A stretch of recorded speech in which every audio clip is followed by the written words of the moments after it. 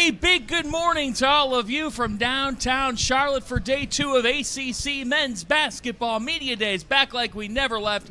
Jeff Goodman is here, Terrence Oglesby is here, Rob Doster is here, and I'm John Fanta, our producer Dagan Hughes. Trevor Valise back in Mission Control. Good morning, everybody. We have a huge day for all of you. Steve Forbes, the head coach of Wake Forest. Can the Demon Deacons go dancing for the first time since 2017? We'll talk about Wake in a moment. We got Red Autry. We got Virginia Tech head coach Mike Young. You'll hear from Hubert Davis, Tony Bennett today, Micah Shrewsberry, Brad Brownell, as well as ACC Commissioner Jim Phillips. Fellas, good morning. We had a great day 1 here in Charlotte, and I think it's interesting. We start off day 2 with a couple of programs that are in unique positions. Wake Forest, is this the breakthrough year for Steve Forbes? And Red Autry feels like they've got a chance. Yeah, this kind of needs to be the breakthrough year for Steve Forbes, right? I mean, he got Hunter Salis back. We all thought he might be gone, and he forked up enough money, got Hunter Salis back, and now they have a chance. It's always good to have Mitch Shaw in your back pocket. I think does help. That's that one does big help. thing that Yes. helps in today's NIL era.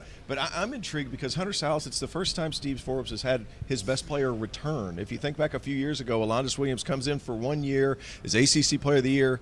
He obviously graduates. The next year, Tyree Appleby. This last year, Hunter Salis, now he comes back, and a good amount of continuity in a day and age where a lot of teams in this league, guys, are bringing in 7, 8, 9 new guys. Wake Forest brings back 5 guys who saw significant minutes last year. I'm excited to see how they do. It's time for them to get over the hump. Absolutely, They've been on the precipice the last 3 years, and you can make the argument that in 2022 and in 2024 they were good enough to be an NCAA tournament team. That they didn't do enough to be an NCAA tournament team. At the end of the year. And there's just not that excuse this season. When you got Hunter Salis back, you got Cam Hildreth, you pulled Tyler Johnson out of the portal. The talent on that roster is good enough to be dancing. He's got to make it happen. Hey, let's talk a little bit about yesterday, and this is on our Field of 68 YouTube page. It's on X, it's on all our social platforms. We had a long conversation with Duke head coach John Shire. And, Jeff, I thought it was interesting because in the conversation he said, I am very, very impatient. That's just how I've always been, and balancing that versus coaching my team with 10 new faces is a bit of a process, but he said, the expectations don't change here, and you can just tell, you can sense the sting of the Elite Eight last year is driving this third-year head coach to say, let's not succumb to we just got a bunch of freshmen. Let's find a way to get past that. Well, because the difference now is it used to be Duke and Kentucky were the outliers with having all these new faces. Now it's almost everybody. Yeah. So he's more of an equal playing field now than he's ever been on, especially with going this transfer route. He learned that last year.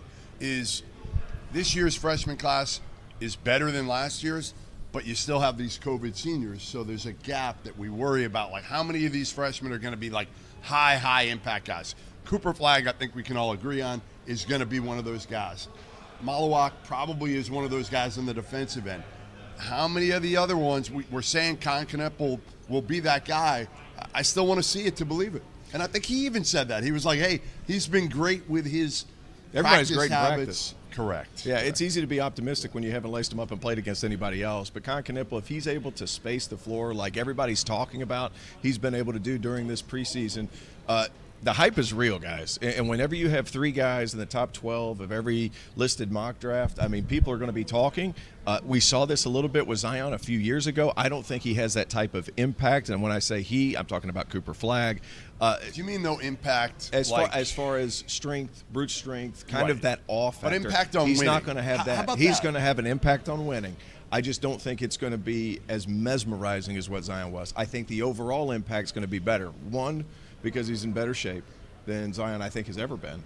And I also think that he's total impact as far as passing the ball, block shots, help side, all these things. How are those other guys going to do beside him? That's going to be interesting to see.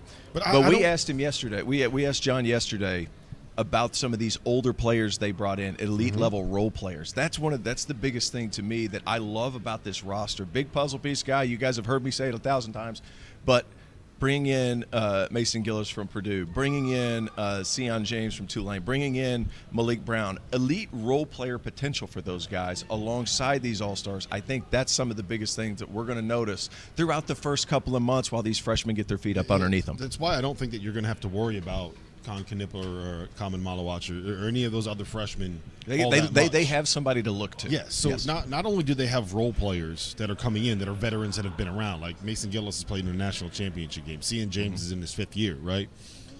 They also have guys returning in the program in the backcourt in Tyrese Proctor and Caleb Foster that are going to be able to handle some of that playmaking load, some of the pressure when it comes to getting better. Like if Duke struggles early on, to me it's going to say a lot more about what Tyrese Proctor is this season than the impact of those freshmen, because the pressure should be on the kid that's coming back, the junior point guard that Shire's kind of built this program around. Like Jeremy Roach isn't here because Tyrese Proctor should be the point guard, right? Let's call it what it is. You hit the point guard button.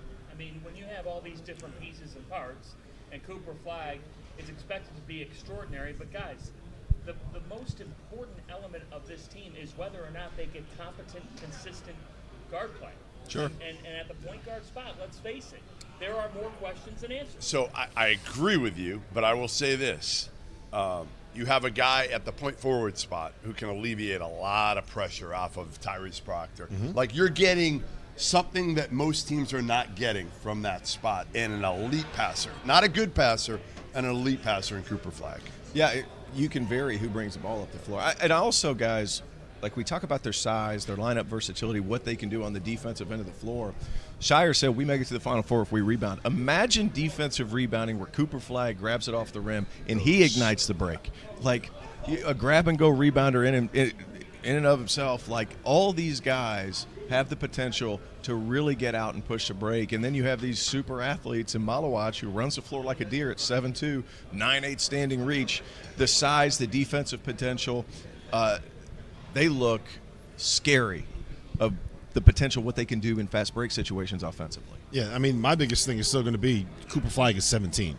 We're asking him to come in and dominate college basketball games where you still have fifth-year seniors that are going to be 23, 24, sometimes 25 years old, and you're asking him to do it at 17. Hunter Dickinson's 7 years older.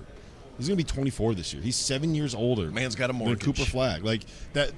I know how talented. I know how talented Cooper Flagg is, but that is still a massive.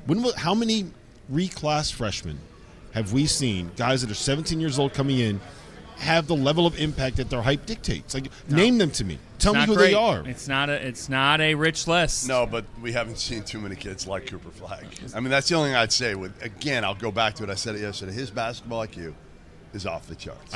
I get it. Off the charts. His body, he does not look like a freshman. He does not look like 17. So he just glides. Mentally and physically, I just you might be right, but that doesn't change the fact. No, like, I know it's still there's a risk. question. It's I know you still a can risk. bring it up, and there's got to be that adjustment. I don't think the beauty of Cooper Flagg at Duke right now is I don't think everything is on his shoulders because, and I think that's where John Shire was mature enough to understand that, hey, I can go load up on these young guys, or I can get some transfers that are going to protect and help Cooper Flagg. And he gets Cian James, and he gets Mason Gillis. I think the interesting thing is, and you don't want to. I'm not comparing him to the player directly in terms of the talent or the skill set. I'm talking about productivity. And based on all the talk, would you be surprised if Konieczny came in and had a productivity freshman year that gets into the type of conversation that we were talking about Reid Shepherd last year? In terms I of, really like that one, fan. Yeah, in terms of like being the best player on a team that nobody expected. Emerges into that category. Well, I think that's kind of where we're already trending, right? Like I think the surprise with Reid is that this happened later in the process, right? Like I think Con's kind of already gotten there. Feels that way. Yeah, I mean there's now mock drafts that haven't projected top 10 already, and the season hasn't even started yet. Yep. So I think he's already kind of reached that point. Well, I think we thought Reid would be buried and wouldn't play that much. Cal we wasn't already even- know Con is going to play. The man's here. Here we go. A big good Cal morning wasn't even mentioning him. to the head coach of Wake Forest, Steve Forbes. Steve Comes in with a bang right away. You What's up, are Coach? coming in. You are coming in with a bang. I just thought you were lost. I didn't know you. No, we're in Charlotte. We're with you. It's good morning to you, and it's great to have you. We were just talking about our excitement for your team heading into this season. When you think about your group, What's in their DNA? Well, we have some really good returning players. Like Hunter Salis is one of the best returning players in college basketball. And it's one of the first times I really have had my leading scorer come back, at least an all-league player. Davian Williamson returned after COVID.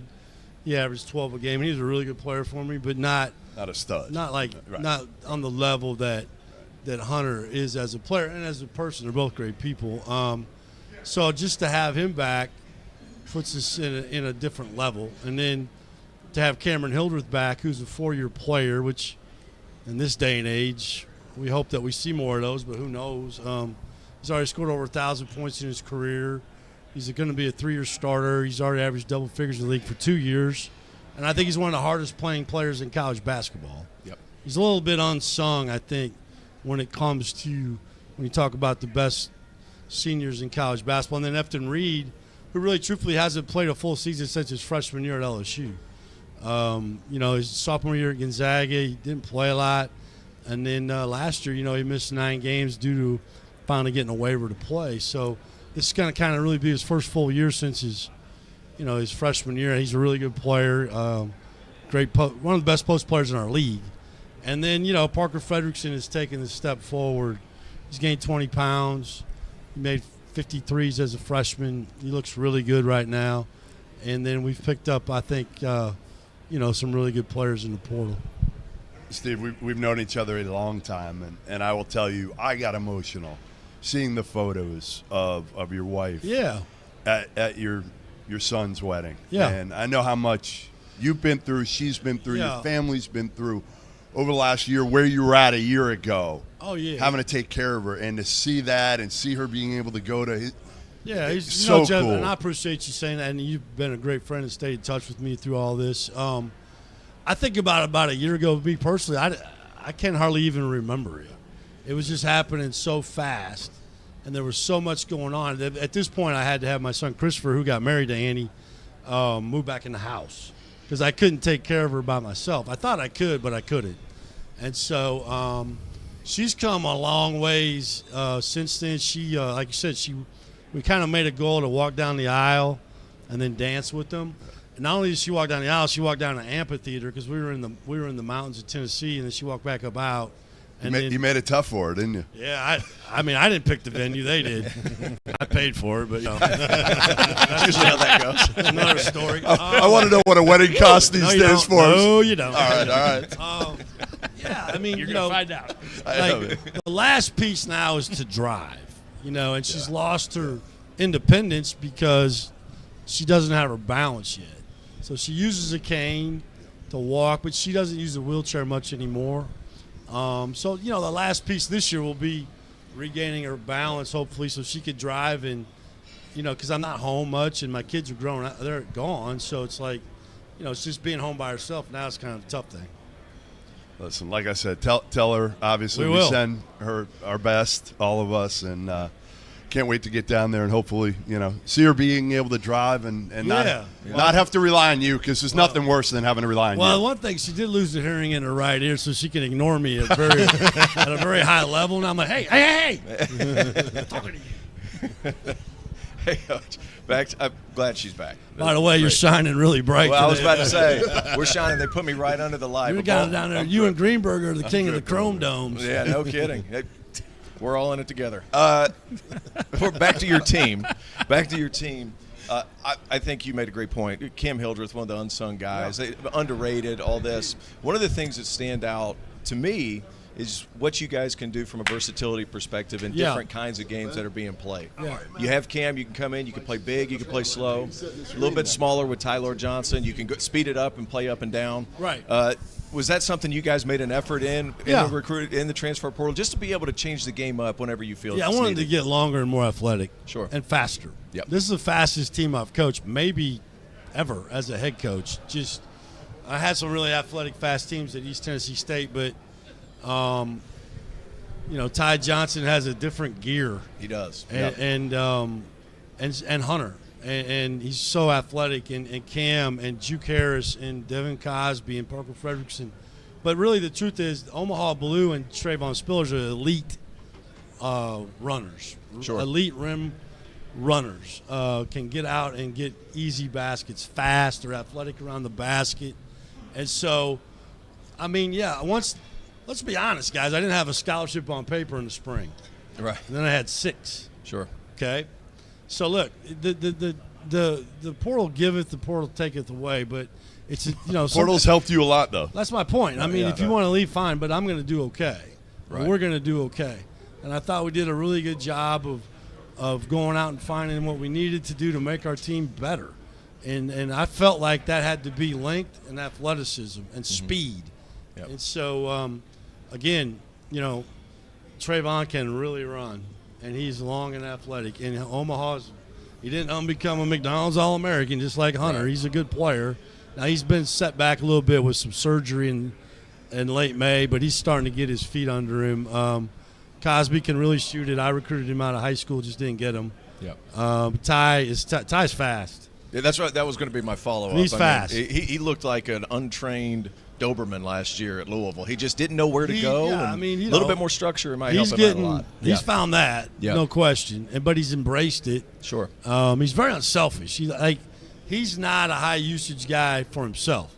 He's looking to find other people, and I've been really impressed with that. And, Juke Harris is really blossoming as a freshman, and so we got a lot of options, and it's exciting. We spent all this time talking to you. We still haven't gotten the story of how you found out that Hunter Salis was coming back to school, withdrawing from the draft. Oh, yeah. I almost ran off the road. I was driving. I was in Iowa to see my mom. It was, right after Labor Day there, before. I can't remember when that came down, but it was like, May 31st, May 30th, May 29th. Forbes has no idea when Labor Day is. I don't remember, yeah. Confusing Memorial all Day. his holidays. Memorial Day. Memorial Day. He's confusing My his daughter holidays. was born on Labor Day. That's my fault. Reid was born on Labor Day, September 2nd. You're right, Memorial Day. And it was the week after. Usually I go home for Memorial Weekend, and that was the week after. So anyway, I was driving from Iowa City to my mom's, and the phone rang, and Hunter was in San Antonio getting ready to – he was going to work out for the Spurs.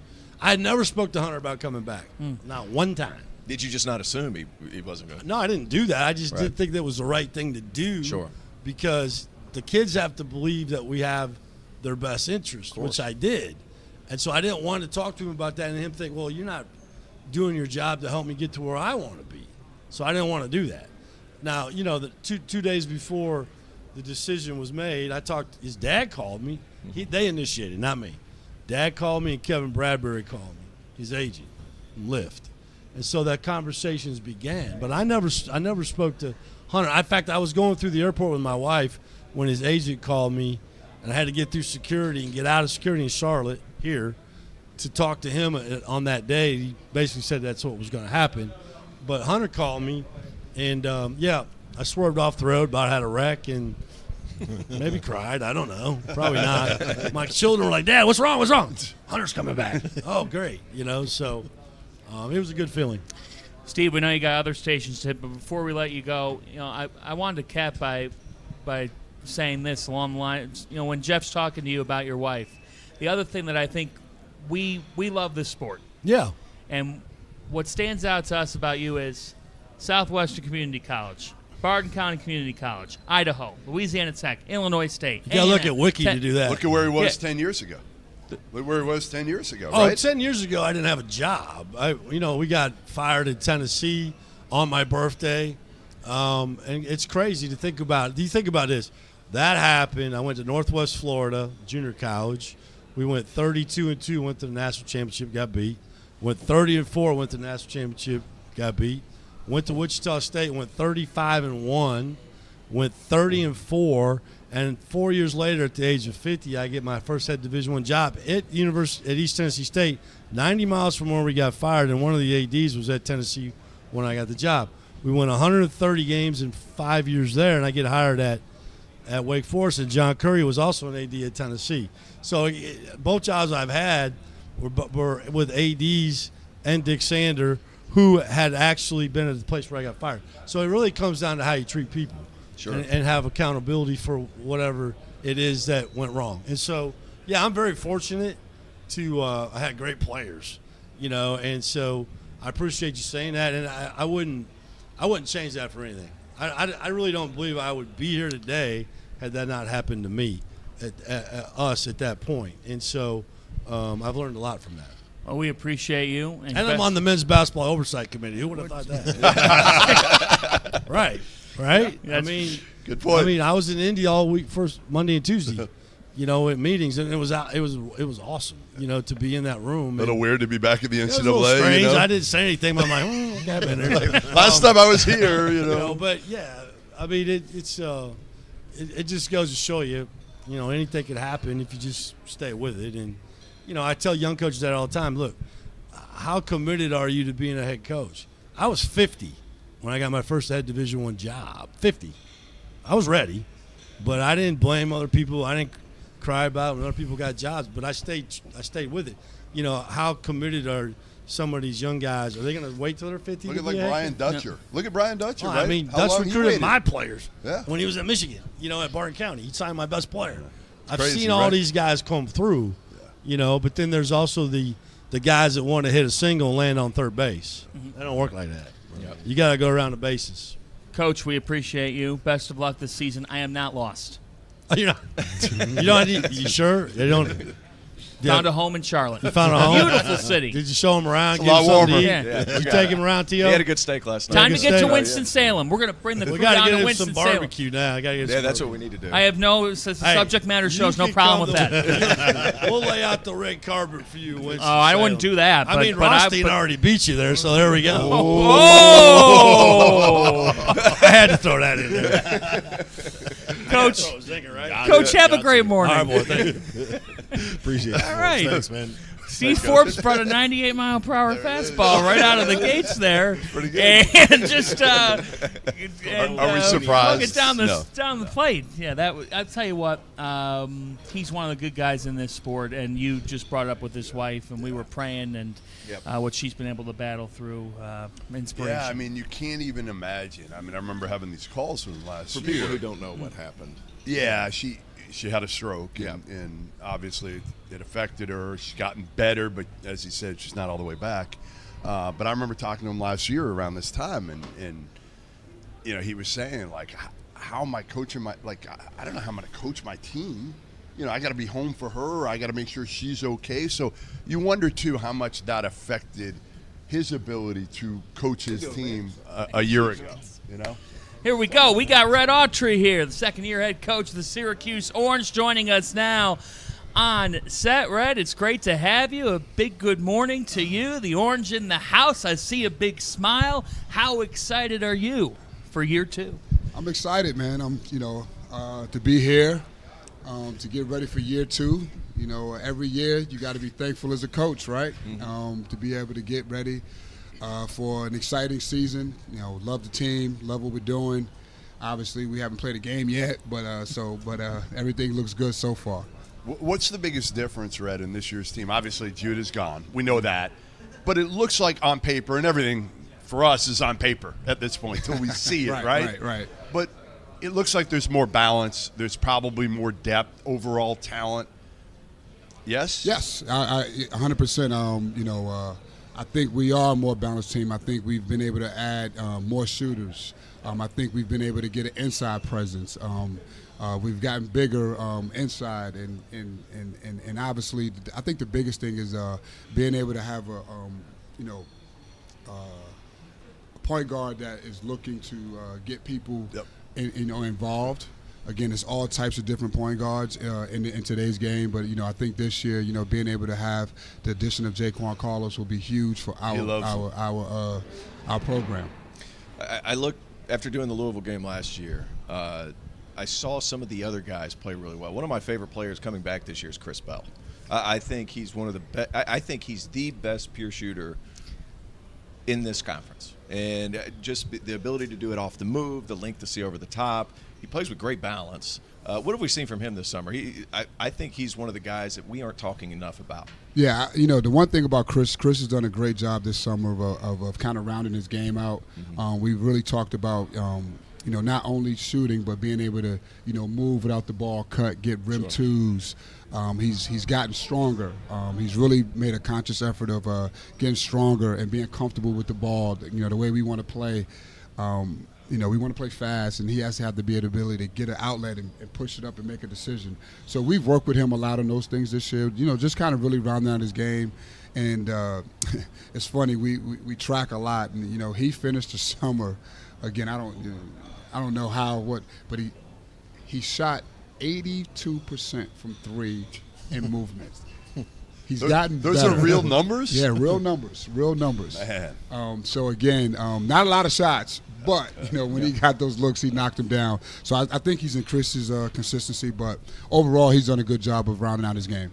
Is Chance Westry healthy? How's he doing? Chance Westry is healthy. It took him some time to adjust. He was hitting his stride during the last 2 weeks of the summer. And then when we came back, he had a little illness, nothing serious, and he'll be back. But we're excited about him because he also gives you another guy that can make plays and can see the game and get people the ball. And he's improved his shooting. Obviously, it's going to take him some time to get back into rhythm. Coach, there's a lot of excitement, and rightly so, around your freshman, Donnie Freeman. What specifically is it about him, the player about him, the person that makes him unique that you're noticing? I think obviously the measurables and how he finished up high school, but he's still we're catching him in this ascending, and his eyes are still big and his ears are still open. I think the biggest thing is coachability. I love the fact that he's all in, and you talk to him about something, you address something, and he locks right in and he does it. And so I love that fact, and and he's a worker. The one thing about it is, he's a guy that, he initiates his own work ethic. He doesn't need someone to pull him in. He's always in it, and he's always trying to get better. I think our job is to take the pressure off of him with all the hoopla around him, and I think he's doing a really good job of it. And I love the fact that we have older guys, guys like Eddie Lampkin, Jair Davis. Those guys are kind of putting him under his wing and showing him. So I'm excited about him. I mean, just as talented as anyone that we've ever had as a freshman coming in our program. I mean, some of the stuff that he can do. That's high praise. It is. I mean, again, the ability is there. A guy that you're talking about, I think he's grown since he's been on campus. A guy that can shoot the ball, a guy that can put it on the floor, making reads. We're just, excited of where he can be and how he's going to be able to help us moving forward.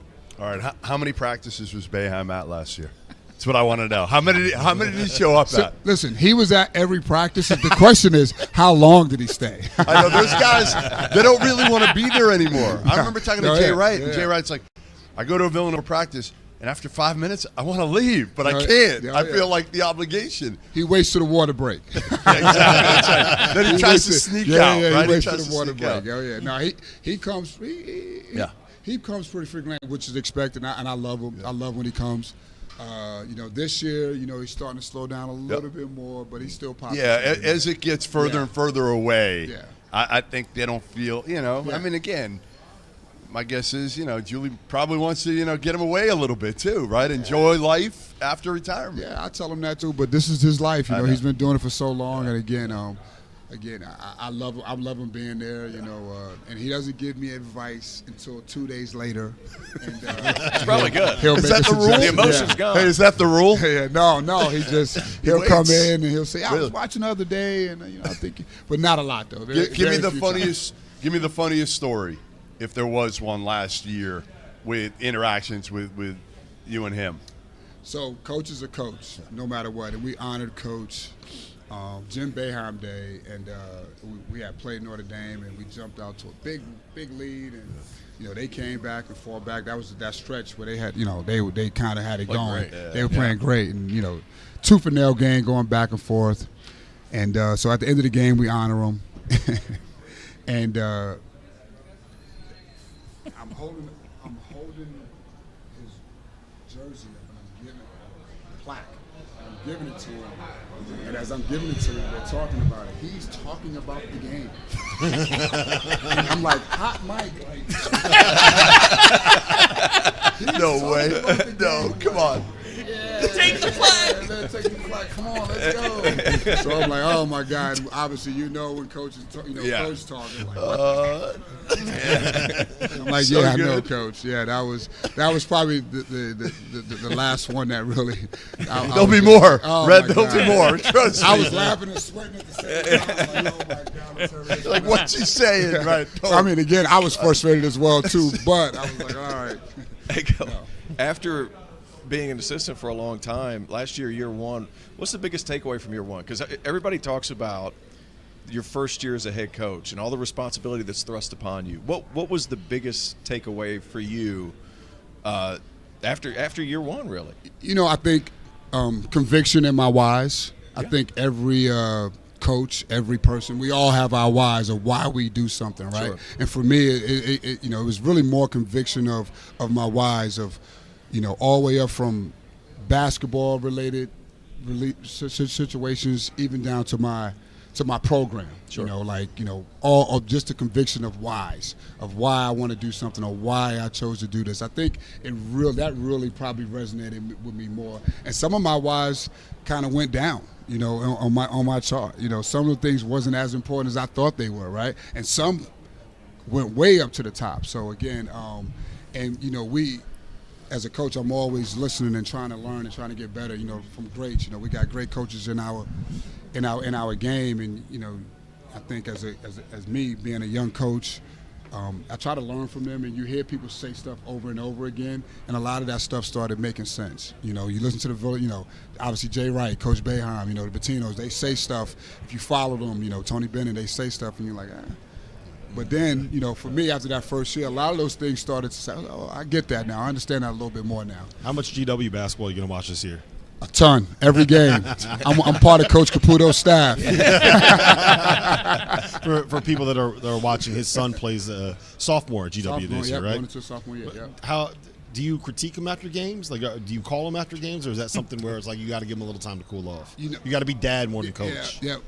Mama does that. Mama does a critique. Oh, Mama does the critiquing. She's tough? No, she's tough, man. She's tough. She's tough. She tough on you? She's tough on me too, man. She knows after the game, leave me alone. But I typically talk to him. I try not to talk to him until a day after, and it's really just about listening to him. Again, I don't want to be. I don't want to coach him. I've never coached him. He has coaches, right? And I don't know what they are talking about. So anything I can say, I'm just saying it from a dash perspective, no matter what if you're a coach or not. But I do coach him as far as being able to be coachable, and whatever it is, the only thing that can make it right is the work. Is the work and the attitude and the approach, and that's probably about as much coaching as I do for him. Smart. Red, we have to let you go. Thanks for taking the time. Appreciate you. Thank you, guys. Appreciate it. Red Good seeing you Autry. guys. And we will have Chris Bell and JJ Starling, a couple of stars coming up here in just mere moments. I think, Tio, that's the thought process. Coach, good to see you. As we welcome these guys up here, to have the continuity, right? It's just big for Syracuse heading into this season. It's an underrated feature, and I think J.J. Starling returns. You got some of these other. I'm a big fan of Chris Bell. We couldn't tell. tell. I mean, he can really shoot it. But I think the fact that the ball is going to move this year. You bring Joaquin Carlos in. Judah Mintz was a talented guard, and you heard Red say it without saying it, Sure. right? Like, the ball is going to move. We got guys now who can make people better. Judah Mintz was more about scoring, and he didn't make a lot of his teammates' lives easier. That's right. Yeah, I think they're going to be good this year. We're about Good to be joined. NCAA tournament, good? I think they got a chance. They'll be. I hope they'll they're be in gonna the be. mix. They'll be in the mix. They'll Like, be in that the would mix. be great for college basketball. Yes. They're going to be in the mix. Absolutely. Let's talk to them right now. A couple of juniors, JJ Starling, Chris Bell, joining the show, What's up, fellas. Gus? How are you? Good. How you It doing? is great to have you. I got to tell you, nothing pops quite like when you sit down and you've got the script Syracuse. Color orange? Yes, Looks good. that's Looks exactly good on that's these guys. exactly right, fellas. We just talked to Coach Autry, and he talked about year 1 to year 2. Everything about this program right now feels like the rise is happening. You're inside the building each and every day. How are you guys different from last year, and how could that lead you to where you want to be, March Madness? Yeah, I think just the makeup of our team is different. This year, I feel like we have good spacing on the floor. We have some really good shooters. It's just going to make our play style even more easy, just making plays for each other, and just driving lanes are opening up for each other. So. Just to lead off what JJ saying, I just think we got a bunch of older guys and from a bunch of programs who have won. I mean, Eddie Lampin, Colorado, he's been to the tournament 3 times, so it's nothing new to him. By the way, your biggest fan is right here at this table. Now, this dude has been gushing about you. I think you're the best shooter in the league.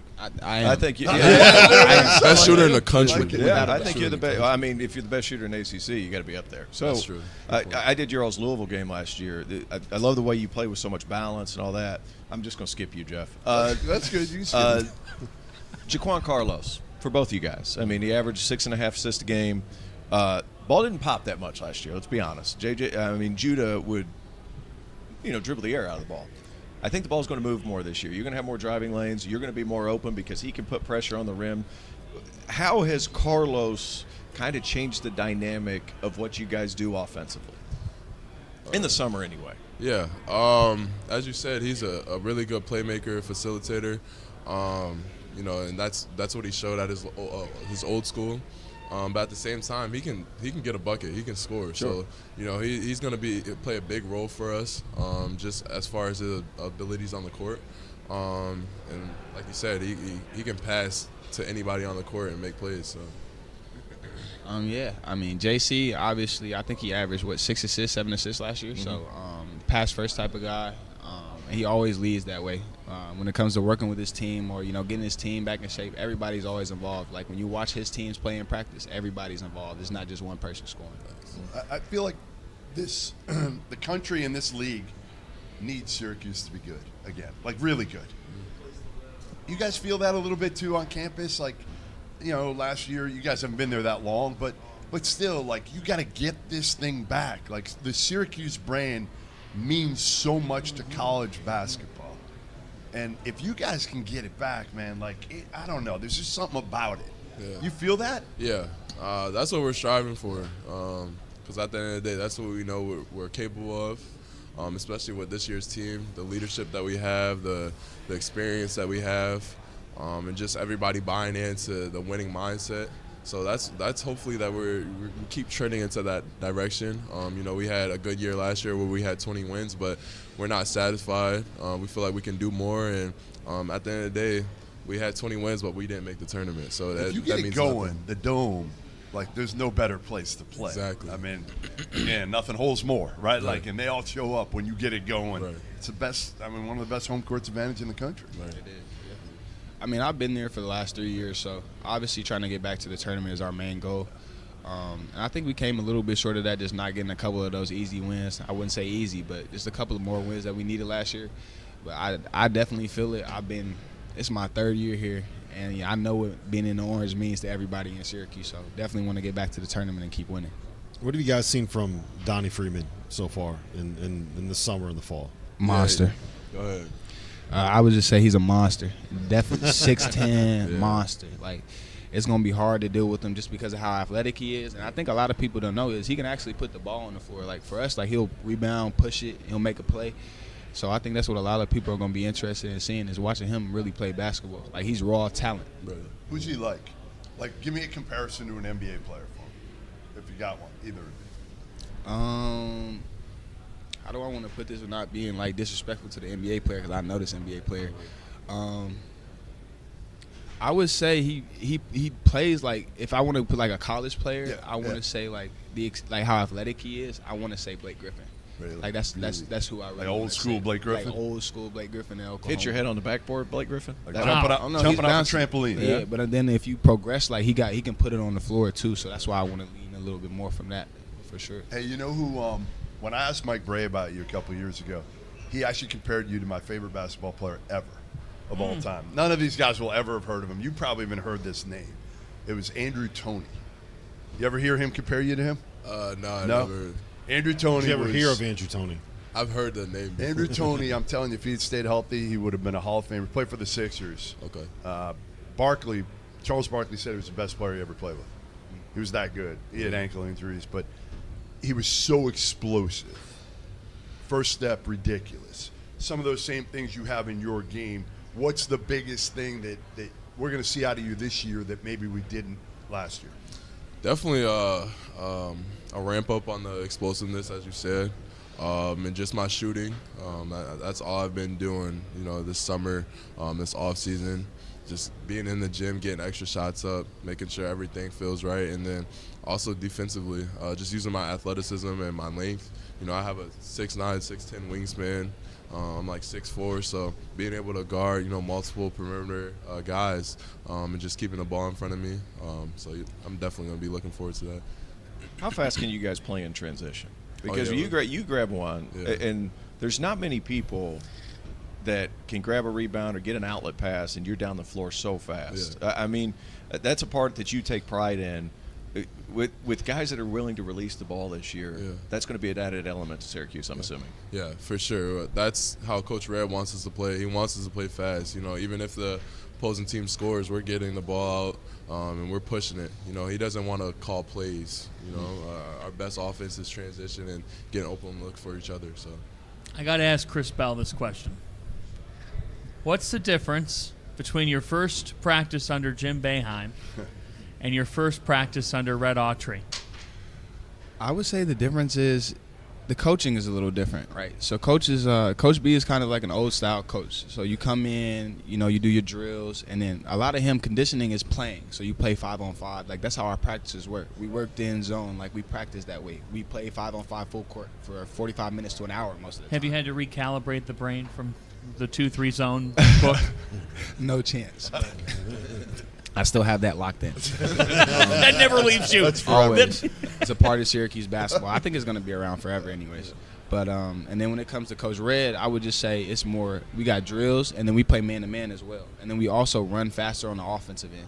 So it's just a different style of coaching that I think we've adjusted to coming in the second. It's my third year now, so just adjusting to it. And you got shoot-arounds now, right? Yes. You got shoot-arounds where, you could sleep in before. It's a little different. Yeah, I think a little part of that too is the ACC is a little faster than what the Big East used to be with Boeheim. So the 2-3, like, you would walk it up, you'd play offense. A lot of ISO ball for Boeheim back in the day. Yeah. Like now, ACC moves the ball quicker. You're trying to get up the floor. Some of those things. Yeah, for sure. What's life like for both of you? Because when you both got into college basketball, there was no NIL. And now there is. Like, how different is that now for both of you in terms of, again, it's another aspect of the game. Some people say it could be a distraction. Social media has gotten harder to deal with. Well, explain to me kind of the adjustment you've had to make, if any.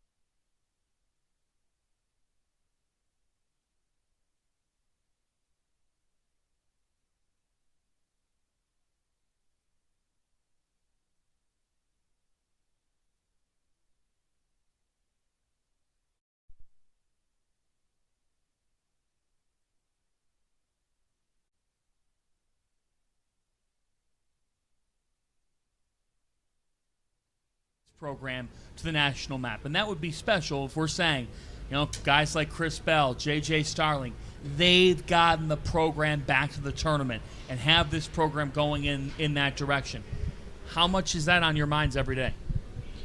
To be honest, I just talked with the reporter about that same issue, and it's been on my mind every single day. Going to classes, being on campus, there's just a certain energy you feel going to Syracuse. It was just like when someone asked me, it was just like, how do you feel playing Duke or UNC? I was like, I don't view – we are Syracuse. It's the same thing. That's how I viewed it when we were kids. Like, I watched Syracuse play.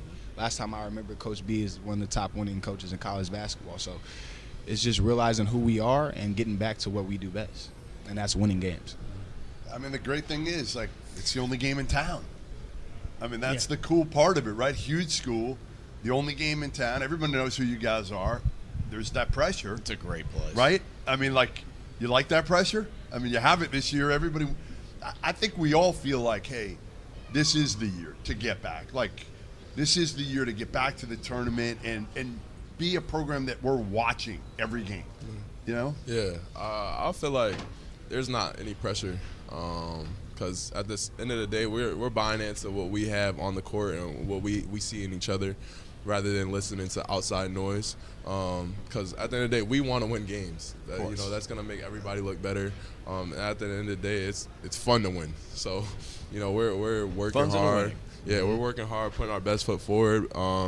And with that comes, more fans and a better environment, and just overall just more fun. So. Hey, Chris, Red said that you shot 82% from 3 in practice this spring. 82%? Yes, sir. Is that good? It's not terrible. Is that good? Last but not least, I ask a random question to all the players, or try to. If the 4 of us went out and played 21, who would you take? Well, I'm going to him because he's pointing at himself. Oh, my God. He picked Rob. He looks determined. My man played at Clemson.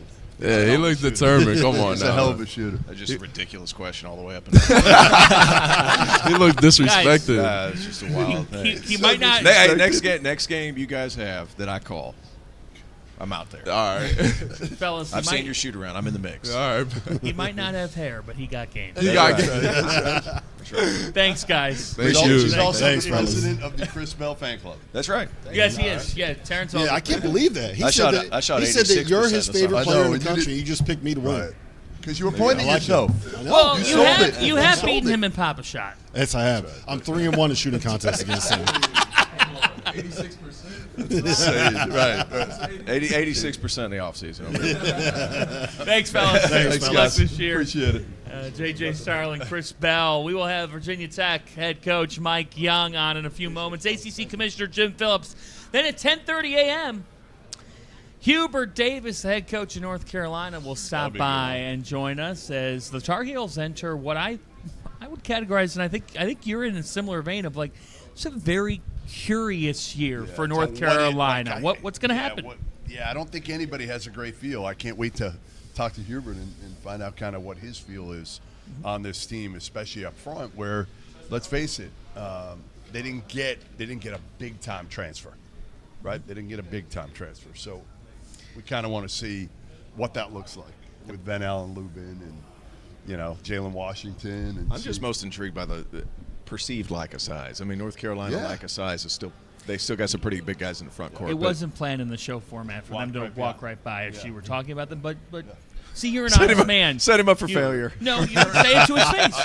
You've never been shy with the Tar Heels. No, I have not. And I was texting with my guy Armando Baycott the other day. My guy, Armando Bacon. I You hear that? love My him. guy. Listen, That's fair. You might be Armando's biggest fan. I love Armando. He I loves do. Chris I miss Bell. him already. You love Armando Bacon. I would love There's your a lot of top- players your in this top league. 3 to 5 Armando would be in of there. all-time players you've covered.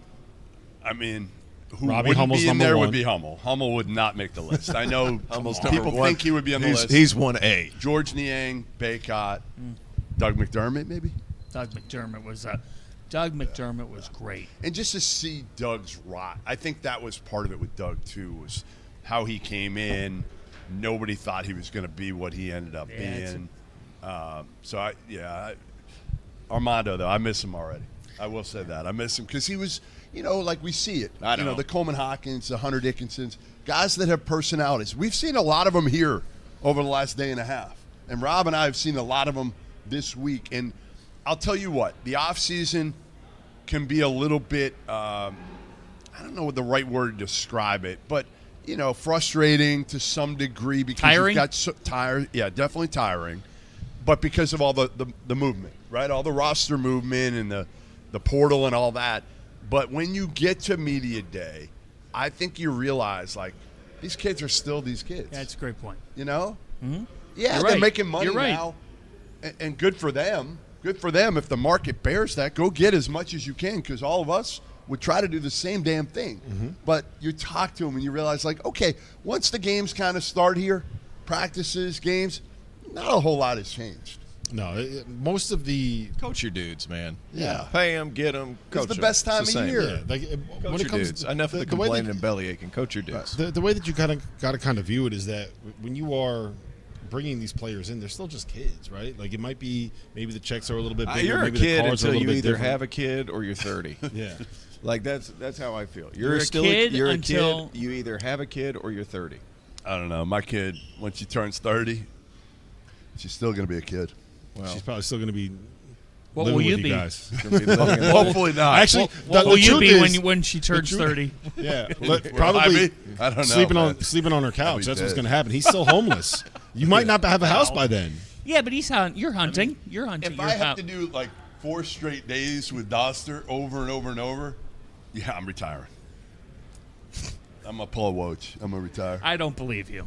No. I I'm don't. gonna go to Arizona. I'm gonna go to Arizona and be there. They don't want you. Their general manager. They won't have you. They probably won't. The difference is We saying should get- the Bonnies wanted Right. Woj. Tommy Lloyd would be like, Arizona "Please does don't." not want you. What would happen if you were the GM of Arizona? Do you know how sick every single player on that roster would be of you saying, "Hey, let's go play pickleball. Who wants to play pickleball? Anyone want to play pickleball? Tommy Pickleball, Lloyd. pickleball, Tommy pickleball." Lloyd wouldn't be sick. He plays every day. Still an all-time moment on this network last year. Pretty sure that you talked to Coach Lloyd in the middle of a January night about something, and you tell our whole network group, I don't even know what the item was about. It doesn't matter now. You go, hey guys, I did speak with him about this, but we're not gonna. Oh, right. That's right. And Doster drops it in the middle of an interview. Yeah, you talked to Tommy Lloyd last night. What did he say? Man, Well, you never told. Doster I has didn't. no idea what He never communicated. No, it Yeah, to you got to didn't tell me. Communicate. Communication he is has no key. Feel. That's In any the marriage, problem. in any marriage, communication That's is right. critical. Key. That's Look, right. all- what media all- days hey, do we Fana, have on our unintentional platform marriage. next? Hold on, Go Fana. ahead. Before we do, can we just talk about the fact that we've reaffirmed that Jeff Goodman is a big dome guy? You had to go Big there. dome guy. You had to Yeah. go there. Said nothing better than the dome. You remember? Virginia Tech is coming up that one. in mere You months. always We'll tie- have Jim Phillips, top we'll have shelf. Hubert Davis. Top shelf stuff here at the Field of 68. Unbelievable. October 10th. Highbrow Talk about a humor. kid. Talk about a friggin' teenager. What media days do we have next week? If those leagues will keep the contracts with you after that. Big West. We have Big West on Tuesday. Then we fly out to Vegas. Big West will be virtual. We go out to Vegas and do a back-to-back of Mountain West and West Coast Conference on Thursday. Yep, and then And then CA Friday. And SoCon. SoCon. Oh yeah, the SoCon SoCon. as The well. SoCon is SoCon being is made Southern up. Conference. That's right. SoCon's being made up because they're Right. still running that fundraiser. Yeah, yep. With To raise money. Yeah. what's Jose Andres' the company? I can't remember what it's called. You can get it. I think it's World Kitchen, right? And so they're still raising money for the people in Asheville. And A lot of the people, yeah, and go we're ahead, in this Tia. part of the country right now too. We're in Charlotte. It's less than a 2-hour drive from all the damage that everybody's seeing on television and on your social media platforms. The damage is Got a real. loaded Yeah. week next week Yeah. of media days. Yeah, I'll say that. yeah, but the damage is real in Yeah, oh, yeah. Asheville. The damage is real in East Tennessee. We've shared the website to where you can donate and help.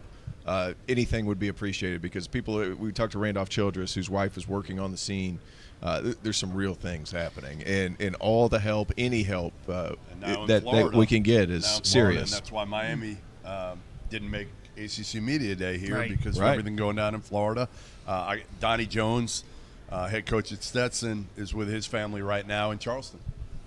You know, Our thoughts so, and prayers are with those yeah. affected by Hurricane Milton and all the tough storms here throughout this hurricane season. We have about 10 minutes until we talk with Mike Young. So thought I'd play a bit of a game here with you guys and go big picture around the country. React with you believe it or you don't. You believe it or you don't. All right? You ready? Never been more ready for anything in my entire life. Here we go. Let's have it. Here If we Fant go. is not a game show host by 40, I don't know what the hell people are doing. I would. Life would be a lot less stressful if I hosted Wheel of Fortune. That would be great. The That Price would is Right with John Fanta. If you are The Price is Right, Who Wants to Be a Millionaire, Wheel of Fortune, I can ride off into the sunset and then just attend games and be a fan. I know. I already am. You know, I'm a big. You always say you're a big fan. I am a fan. Okay, you believe it or you don't. Okay. Dylan Harper, Ace Bailey, Rutgers. This is going to all mesh into a big-time year, and they're going to be a tournament team, and all that hype is going to produce result. I'm a little leery of this. I don't know. I don't know how it's going to work. You know, two big-time freshmen. Again, we've talked about how hard it is for freshmen to make an impact. What are you laughing at? I'm just laughing because You know I'm it's just. coming? I know. Yes. And, You believe it or you don't? Listen, I really, I don't know. I mean, again, I would say probably not. It's a tough league to be young in. Yeah, any league's a tough league to be young in right now, and I think again part of it is I'm not sure. I think there's going to be some distractions there as well. That I'm not sure Steve Pikiell knows what he got himself into coaching those guys. I could be wrong. Yeah, I don't see it working. What I will say is that in the Big Ten, I would say that there's probably more talent on the Rutgers roster than just about any other roster. Certainly those top two. Yeah, than just about any other roster in the Big Ten. Picks. But I need to see it work, man. It's not easy to coach five-star freshmen if you've never really coached those five-star freshmen before. And I also have questions about what's happening at the 5 spot, what's happening at the point guard spot. Like I think in theory, what Pikiell did building a roster in terms of bringing in some of the role players, getting Jordan Durkak from Merrimack, bringing back Jeremiah Williams, like in theory, there's some pieces around those freshmen that will work, but I got to see it to believe it. I also will say this. I saw Dylan Harper play a lot. I think he's a really good player.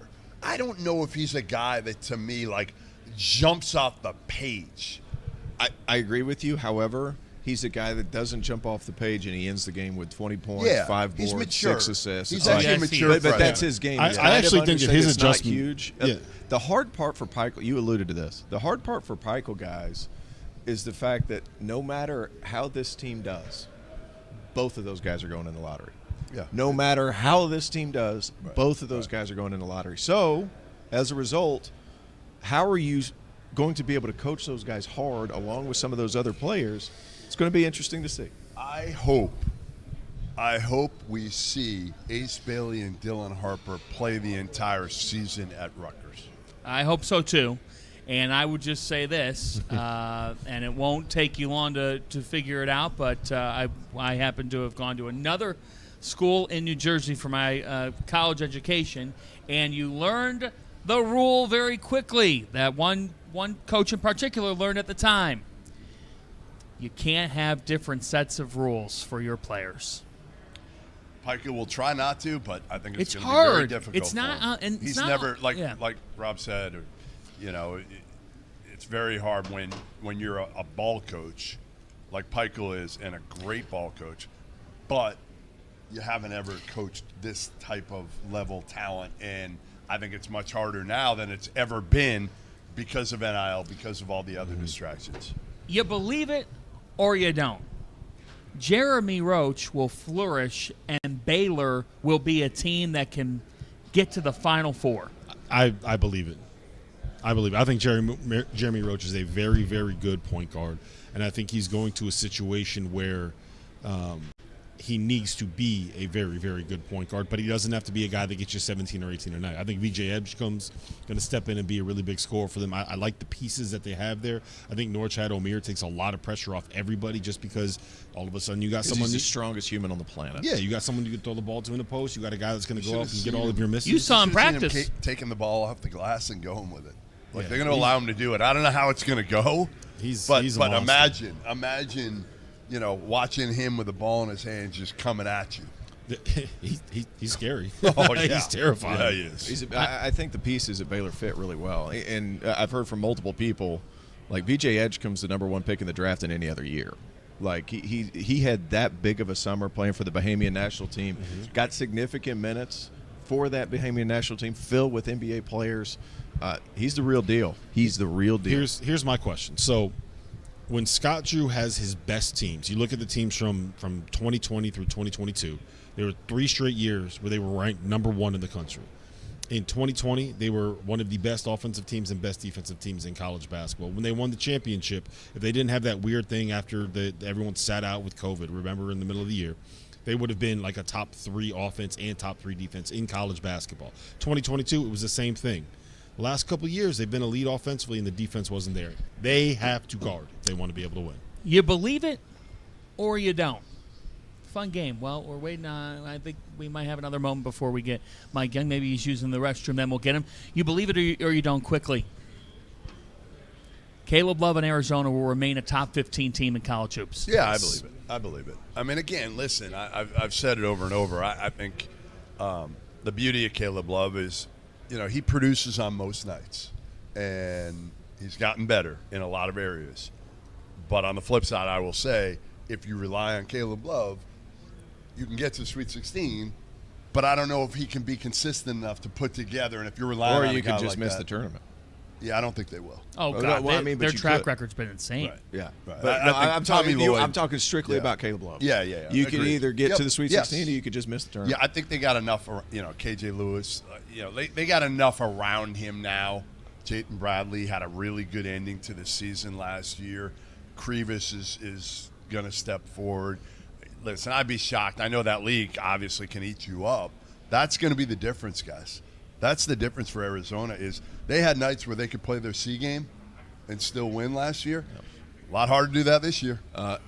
You know who I'm really excited to see how his game translates? And Fanta and I had him for a couple of games in the CAA last year. Anthony Del Orso is one of the most entertaining players, dynamic guards that you're going to see, kind of an unorthodox game, but just super shifty.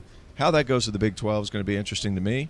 I think Arizona's going to be in the mix for a tournament. I think it's going to be a different ball game playing in the Big 12 this year. Yeah, they'll be a top 15 team. I think that we're going to see a big year out of Motejas Crevis. I think I got that right. Crevis. I don't even bother with the first name. Motejas Crevis. I think I got. We got to ask our resident good enough. European resident here. International. It's good enough. Our resident. He's a big fan of. I'm assuming the he's European. What was it way yesterday? Yagatoglu was one of the names that I heard. That was. Yeah, you nailed that one. The first week of the season. I didn't even try to say it. You tried to. Did you hang in Sioux Falls with pronunciations? Yeah, I did. I crushed it. He was actually pretty good. I'll give him credit. Yeah. Amar Koljahovic nailed that one. He's done a lot of legwork on these. So, yeah, I'll give you $10 right now if you can tell me where Amar Koljahovic went to is playing basketball. Imagine.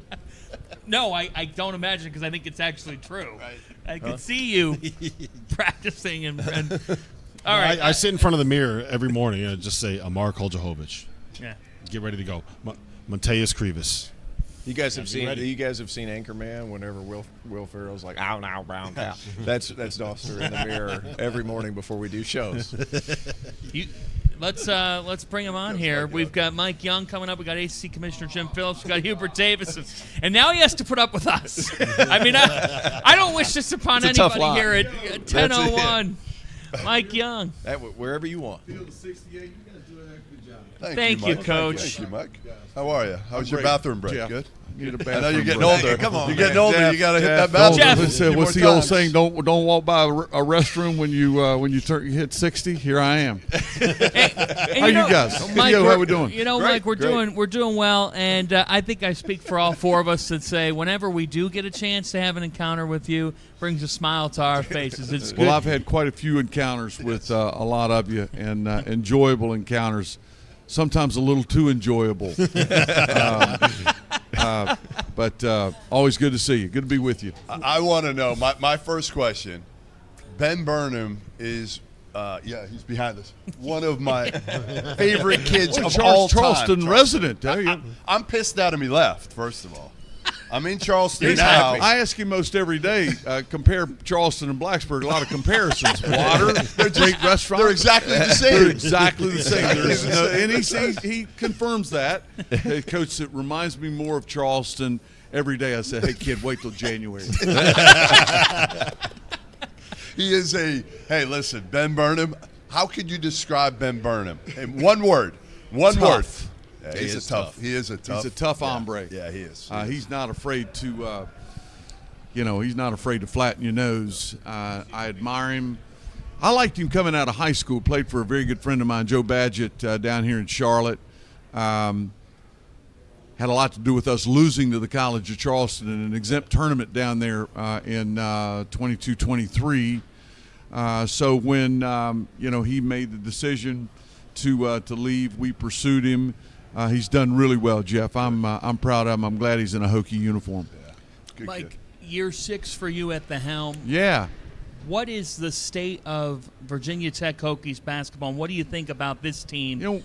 That could be something. We had some turbulence. None of us are immune to it.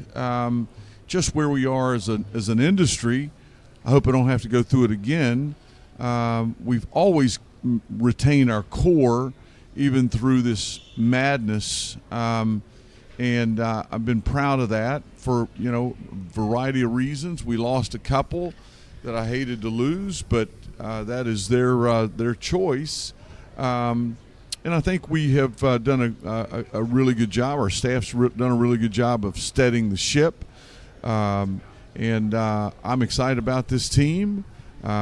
Great practice team. They play really hard. They enjoy one another's company. We'll look far different in January and February. I think a lot of us would say that than we do in the early going, November, December. So we're into it, and I'm looking forward to what lies ahead.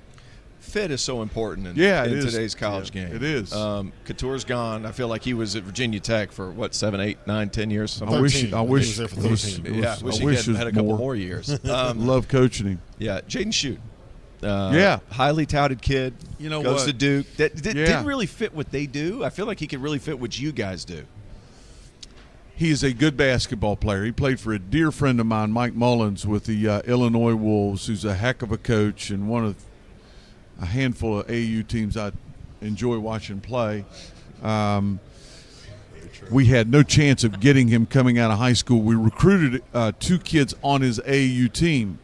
So I saw him play a lot, and I loved him. And I think he visited Michigan State, Duke, and maybe Illinois. But he's coming out of Duke.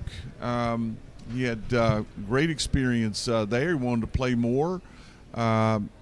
We had a need. Jade Schute's done really well, Terrence. I mean, he's smart. He knows how to play. Obviously, the high school level AAU, and then with John at Duke, beset by a couple of injuries. Sure. So we didn't have him healthy. He probably could have participated in the last 3 weeks of our summer, but our athletic trainer suggested leaving him on the shelf to make sure that he's completely healthy. He had an avulsion on his thumb. I think that's a big word for broken. He's completely healthy. Word for you. Old boy from Southwest Virginia. You got to give it to me, though. I didn't just pull that out of thin. Really Avulsion. Well, that was you just made all of us smarter, thanks, which buddy. is really hard to do. Thank you. Thank you. He's healthy. He's practicing very well. He started for us yesterday, had a good day. He was eager to get on the floor, and he's going to do that for us. And again, I'm having a great time coaching him. He's a good player. Yeah, you lost Padula this offseason. Yeah. And you're bringing in Miller, a transfer from Temple. What have you seen from him kind of taking over that point guard role? Different. Played a lot for Temple. In a really good league, stepped that up a little bit in the ACC. Understands the spot. He does not turn the ball over. He's a really good on-ball defender. He's not a Wabisa Beatty on-ball defender, but he's very good. Their own North Philadelphia, personality. We have a chuckle, most every day about Blacksburg and growing up in North Philly. He's great, doing well, Rob, and is going to play a lot of minutes for us. Do you know what a Hokie is yet? I am. Does he know what a Hokie is? Probably not. I need to get him up to speed on. Hey, BC. Go ahead. Coach, what about Toby Lawal? Oh. And this kid who transferred in from VCU. The highest jumping dude I've ever seen. And, the athleticism. I will tell you a story, and the four of you, I know you more so as a basketball player than these three guys, but I can guarantee you this. If there's anything assured in this day or this week or you didn't have a coach to suggest to you that you should wear a mouthpiece because you worried about him hitting his face on the rim. Really? Doster, did you ever have that? Did anybody ever suggest that to you? On a 7-foot rim. On a 7-foot rim. Yeah, on the Nerf. On the Wow. Nerf. No, True story. They 2 nights suggested ago. he wear a helmet when he go to school. Those errant shots and his poor ball handling. I suggested that to Toby on Tuesday night in a text. Really? I see him on film in practice. I see him during practice, and that is a legitimate concern. Insane. He rebounds the ball. Most times the ball's coming down at the top of his shoulders. No, we were taught in camps as kids and throughout our careers to rebound the ball at the height of your jump and, up here. Well, he jumps so high the carom is down in here. I've never coached one quite like him. His skill and his basketball, he's a smart person. He's got some things that he continues to work on, but he's got unbelievable work habits. He wants to be a great player. He's in the office all the time watching film. I'm having a great time coaching him. He's a delightful guy. Hey, how does it – I haven't asked you this over the last few years, but how does it feel to finally be able to hold your own after your wife carried you for so long and supported you? Yeah, for many years. Right? Yeah, she told me I was responsible for the beer and milk money. Now you can contribute. That got a little old. Rest assured, I took it great pride in telling her she was now responsible for the beer and milk money. She's retiring after She's 20 retiring. years as a audit partner with PricewaterhouseCoopers. She's retiring at 55, and she's had a great career. We've had a lot of fun together. So she's retiring. You're still working. Yeah. What does this mean? I hope she's not around a bunch more. Don't tell her I said that. Got to find her another job. Cut that, Dagan. Cut that. Is she a hoop She'll serve on a couple of boards and as a female in the business world. She's the smart one in the family in case you can't figure that out. Jeff. No, his vocabulary. That's true. Avulsion. I use that word. Probably Every used day it in now? wrong. I probably You learned used it in the you wrong learned context. it a few weeks ago, but it sounded good coming out. No, it's great. I got to ask you this one. Brandon Recksteiner. Yeah. His dad, guys. Big Papa Pump. Big Papa Pump, the Scott Steiner.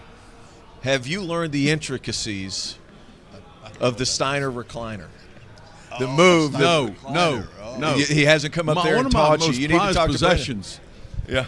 He visited our campus officially, and I have a picture of myself and his dad, Scott.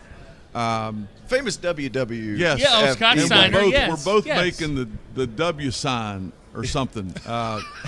Needless to say, I didn't fit in that picture. I can't do it anymore. Needless to say, I didn't fit in that picture.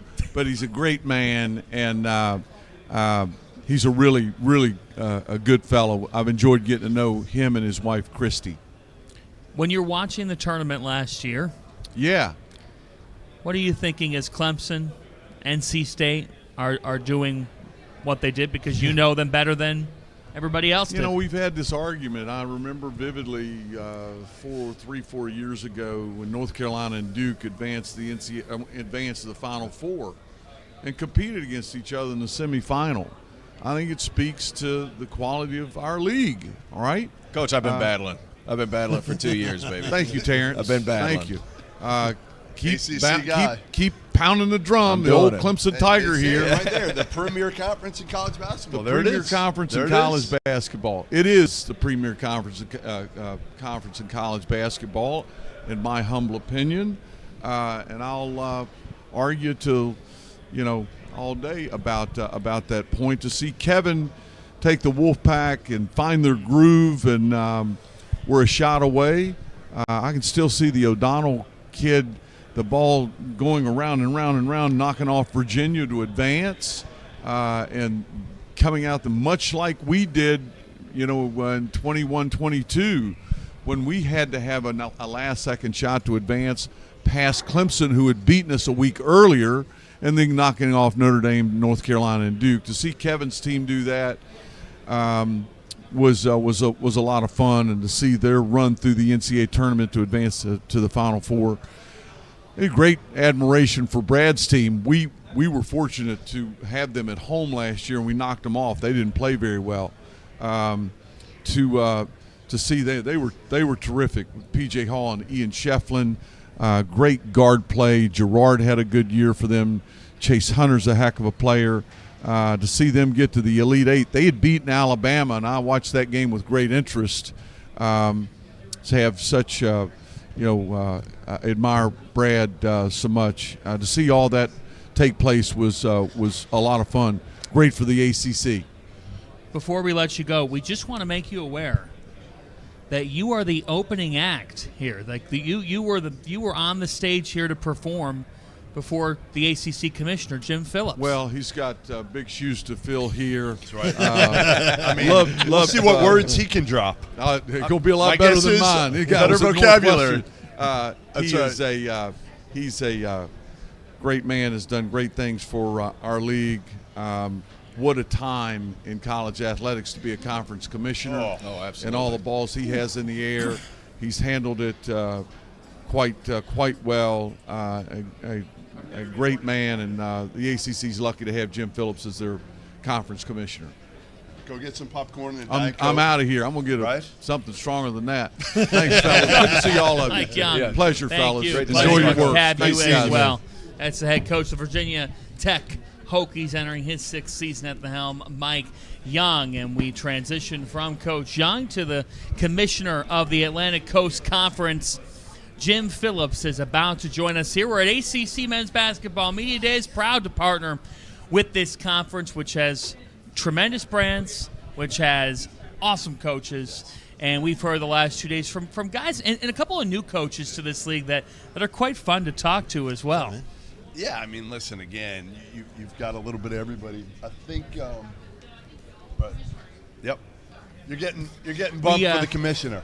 We welcome him in now, the commissioner of the Atlantic Coast Conference, Jim Phillips, in year 4 as the commissioner. And Jim, it is a pleasure to have you. And we've been talking about it. 111 NCAA tournament wins since 2015.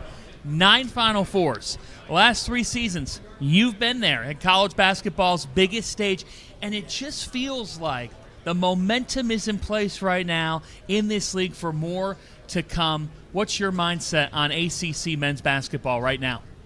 John, it sounds like you were listening to my opening comments yesterday at the Commissioners Forum, because you're exactly right. And Terrence is a former player of ours. The league is really good. It just is. And we've gone through these last 3 years, and whatever the narrative has been, it has been. There's nothing we can do about it. We've had 15 bids in the last 3 years, but we're 33-15 during that time, right? We've had 4 different schools go to the last 3 Final Fours. We spent a lot of time in the offseason really peeling this thing backwards, because I've been on the selection committee and on the men's and women's basketball side of it. And so you have to show something different to the committee, because we have now gone multiple years with a below average number of teams. We did that during the springtime, which I was really adamant about. Several working groups, coaches, our ADs. We brought in some of the experts, bracketologists and all the rest of it. Brought in committee members. Bubba Cunningham, who's the AD at North Carolina, is now the chair of the men's basketball committee. And at the end of the day, there were a few things. One is you got to go play some teams, right? Mm-hmm. You guys talk about it all the time. You have to go play and challenge yourself in the non-conference. Second is you got to win those games. Right. And whether you like That it or not, helps. some of the narrative in November and December ends up sticking to you. But what we did find out, too, is we've had a drag at the bottom of the league, quite frankly. 100%. Right? We talked about You guys have it's- talked about it, You right? can't drug have a everybody team do down. what Louisville did. Not a program that's that good and was so bad. I think that'll strictly drag from you a down. metrics perspective, too. I think that's what you're alluding Right. to more than anything. The metrics, and they got better in January and February, and they knocked some guys off, and it hurt the league as a result. No question. Absolutely no question. And then we're going to do a better job, and this is on me. It's all on me at the end of the day. We're going to do a better job with our platforms. We're one of only 3 conferences with a 24/7 network in the ACC network, but then we have a great partner in ESPN, and so we got to use those platforms. Sure. Right? Get Up, First Take, Sports Center. Anytime we can get populated into Monday night or Thursday night, and whenever they're doing their shows. So this is a full court press, to use a real, good basketball analogy about this league. The last thing is, because we've had 4 different teams in the Final Four in the last 3 years, the narrative of if Duke and Carolina are good, the league's good, and if maybe Duke and Carolina aren't as good, maybe the league's not. We have to shake that a little bit. But I do see that Duke and Carolina projected are good, so that'll be good for the league. Yeah, I mean, again, it's the Louisvilles, the Syracuses. When the league's great, those are the teams. I mean, we know Virginia's going to be good every year. Duke, Carolina, generally good. But like Louisville, Syracuse, those are 2 that I think are on the upswing again. I mean, I've been around Pat Kelsey a bunch the last couple of years. The energy he brings. Reid Autry, we just sat down with him. He's going to get that program closer to what it used to be. All right, my big question for you. Expansion of the tournament. I've called out Sankey. I don't want it to expand. It's the only thing that the NCAA does well and does right. Why are we going to screw around with this, Jim? Keep it. I understand everybody wants more bids, coaches. They'd have 128 teams if they could for job stability. I understand that. And, I've actually gotten to the point where I'm almost okay where if you told me, hey, let's do a play-in round of, high major versus mid for the final 8 spots with them playing each other, because that's always the argument at the end of the day, right? Like Indiana State versus the 8th place team in the Big 12 or something like that. Go ahead, try to convince me why we should expand the tournament. Yeah, I want to just say something on your last point before the question, and that is your basketball brands need to really be good as well, to your point. The history and tradition of those 2 programs in particular, we have several of them, Louisville, Syracuse. That helps the narrative as well. And they know that, and it's just like in football. You have certain brands that you really expect to help push the league forward. As far as the tournament goes, I have not made a commitment about, hey, we absolutely need to expand or we don't. What I've said to Danny Gavitt and the folks that have asked me is, if we're going to expand, it should be at an incremental level. Agreed. Otherwise, just leave it be. So what I'm talking about, incremental, maybe 4 more, right? But not massive. I'm just not in that place. I agree with you relative to we have a really good thing. Why even go 4 then? Why even go 4? We got to get new mic flags if we do. Yeah, that's a new branding opportunity. Because I do think we owe it to the championship, like we've done with all championships, to review it. Okay. We were at 4 with football. Made sense. Everybody loves the idea of 12 now. They really do. And we've done that, Jeff. I mean, we went from 48 and all the rest of it, and even smaller before that. And that's the work that the committee is doing. And my thing on any of those kinds of processes, I don't want a predetermined outcome. I don't like that where you already have made a decision, and so you kind of sway the process and the information you get to finish at that place. So, you look at some of the additions to the league: SMU, Stanford, Cal. Stanford, Cal in particular, institutionally really fit the conference well, not just for basketball, but all varsity sports. Logistically, could be a little bit of an issue, but the ACC's found ways to mitigate some of those problems by putting them during Christmas break and some of those things. How have you been able to kind of understand what these institutions need to be able to make this work on a grander scale? Yeah, Terrence, and having played in the league, you understand it, and that's where college athletics is right now. We used to be regionally based conferences. Now, we're across the country. So that being said, we look closely at it prior to inviting Stanford, Cal, and SMU in there. For the sport of basketball, the travel partners is what we're committed to. Sure. And I think that's going to be really good. Cal and Stanford will come over this in, the eastern direction 4 times, but they'll get 2 games every time they come. They'll go play Virginia Tech, they'll, Duke, Carolina, Miami, Florida State, wherever that rotation is. Sure. And then when the legacy schools go in the other direction, they'll do the same thing. They'll head out west and get a 2-for-1. I don't know that we'll have it perfected. I think we'll learn a lot after we get through the first year. I really want to talk to the student athletes about their travel and the rest of it. We're seeing a little early snippet, guys, from some of our Olympic sports, like Sure. for a volleyball or for a soccer, that are doing that right now. And so far, it's really worked. In the end, it's a great those are 2 great markets for us to be Absolutely. in. Absolutely. They play great basketball, in Northern California, great recruiting base, obviously the state of Texas. And I think we'll create some new rivalries with those 3 particular schools. But I'm excited about it. I think they'll add value. Each of those programs are at a different place, right? All relatively new coaches to their places, but coaches that have performed at other places. They just have, right? How are you working with, in an era where we now see NIL being legal and you see the portal opening and guys being able to transfer immediately and multiple times, how are you working with some of the programs to try to protect the student athletes? The market is different than it is in professional sports. Sometimes the contract language is a little bit different. How are you working with these teams and these programs to try to make sure that some of these kids aren't getting taken advantage of? Rob, it's part of the reason why we need a national standard, because I think they are. We saw, and I'm not picking on one side or the other, but we saw the UNLV situation, which really bubbled up right in the middle of the season, a ranked team with the quarterback. Those kids need protection, but the departments need protection as well. Absolutely. Right? And so It goes both ways. it does go both ways. So working with our athletic directors and our presidents, and then for me, working with our other commissioners of trying to get to that place. I have 2 of my 5 kids that are student athletes. One just graduated. The other one is a student athlete now. So I live it a little bit at home, not to the football, basketball level, because they both are Olympic sports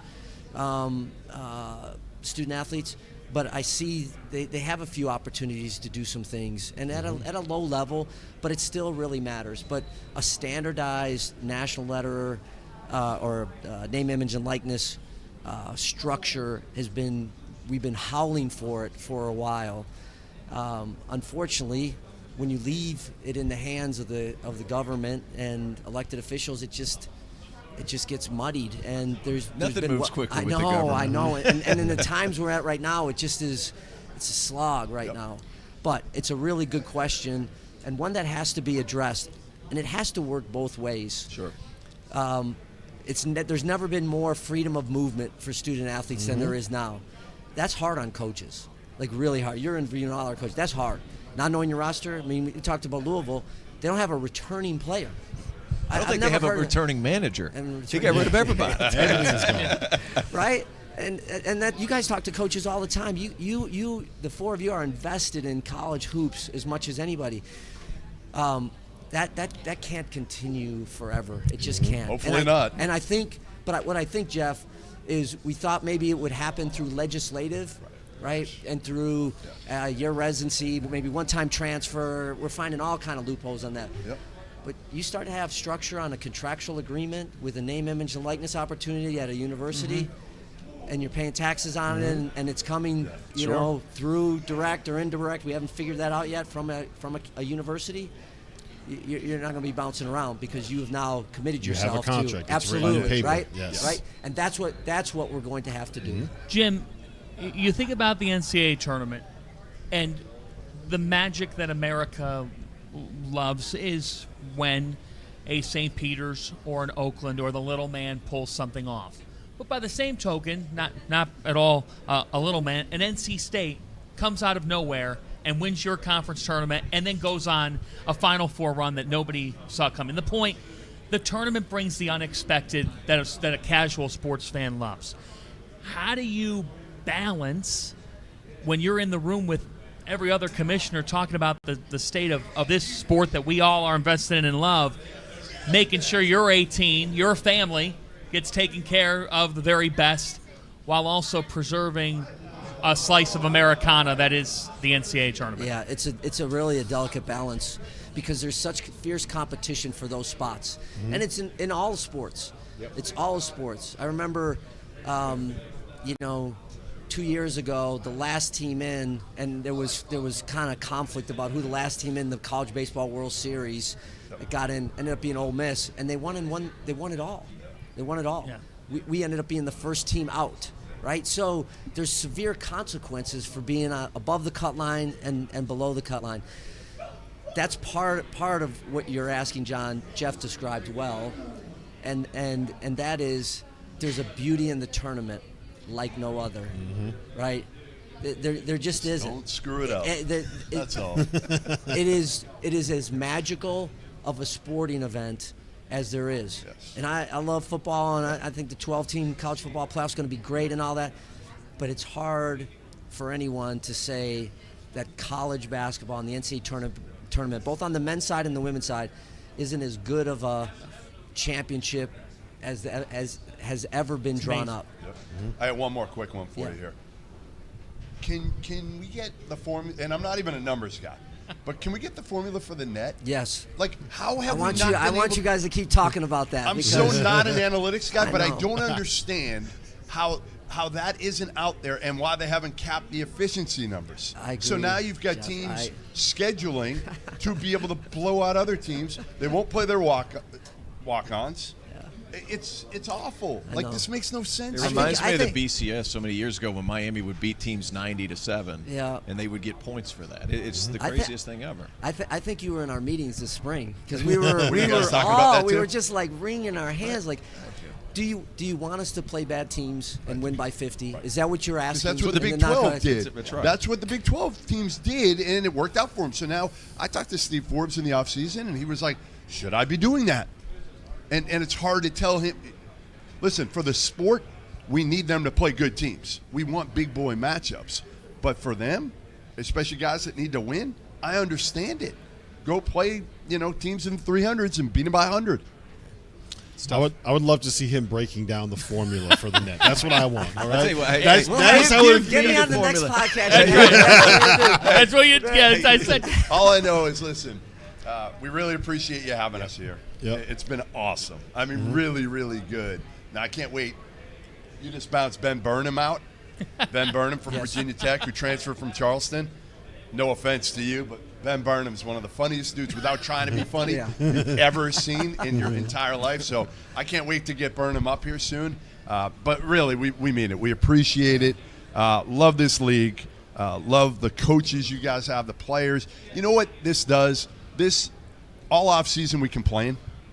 Because it's the portal, it's a changing rosters, it's kids making $2 million, which I'm all for kids getting paid, but $2 million might be a little bit hefty for some of these kids.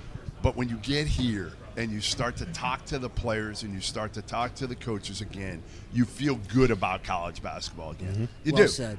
That's a mic drop if I've ever heard one. Yeah, it's just it happens because we have had so much upheaval and so many changes. When you get to the game, right, and the whistle tips you off, it feels the same. We all become kids again. again. Absolutely. I've seen it in all of our fall sports. I know I'll see it in the winter sports with the start of basketball and the rest, but you said it really well, Jeff. Kamish, thank you so much. And Thanks, by the guys. way, that scene at Cal for game day last Saturday, That was outstanding. that's the best scene I've ever seen. That's what the game day guys said as well. Let me just say this. We're honored to have you guys here. We really are. Thanks. Appreciate all the good Thanks, work you do for the sport that we all love, Thank college you. basketball. keep hanging in there. We know being a commissioner these days. We know you got a little less Phillips. hair. You got a little less hair right now than the last time I saw you, Jim. I have plenty more than me. Kamish, thank you for the time. And Thank you, we Jim. head from Commissioner Jim Phillips of the ACC, a great conversation, to the head coach of the North Carolina Tar Heels. Hubert Davis is about to join us right now. And Hubert, in a wonderful media day suit. Coach, it is great to have you. Thanks so much. I love that. Thank you, Jim. That sport coat is big time. Big time. Yes, it is. I once wore a sport coat that looked like that to a Duke game at Cameron. Oh, I got crushed. because they were like, "Well, you're wearing the Carolina colors." I mean, and You're then I had asking to why remember. he got crushed. I know, but I had to remember that. The other part I learned that day was you want to wear dark because where we sit, you get paint all over you from the Cameron Crazies. So I learned that a long time ago. How you doing? Yeah, good. We're doing great. You know, I think about that because I don't want to make it sound like young old.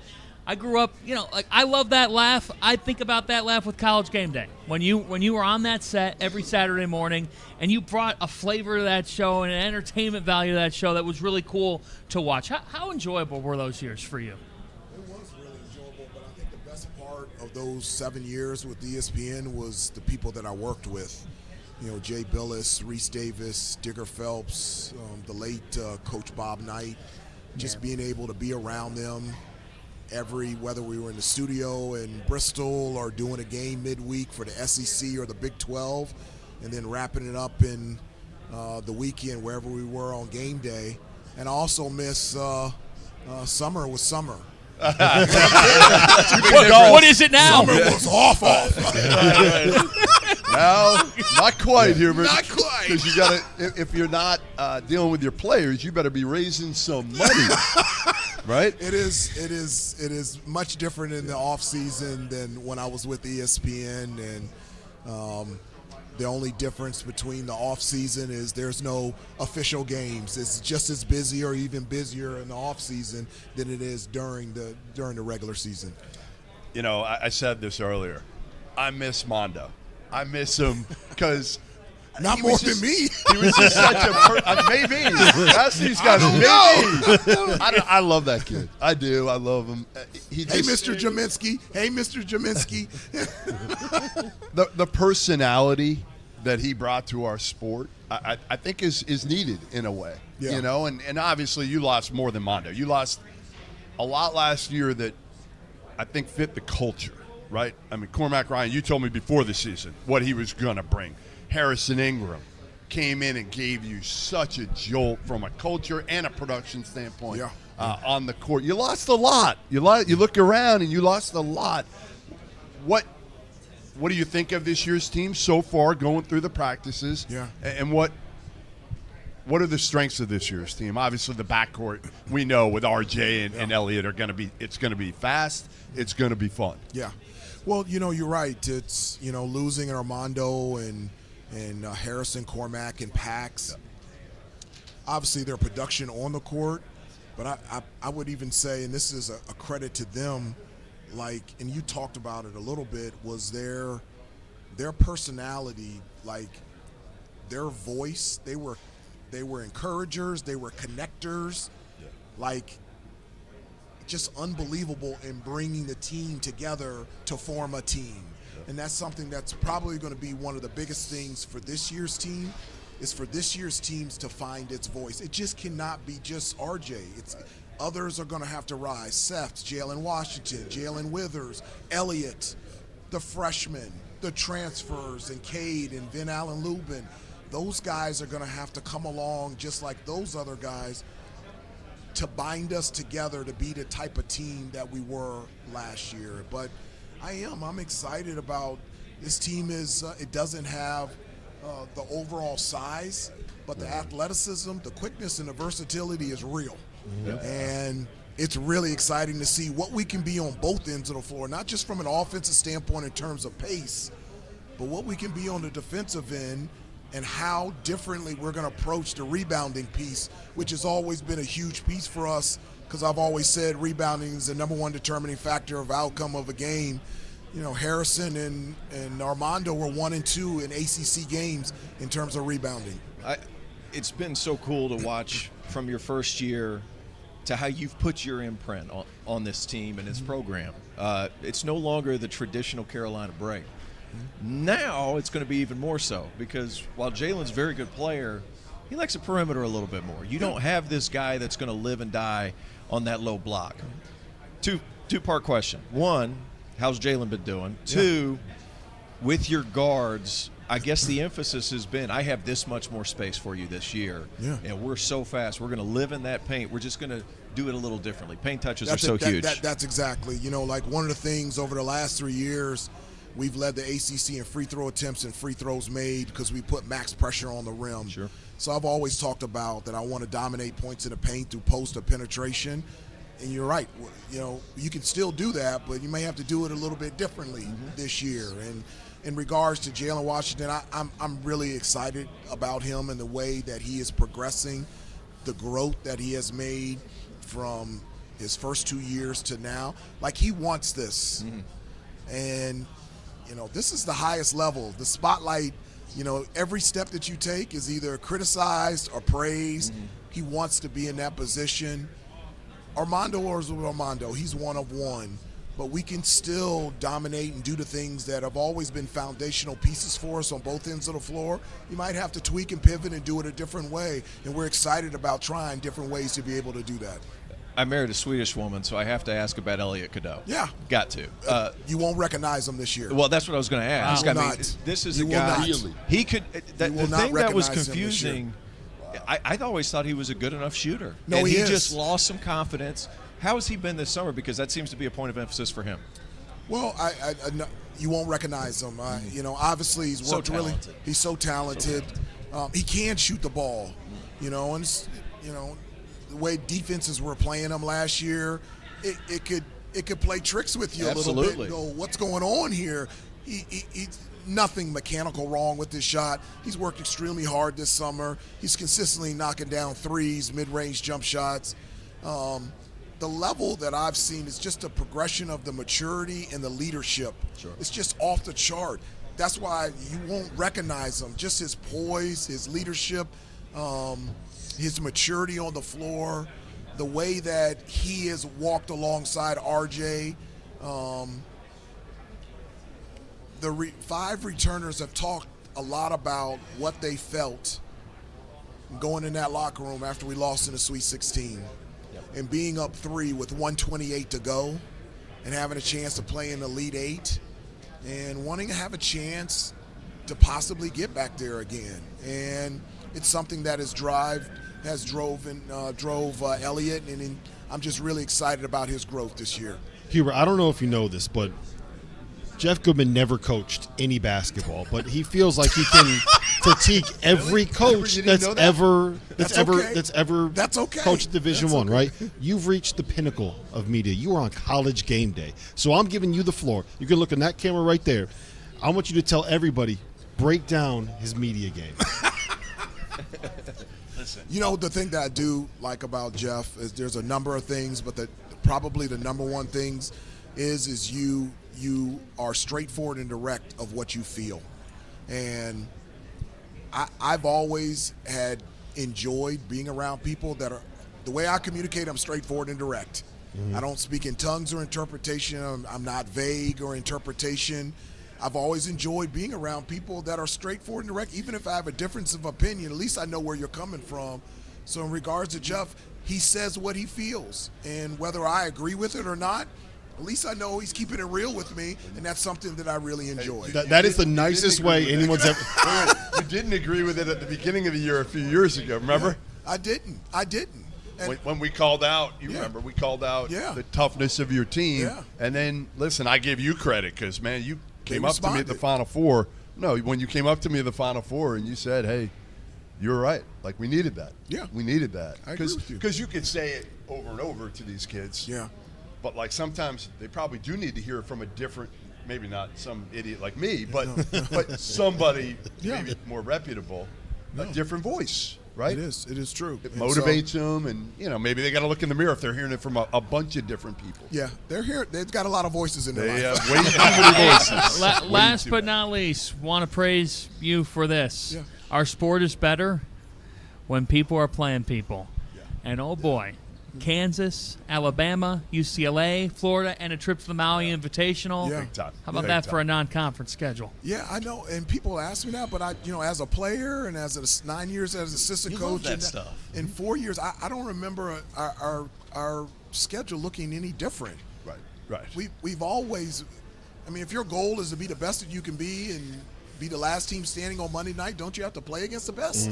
Yes. Dean always did. Roy did. Right. So We need Carolina to do that. Yeah, so let's go to Allen Fieldhouse, see what happens, and let's compete against them. And it gives us a clear indication on the things that we're doing well, that we continue to improve, and the things that we need to improve on, that we got to get to work and go to practice. Hubert, we appreciate the time. Thanks so much. Thank you so much. Appreciate Hubert Davis. I'll get you this jacket, okay? You I'm can just wear not it wearing at it to Cameron. You can wear it, Cameron. I talked to John last year. It's Hubert Davis, the head Thanks, coach of the Appreciate North you, man. Carolina Tar Heels. Good to see Hubert Davis. We will have RJ Davis and Seth Trimble coming up in a few moments from the North Carolina Tar Heels. And this is, you just heard real it. quick. Yes. Hugh, that was the nicest way anybody's ever said Goodman doesn't know what he's talking about. Did you hear that? It was very kind. Whether or not I agree with it, he says what he feels. That's the nicest. Ever correct. Yes. Okay, do you know what my takeaway from that was? Elliot Cadeau. We won't recognize him. 100%. Can't wait, honestly, to be able to ask RJ about Elliot. If Elliot Cadeau is that different and that good, Takes a lot could of North pressure Carolina have the best backcourt in America? Yeah, I mean, listen, Cadeau does something that few others do, right? They make everybody around him better.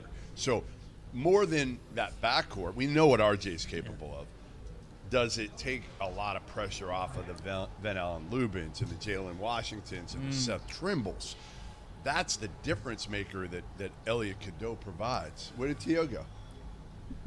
I'm not going to tell you because you're going to ask him about it. Same place live that on Mike the air. Young went. Yeah, but T.O.'s restroom. young. T.O.'s young. Yes, but He also people has a use cup the of coffee restroom. right there, so I think he might be struggling a little People bit. do use the restroom. You got to wait till the break. We got a break coming Break! up. Don't we have a break coming up soon? Noon. You Little can't lunch wait break. another I've held it 75 together. minutes? I've held it together. Me too. I've had a whole listen. I've gotten through a nice coffee. I haven't done that yet. That's going to come. How much? How many calories do you think that one cup of coffee has right there? I don't know, but it tastes good, man. Seriously, last night you said I don't want to have dessert because I want to save the calories. For the it must have coffee. been for your coffee in the morning. Very You good. gotta That have was it. a very good Listen, dinner. I've learned over the last 4 days, without that iced coffee, I can't make it a full day with you. You're not you when you're hungry or thirsty, I guess. Listen, I need caffeine to get through the day. I do too. I'm a coffee drinker myself. Yeah, and we don't drink it black. We do put some stuff in it. You have to be. If you're covering this sport, you have to have a little bit of coffee. Yes. Right? I mean, Terrence is a coffee drinker. Yeah, a bathroom break taker. Unbelievable. You Tell you couldn't what, wait. Couldn't wait it out, huh? Well, there's nobody here, so I figured this. These media days are longer than a CVS receipt. It's like these days are a while. So every now and then you got to hop out. How about Hubert though? You talked about Elliott. Guys, we saw him play. He reclasses up. He's the age of where he's at, though. Yes. I mean, this isn't like one of these things, but I thought last year he dealt with some confidence issues. Guys were going under screens, and Hubert alluded to it. Sometimes that plays with your mind a little bit as a shooter. I think we're in for a big year from Elliott, just being that other guy. What about the freshman Ian Jackson out of Our Savior? What do you like about Ian Jackson? Just a pit bull. I'm curious to see how it's going to go as these guys are about to sit down with us. Yes, because they are. So many talented players at North Carolina with the ball in their hands. Yep. How's he able to play without the ball? I think Drake Powell can do it. I'm curious to see how Ian does. We got RJ Davis. We got boys? Seth Trimble. What's up, guys? How are you? Fellas, it is great to have the Tar Heels in the house. We just talked to Coach Hubert Davis in his wonderful Media Day jacket. And I'm going to start by asking you this question because it was our biggest takeaway. He told us maybe 6 times, you won't recognize him. And the player he was referring to was Elliot Cadeau. Why won't we recognize him?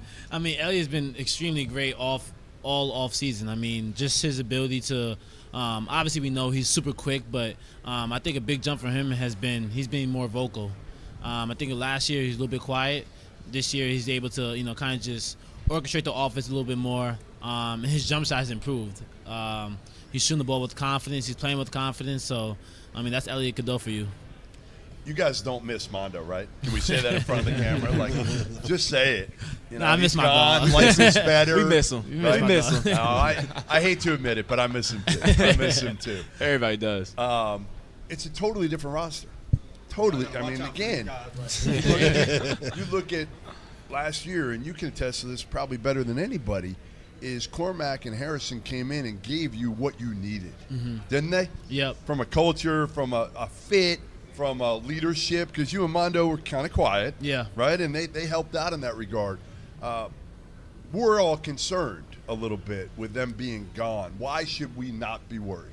I mean, I think we have all the pieces that are needed. From myself to Seth to Jay Wash to Elliott to the freshmen to the transfers. I mean, I think we have a really complete team. And obviously everyone has their concerns and their assumptions, obviously, rightfully so, just in terms of, losing Mondo was a big piece for us, losing Cormac and Harrison, 3 veteran and experienced guys.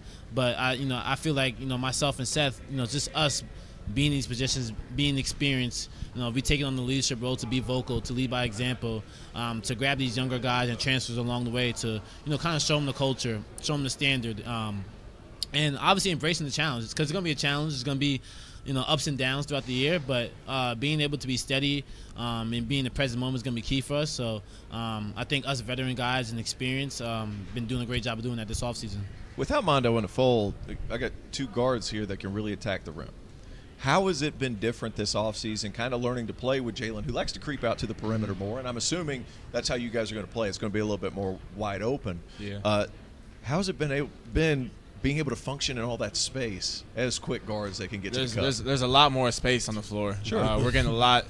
We're getting a lot more paint touches. Just us as guards are being able to create a lot more. And really, just the ball is in our hands. We come down the court, and the first thing we look for is the big. But last year we came down the court. First thing we look for 5-10 seconds is Armando. So just being able to play with a quicker pace now, getting up the ball faster, and just getting the paint touches is going to open up for everybody. It's a really nice way of saying Armando was always in the way. In a good way, though. In a good way. He made our job easier. Sure. He made our job easier Sorry, for you can be 5 years.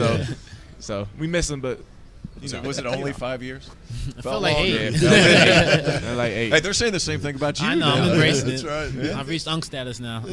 Take me through your decision-making process, because I don't know if we necessarily expected you to come back to school. You tested the waters, you looked at the NBA, and you decided to come back.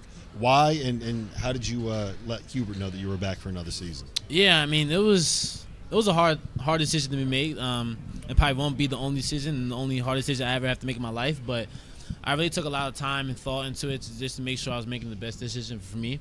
The reason I came back was, I just felt like I had some unfinished business, and what that is there's still a national championship left on the table for me and for our university to go ahead and grab. And it came up short twice from my sophomore year, and then just from in terms of our build of the team that we had last year. So 2 great opportunities, but I felt like everything happens for a reason. I'm a big believer in that, and kind of just understanding my legacy and how I want my legacy to be remembered here.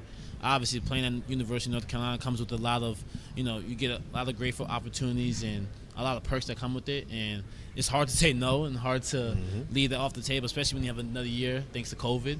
But I let Coach Davis know by just we've stayed in contact throughout the whole process. There wasn't a time where we didn't communicate about what was going through my mind, and obviously the relationship we've had and we've built, I was able to rely on him just to kind of just ask for advice, and just kind of just for him to hear me out. And he always said throughout the time, just whatever decision you make, I'm all behind you. You have all my support, so that meant a lot to me. Yeah, and Seth, when you found out that he's coming back, are you guys celebrating in the locker room? Yeah, we were super happy. I wasn't in the locker room at the time, but we were talking throughout the whole thing. Yeah, Where were you? I was in. Yeah, it was. I was in Florida. I was in New York. So. Yeah, I was in Florida, so we both took a little bit of time off. Maybe some time we shouldn't have taken off, but we did. How much did NIL factor in? I mean, I talked to Armando about it last year, and obviously, if NIL's not on the table, probably not here. Right. Right? I mean, I think NIL has been, great just in terms of us athletes being able to take advantage of our name, image, and likeness, and it's been phenomenal, obviously, just with, brand deals and kind of just putting yourself out there a little bit. But at the same time, having the 5th year, even if NIL wasn't on the table, I probably still would have came back just in terms of wanting to fulfill, obviously, just the great environment I have built at University of North Carolina, but at the same time, like just a legacy and records that I could break. And it's hard to say no to that. I mean, I still have a chance to winning National Player of the Year. I was in discussion with that last year. Having a chance to thank God the big boy's gone. You don't have to deal with him anymore, right? I still have a chance to put my jersey in the rafters, but this time in the front row with a lot of remarkable names that you guys know of. So I mean, NIL was great, but it's also basketball's always been the main thing. So I've kept that the main thing. When you guys think about this program and where it stands, and this league, which had NC State make a Final Four run last year. You both have played in this conference and have plenty of experience in it. What perhaps does the country not understand about the ACC?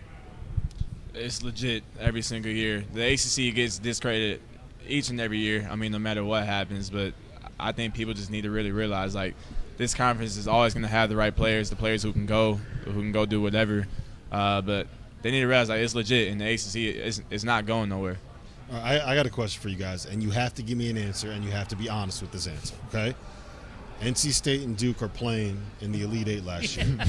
Who are you rooting for? Yeah, go ahead. Can they both lose? Listen, it's like kissing your Can everybody both lose? It just I mean, I sounds think terrible. I think Mondo said this on the podcast. I mean, State. I mean, I think State beat Duke to get to that position to where they were. And State never shuts up. and they don't. And that's why. I played at Clemson. And that's State why. never shuts up. And I know it's a hard decision to choose from in terms of Like Providence. both teams Duke being our rivalry, but then State us having that back and forth from previous years. But I was mainly so rooting for Duke just because I know State's gonna ride with that for the rest of their life and hang that on their heads. I love that. That's gonna be something that's gonna be, because they beat us in the ACC championship and they made it to the Final Four.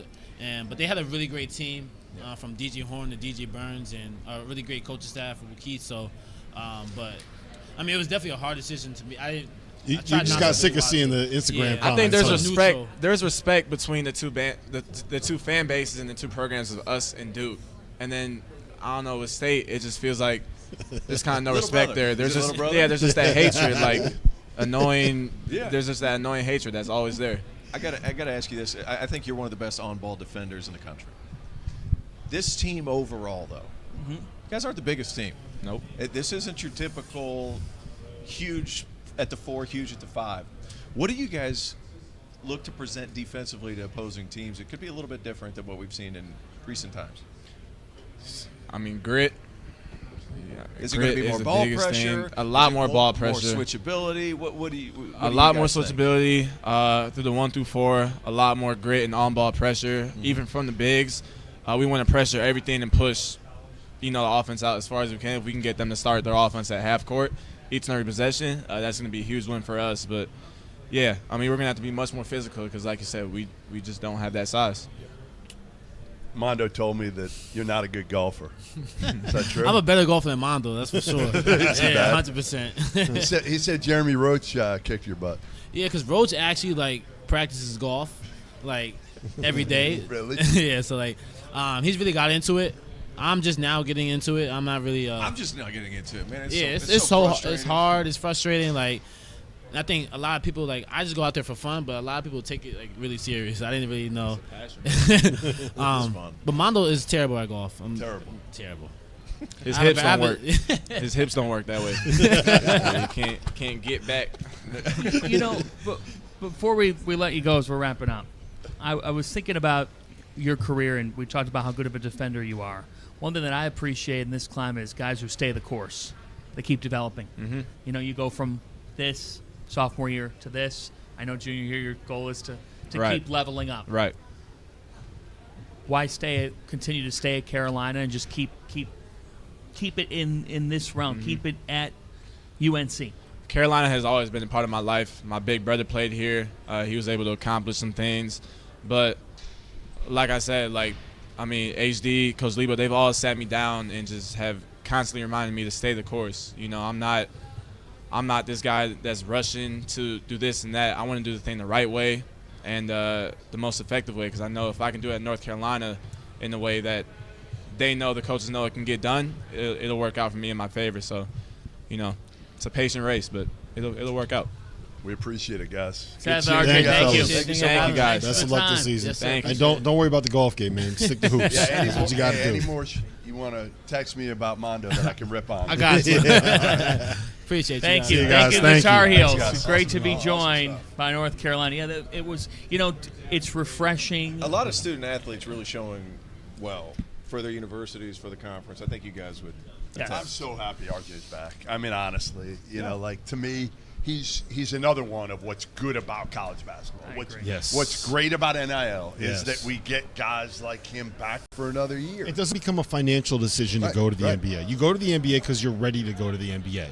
Right? Yeah. Or you go pro because you're ready to go pro. And Guys, I'll throw it I out there. wouldn't have left if there was NIL. I'll Like, throw it it out changes the course of guys' lives, in all seriousness. What And would you I'll throw it out there. Let's make this 5th year permanent. I'm in. Let's go. Let's keep these guys around for because 5 of high years. school Yeah. recruiting. Yeah, done. Yeah, I don't. Go over there. I want high school recruiting to matter again. Yeah, it does Go matter. over there. Go into It your does matter. corner. Ask Duke. It does matter. Go over there. We keep these Yes, guys for Duke. 5 years. No. Yes, keep these Duke. guys for 5 years. Micah Shrewsberry's going the high school route. I want to talk to him about that. I think the power's bit. going to return to the freshmen next You do? season. Yeah, and Yeah, I I do think too. we're going I to do see too. we're going to see a little bit of a glimpse of it this year with Better, Duke. and it'll be a really good class next year. It absolutely Good will. class, What- no COVID kids. Yeah, I think. I it's gonna think be the a different transfer deal. portal, it brings the floor up. The top of college basketball after this season, I think you're going to see in large part happens back with young players coming from high school for a Yeah, I year. do too. What do you think of AJ DeBatz's recruitment?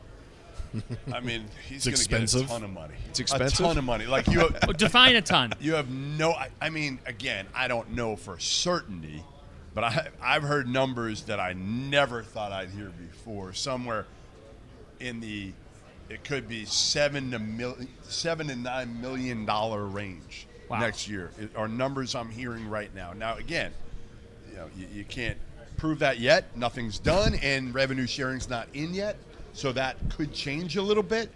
But yeah, these numbers are going to be pretty hefty. Robert Doster's going to take a quick time out. He followed T.O.'s thoughts on going over there because we've got 3 Demon Deacons. Cameron Hildreth, Efton Reid III, Hunter Salis are about to join us at the stage. Fellas, it is great to have all of you. What's up, Efton? How you doing, man? Cam? Good to How see you, are ya? Cam. Good to see you, Good to Efton. see you, man. Good to see you, Hunter. Sit on down, big fella. All Wait. 3. We haven't had a team with 3. Are you guys the only one? Wake's deep. With three guys Go here? Deeks, go Deeks. Do you want to bring everybody? We can, I mean. The deepest team at Media Day. Forbes right. isn't paying for everybody to come. He's kind of cheap. You gotta talk to him about that. What is the that can be aired? It's okay. What is the thing that Coach Forbes says that gets you guys cracking up, or just something? Can that, anybody do a Forbes impression? I'm not doing that on the air. I'm not. Hunter? I want the English version Hunter's of a got Forbes one. impression. See. That's what Hunter's got- We can say I'm one going. that's like actually like okay to be put on somewhere. Like, at the free throw line, he always be like, "Come on, bud, like, it's okay." Like, always patronizing or something like that. That's Hunter, pretty you don't have a good one? You're smiling over there. I was gonna say that one, but I mean, there's a lot we could do. kind I'm of a patronizing. You'll be yeah, on time. yeah. You'll be Like, on come on, gotta bud. hit the Come on, pretty bud. tough together. Need you, bud. Come on, bud. At the free throw line. get your head out. What about this Wake Forest team is different? You bring in some guys. You return for the first time. A leading scorer from Wake Forest returns to the fold. I love the makeup of your team. I feel like you guys can go big and play in the half court with you playing some one and you playing some one. You can bring Tyler off the bench. You can speed things up. What is it about this team that's going to get Wake Forest back to the NCAA tournament and start dancing? I just say we're versatile for sure. I feel like every roster spot brings a different dynamic to the team, and I feel like deep in March that'll help us for sure. I think you kind of mentioned it. Like, we have a lot of stuff that we can throw at different teams. We can throw big sizes. We can go smaller and quicker and stuff. We're very athletic. We've been running real well in transition in the last couple weeks in practice. So I think we're a really fast-paced team, and we're all on the same page. We all understand like what it is we want to achieve. So we're just ready for that. Ready for the season to start. I mean, the biggest thing I think is going to be we're going to be more physical. We're more athletic. We're more physical. And teams like us, we have all the pieces. So it's going to be a fun game to watch. Hunter, your decision. How close was it at the end? I mean, what you guys all talk about it, right? It's a tough decision. You took it towards the finish line there. How difficult the decision. And, for us, I think we're happy you're back, obviously, because especially what you went through at Gonzaga. Right. Like, you finally had a chance to show what you could do last year, and we want to see the next step. Right. Definitely. I mean, it was tough. Tough decision for sure. Like, I honestly didn't know until the day of the deadline. Like, I had a workout the day of the deadline with San Antonio. So, I mean, yeah, it was definitely tough, but I felt like ultimately I made the right decision. I feel like this guy right here, Ashley Hamilton and Matthew Bryan Ammoning, told me to tell you hello. Yeah, I love Matthew. Yeah, they're the best. Matthew, when he was about 14, 15 years old, came over. I feel like you're one of the most underappreciated players in this conference because you bring so many different elements to the game. I mean, and you're willing to do whatever role comes with it. Yeah. Played for GB, played for all these different teams before you got here. Where does that come from? Just the ability to be adaptable to playing alongside a high-level scorer, a low post threat. You just seem to figure it out as the game comes. Yeah, I think obviously when I was younger in England, I always played up and always played with older guys. Mm-hmm. So at the time, I'm always pushing myself because at the time they were better than me. So I've always been able to adapt to different, situations. And then, when I go play my own age group, I'm able to have a bigger role and stuff like that. But I don't know. I just I'm so competitive and I just want to win. Like, I don't really think about too much other stuff. Like, if I score, if I have a good night, if I don't have a good night, like, it doesn't really matter as long as the team's winning and I've done everything I can do to make sure that we win. Like, that's all that I can really ask for myself. Mm-hmm. Efton, this program, it feels like everything's in place. Yeah. For Wake Forest basketball to go dancing for the first time since 2017. Yeah. As a guy who transferred into this program and came from a program that certainly has won a lot of games. Exactly. What's the thought process on your mind heading into this season? What's going to be the key for this team to be able to get there? Yeah, I mean, I've seen it at both levels. I mean, I've been on a tournament team my freshman year. We went to the tournament, and then as a sophomore at Gonzaga, we definitely went to the tournament then. We have all the pieces. We have everything we need. It's just about us gelling, chemistry, and just being on the same page, being on the same agenda. All of us want to win. So at the end of the day, his role is going to be different than Cam's role is going to be different than Hunt. So everybody's going to fit into the puzzle. Who's in that puzzle? Yeah. Who's that piece in your guys' mind that makes that difference that we don't know already? I think an underrated prospect that y'all have under the radar is probably Trey Spiller. Trey Spiller. Yeah, because why? He played JUCO. He played at Appalachian State last year, and people not really expecting him to do much, but he's going to do a lot this year. I believe that.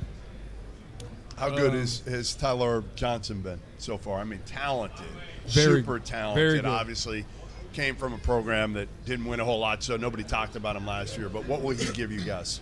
I mean, I was honestly going to say him. Yeah. Question that he just asked, but I think he also adds a different dynamic to our team. Just I feel like with him on the floor, we'll be able to play a lot faster, and also just be able to pressure a lot of teams too. I mean, he's really good defensively as well. So I feel like he provides us that energy and that spark that we'll definitely need.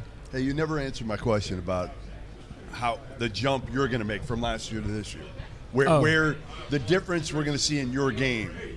Maybe what the NBA guys even told you needed to work on. I think this year I'm really going to show I can defend. That's a big thing that I'm really that's really a focus of mine for this year. And then also that I could just I want to show that I could be a point guard as well. So I say those little things for sure.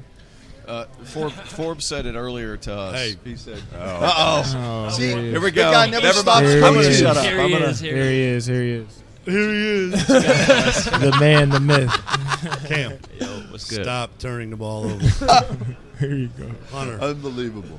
I'm not going to say what I was going to say. Get him out of here. Get him out of here. You guys see enough of him. I mean, really? Oh, my God. He's a joke. Efton, you talk about all the pieces. Cam. That man right there is unbelievable at blending these pieces. Yeah. Guys come from high-level situations before, sometimes, like you, McDonald's All-American. Same thing with Baloo this year. Yeah. What is it about Steve Forbes that gets you guys to function the way he needs to? I had a friend, Tate Frazier said it's not bar rescue at Wake Forest, it's star rescue. Because, but everybody seems to mold and gel together. What is it about Steve Forbes that's able to get you guys to play in a cohesive manner and have success this year? I mean, y'all call him the Portal Whisperer. So, I mean, that's what he Portal is. Whisperer. I mean, he's a great guy, though. Like, why wouldn't you want to play for Steve Forbes? That's fact. Like, when your players actually like the coach, they're going to do more and they're going to dig more in. Like, okay, when we're down by 5 and it's 2 minutes to go, let's get these 3 stops.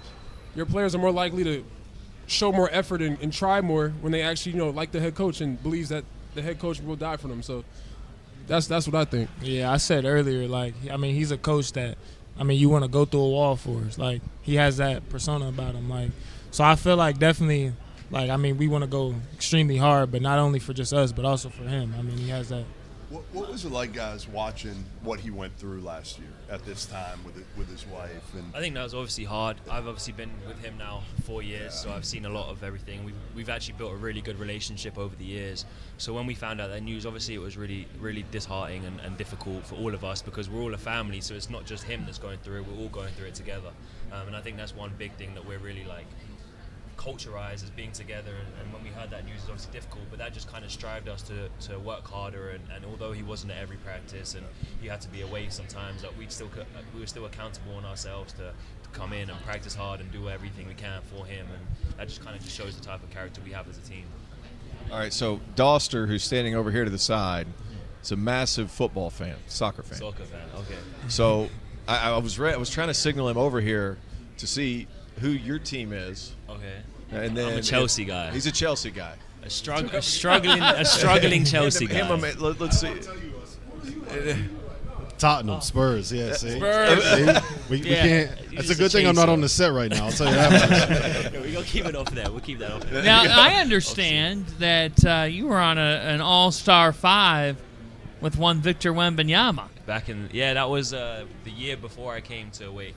It was in Lithuania. You played with him? We played against him. It was a Adidas Next Generation tournament. What was that like playing against him? Yeah, that was a one-of-one experience for sure, and I think that was one of the main exposure places I went to that really, demonstrated my game and allowed me to pursue my career over here in America. In order, I'll ask each of you this. One word answer. If you guys are to get to the NCAA tournament, when? What has to happen? What area, something on the court or off the court has to happen? One word. What would it be? I say consistency. I'd say togetherness. We gonna make the tournament, but yeah, gritty. Gritty. You get those good answer. You get those 3 good things, answer. You'll be okay. Speak it to existence, man. I think everybody thinks you should this year. I mean, you got enough back. And retention is so important, right? I mean, 3 of you all play together. You know each other's games now. Yeah. Not a lot of teams have that anymore, right? Like they're going from scratch right now, trying to figure it out. Like you were trying to do last year. Same thing. You've been in a couple different spots. You've at least been in the same rare, spot. Man. You are You're rare. It doesn't happen much anymore. They don't grow on trees like that. They don't. Yeah, it's crazy. I've been a part of 4 different teams, though. So it's definitely. So what makes this team different? You've seen it, right? What makes this team different? Yeah, I think my freshman year was a real good team. We had a lot of guys go out professionally to the league as well. Each year we've just got closer and closer, but I don't know. I feel like this year there's just something different. I feel like we're really together. We're really locked in, and we really understand the assignment of what we want to do. We don't have anyone that's selfish. We don't have anyone trying to do their own thing. Like we're all doing it for each other, and I think that's what's special about this team. Getting outside the team, for you guys, who's the toughest cover defensively in this league? And then in the post, who's the toughest cover for you? Who do you feel? Go ahead. Who's the toughest cover in the post? There's not many that operate. I don't know. Last year, I don't know. There was not really that many tough covers. I don't remember. I don't remember. I mean, it was some physical games. Like UNC was pretty physical. Virginia Tech was pretty physical. Duke was physical. Clemson was especially physical. They always play hard at Clemson, Yeah. But I don't really think there's any hard covers. Hardest place to play in the ACC. I say North Carolina. Really, Carolina? UNC. Yeah. Outside of the crib. I'm a little shocked by that. What are you saying? Outside of the Joel. Yeah, for sure. Outside of the Joel, but I just say that just because I feel like when they get their crowd into it, like it's hard. It takes a long time to get it going. Because I mean, we played them last year at their place, and like, I mean, we were playing them good. Like at halftime, I think we were up like 1. Funny, I always expect every player to say Duke in this league. I do. It's small, it's loud. The students are better there than anywhere else. They used to be. They still are. The students are. I think the students are. They pump sound in. I know, but they're still on top of you. I mean, yeah, I don't know. I don't know. I'm not gonna say. I'm not gonna say too much on air. I thought Virginia was hard to play at also. I hate playing at Syracuse just because the arena, like, so big. It's just massive. And the like, snow. That's an adjustment. Yeah. I mean, I remember this was before Syracuse was in the league. Like that big arena effect, there's a difference because you go from like high school gyms where the wall's right there, depth perception, to then you're playing at arbitrary place, Virginia, Clemson, Wake, bigger, and then you go to Syracuse, and we played in the Georgia Dome for the ACC tournament back in 2009, like significant difference. I mean, it's an adjustment. Yeah, the point of view is different too. Like playing in a dome is so different. Yeah. Shooting background. Yeah. Hey, before we let you go, we're asking all the players something random. Does anyone here have a hidden talent or a hobby? I like to go fishing. I fish a lot. What's your best catch? Bass. I like the top water base though. The top water base, you can see the bass come and just eat. Rapala guy. Yeah. Rapala guy. I like that. I like the bass coming up and eating the bait. I like to see that. Yeah. Me, I'm just kind of like into gaming and fashion. Gaming and fashion. And cars. Are you the best dressed Cars? Cars, yeah, I like cars. What car you got? I have an AMG at the moment, Mercedes AMG at the moment, C45. Most fashionable guy on the team? One of. We got some guys that can put some. What about you? I say the same as him, like gaming, and I like listening to music. Like I get into that also. So What's Forbes' hidden talent? Does he have any talents? Forbes hidden talent. What Finding would you his say? office in the morning. I say, We're setting you three up for failure right now. You gotta be running. I got my eye on you. I got your back. I got your back. I don't know about that. Yeah, Everybody's watching this. all right. So when Forbes says get on the line, Get on that what you gonna line. do? You ain't gonna be there. Hey, He ain't gonna be there next to you. he can't say what's there, man. He can't say that. Come on now. Hunter, Cam, Efton, thanks for taking the Thank time. you, guys. Best of luck Thanks, this guys. season. Thank you guys, appreciate Wake you. Forest That was in fun. the house. Yes, it was funny. Would you get on that line? I don't know, Efton. I I'll need tell you, some I'll more say time. this. I gotta get in better shape. Hey, Fanta got on the line. Now? I did. Randolph. I will do it. got a I bloody will. nose. I'll run suicides. I'll run. All right. That's right. Yeah, just not as fast as you. Hey, Make content out of it. We're coming. you may have to pick me up off the ground. That's right. All right.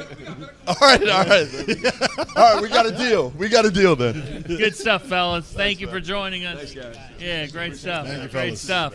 That's Wake Forest in the house, and a big year for the Demon Deacons as we await the head coach of the Virginia Cavaliers in his 16th season at the helm. Year 16. Natty involved. Does that make you feel old? Natty involved. Yeah, absolutely. 16 years. I mean, I remember. I think I broke that story when Tony Bennett took when it. he got that job. At the time, I was being recruited by Washington State when he was there. Really? Like, I was like, guys, I'm not moving to Washington. Not going to Pullman. Yeah.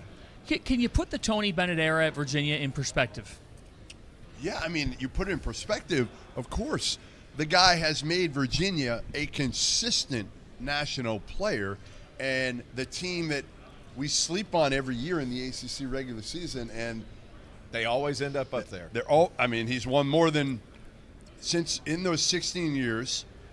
If you put his record against Kay, against Roy, against Boeheim in the heart of it, he blew them all away. His record was better. Now people will say, well, it wasn't a balanced schedule, this, that, and the other. All I'll say is, like, what Tony Bennett has done at Virginia is remarkable. Take even, obviously they won the national title, but what he's done from a consistency standpoint is absolutely insane. I would make the argument that Baylor and UConn are the two best building jobs we've ever seen a coach do in college basketball. To take Baylor from where they were after after Dave Bliss to a national championship is incredible. To turn UConn into a powerhouse in the middle of a bunch of cow pastures in Storrs, Connecticut is incredible. But when it comes to taking a program that nobody expected to ever kind of compete with the likes of Duke and Carolina, like Tony Bennett's job it's up there. And I understand that UVA had like the Ralph Sampson years, and like there's more history there. Being excited to play Virginia because we knew we were going to win. Like it was not that big of an issue. It wasn't a doubt in your mind. It wasn't. Like they always had a couple of guys that were pretty good, but they never really got going. And you know what my favorite part about it is? Like when you go down there, it can be a little bit less entertaining, shall we say, to watch Virginia basketball games. But if you go there, the crowd will go as crazy for a shot clock violation as you get for like a dunk in some of these other arenas. Like that they get that it. University, that fan base, those students. One, they're smarter than a lot of us, but they have bought entirely into this idea and this concept of like, this is how we're going to play and this is how we're going to get wins, and let's go. We'll make this fun if we got to make it fun. So you think about what they've got here this year: Day-Day Ames, Isaac McKneely, you have Jalen Worley, all these pieces on the perimeter. Then TJ Power transfers into this program. What do you make of TJ Power in general, and what can he get out of going to Virginia? Nice. He loves TJ Power. Nice. Yeah, I'm always nice. What are we talking about? No, look, I think it just didn't work out at Duke the way a lot of people thought it would. But this is a guy that has legit size, that can really shoot the basketball. He's a little bit older. And I think some of the defensive issues that he had at Duke, I think the system at Virginia is going to help alleviate a lot of those things because he's a very cerebral guy. He understands how to play. And I think that Tony Bennett's going to be able to draw things up for TJ to be really good in spots. Make life easier for him. Exactly. Yeah. And now you could play a 3-4 with TJ and Elijah Saunders. You have two guys that can really shoot the basketball and are really going to be capable position defenders. And I think that's the huge. Pac line will help him. Absolutely, I it do. will. I think that was the hardest thing for him, honestly, to get in the court last year was defense at Duke with the way they were playing. And at Virginia, I think he's more suited to play that style. And yes, even though the biggest thing for him, I think, and I can't wait to ask Tony about this, is getting his confidence back too. When I saw him preseason last year at Duke, he had lost his confidence already. Yeah, I think that when you are going to, you mentioned the pack line, right? I think that being able to put him in that situation, you can kind of hide some defensive frailties a little bit better because you're not as exposed. Like if you get beat, you got the pack line there to be able to kind of cover up for some of that. So I think that it's going to work out well for him. I'm curious what your take on this is, T.O. Can you play Jalen Worley at the 3, TJ Power at the 4, and Elijah Saunders at the 5? Can you make that happen in the ACC? Say that again. I'm sorry. Worley at the 3. Worley's a point. He can't play anything else. Well, then can you get those 3 on the floor together is what I'm saying. Worley, Power, and yes. I feel like you can. With McKneely? Yeah, with McKneely, another shooter. And Day-Day Ames. Now, Day-Day hasn't traditionally been a great three-point shooter. I think Day-Day He's comes right off at 33. the bench. Day-Day probably but comes off the I think bench. Day-Day is a terrific addition stylistically. Me too. He's going to be a guy that's going to be able to get out and extend kind of in the same give vein. Him something different. Exactly, in the same vein as a Kihei Clark, a guy who's out there and pressures the point, where the rest of the guys, that you just have to rely on them to be good position guys. And they're going to be so strong and so physical. Tony Bennett, and I wish Randolph was here right now because he raves about him too. From the tiny points, the very specific points of playing defense in one-on-one situations, from where you're supposed to be, he's one of the best to ever do it. Now, where the Virginia system has gotten caught up to a little bit, guys, is now there's more shooters on the floor. So if you're able to make a good skip pass, you're going to be able to find shots. Well, that's what the pack line is designed to do. It's designed to make you make tough shots over the defense. And over late, hard contests. Yeah, that's and what if you can make do. tough shots over a 3-point, if you have 3-point shooters that can make tough shots, like that's kind of what they live with. And I feel like there are more. Which is why they've been susceptible in the tournament. Yeah, and I feel like there's more players in this day and age where you're able to. And it's also the fewer possessions. It makes it a little less. Little more variance. Yeah, but absolutely. We've got him now. We've got the 16th year head coach of the Virginia Cavaliers, You're Tony Bennett. Bennett. You're only 6 minutes late. Hey, that's I don't know what it was. I was dancing, for media day, doing this, spinning balls. They got us doing all that stuff. No, You love media day. it's the greatest It's your because I favorite- get to be with you. It's your favorite day. That's not true. Don't close that one. Yeah, You no. know, we were. You'll appreciate this. Jeff goes, well, I do feel old. He goes, I feel old when I hear 16th year head coach at Virginia, Tony Bennett. So, if you'll start, take us down memory lane. Sure. What do you remember about when you first took this job and the first weeks on this job? What the hell am I doing? That was what I remember. No, I can't believe. No, for real. I'll tell you why I took it. You bring up a great memory because literally I was at Washington State and it was just, man, there's a chance at Virginia. And I said it's a school that kind of I always marveled and liked Stanford when I was in the Pac-10, a school that values the academic experience. Obviously, the you can compete at the highest level, but I just wanted a chance to see if I could build a program as a coach and go against some of the Hall of Famers, Coach K, Coach Williams, both Coach Williams at the time, Coach Boeheim, Coach Pitino, and in a league that had some of the elite blue bloods. Like, can I go to Virginia? Don't know if I can, but can we do it in our way that'll probably be different than the way others do it and see if we can build a successful program? That was my hope. Jeff, you've been at my office. I got my poster, a Rocky up on the wall, and it's just like, can we get a chance at a title fight? That was the thing. So I tried to, in my mind, the excitement of that, not knowing, and then to see it play out. But, yeah, the first few weeks in the job, you're just trying to establish, who's with us and who's not with us and build your foundation and get your staff together. But it is like drinking from a fire hose, as you say. When you're a new coach, if you haven't done that at a rebuilding job, it's a lot. But grateful I did it. I mean, what you've done over 16 years is insane. It really is. I mean, the consistency that you've had. I mean, I remember tweeting out your record in ACC play through like a 8-year span. You, Kay, Roy, Boeheim, and yours was number 1, which, I mean, that's a testament. Did you ever think you'd do that? Be above Kay, Roy, and Boeheim with the ACC record. Last year, obviously, didn't end the way. It really wasn't the team offensively that you probably would have liked. Yep. You went out in the portal, which is crazy because you and I have talked about the changing landscape of college basketball, and I think you've leaned into the portal because you have no choice. Probably not your preference, but you've done it because, frankly, if you're going to stay in this, you have to. I think you've addressed a lot in this portal, especially in the offensive end. You brought in my guy TJ Power, who I can't wait to find out how he's doing. Yeah. How different is this team going to look? Yeah, I think this is we lose 2 terrific players in Reese Beekman and Ryan Dunn, 2 of the best defensive players in the league, and the things that Reese pretty much had to do a lot. This will be a different looking team. Will it be better? Time will tell. I mean, that team last year, I know we struggled, but they did end up finishing 3rd and got a bid. Now, we got blown out 7 or 8 times, and unfortunately, one of the worst times was the NCAA tournament game, but because of how they were, there was a ceiling there, but they did max out to get that opportunity. So we said we think we have to find some shooting and ability to stretch the floor. That was what our Achilles heel was at times last year. People kind of figured out how to guard us, and they really jammed up the lane and dared, us to take outside shots. So when we struggled to shoot, it was a problem.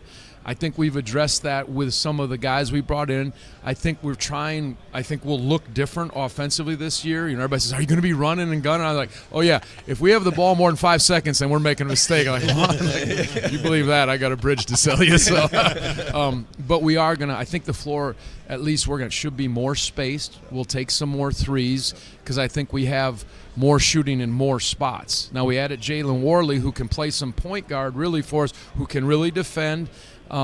It's an inexperienced team like most coaches, but it's a team that the core of it should be together for 2 years, and that's kind of how I'm looking at this, is in a 2-year increment. Finally, the COVID year will be done after this year. I think we all know it's time for that to go away, right? That should have been gone. So I think not taking for granted this year, but next year there'll be no more 5th, 6th, 7th year guys. You're going to have a legitimate 4-year programs, and if you have a team that has got some continuity, that's got juniors and seniors, that to me is the way you kind of keep how you did it in the past, but have improvised it or changed it. So, again, this year's team, you'll see more spacing. I hope more effective three-point shooting. It's one thing to shoot it, it's another to make it. We all know the difference. So, and I'm sure there'll be days, and hopefully we'll hold on to a lot of the good things that we've always tried to do. You've set yourself apart, obviously, national championship, this, that, and the third. Great ACC record. What is it when you're bringing in new players? Your attention to detail is what sets you apart, but you've been able to pound those details home for 2-3 years before guys get going. How has it been to get Jalen Worley to get completely buy into those things, to get Elijah Saunders, who's kind of has a head start for what he did at San Diego State, excuse me. How is it teaching those principles that you guys rely on so much to some of these older guys that are coming in anew? Yeah, that's a challenge. I think you see the guys, you just see it, who've either, even if they're not some of your top guys, if they've had a year in your system or two, you see they're just a little more natural, a little more instinctual. So that is the challenge, and you do it through your training, and you just kind of grind away and over time. And that's why I think if the majority of guys have multiple years when you bring them in, I think that's essential. At least I think it's for most programs. I mean, every now and then you need to plug one guy and he's going to be gone, but that is the challenge. If they come from programs, you mentioned Elijah Saunders, who comes from a program that they valued possessions, hard nose, efficient play. That all helps, and guys that are willing and hungry. But that's kind of what everyone is facing. Has Kevin Keats sent you a thank you note yet? How about that? No, and I'm so happy for him, right? But remarkable, and obviously that McConnell hit the shot. You can go back and play that out. But had that not happened, who knows? They weren't going to get in the tournament. Who knows? So to see their run, great for the league, obviously, and for him, I'm happy. And it's part of the magic of March, right? Like when you guys had your run to the national titles, if Kihei doesn't make that pass, if Kyle Guy doesn't make those 3 threes, I think weren't you down like 6 with 6 minutes left to Oregon? Foster's big on hypotheticals. Yeah. No, there was a level of, let's put it like this: if you had made a movie that said Virginia loses as the first number 1 seed, then comes back and has all these crazy things happen on their run, I'm not going to believe it. Yeah. DeAndre Hunter hit a 3 to force overtime in the national championship game. Yeah, John Feinstein, after we won it, he said almost word for word what you said. He goes, if I wrote this script from your UMBC game then to this last national championship game, and I said, here you go, Disney, make a movie, they say, it's too unbelievable. Yes. That ain't going to fly. That's a little too dramatic. And so that is cool. Now, that is the beauty of it. And I hope in our conference realignment and all the power conferences, I do hope that the NCAA tournament, maybe it adjusts, maybe it moves a little bit in certain ways, but, man, you sure hope that it doesn't lose the magic of it. Because if it becomes just only how we could go, I mean, it'd still be great in a lot of ways, but not that stuff. We need to keep it the way it is. Yeah, for sure. What do you think with this team? You said there's a lot that's different with this particular roster, and you said, will we be better? Well, time will tell. If you are better, what is that particular thing or two things that you're wondering about with your group? Yeah, it's a good question. I think, we will be rock solid defensively, even though we lost 2 great defenders. So if you can't get stops, you can't win at this level. I mean, you can talk all you want, but then offensively there'll be, the ability to put the ball in the basket, shooting it, from the 3-point line, and we're effective that way. But I think, can we defend at a high enough level with what we lost?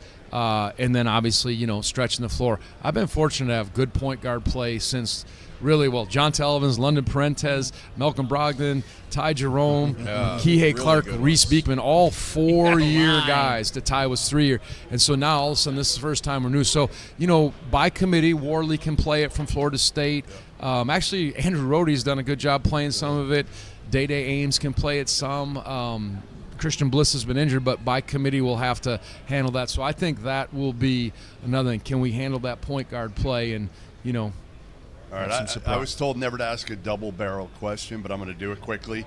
TJ Power, fellow Massachusetts guy, not a masshole. He's too nice. You got a man crush? Is that what I'm going on? That's too much. Absolutely. Number 2, have you fired Kyle Guy yet? Hey, I should. When he is in practice, you talk about dominating in practice. Oh, it's awesome. You know, he really is in his prime. And when we had an opening, I said, Kyle, you know, he kind of approached me about it, and he said, I want to finish my degree, which is no small thing, right? And he said, I really like playing. He said, but I feel like my true strengths and gifts are mentorship. He said, I really would like to come and help be part of mentoring these kids.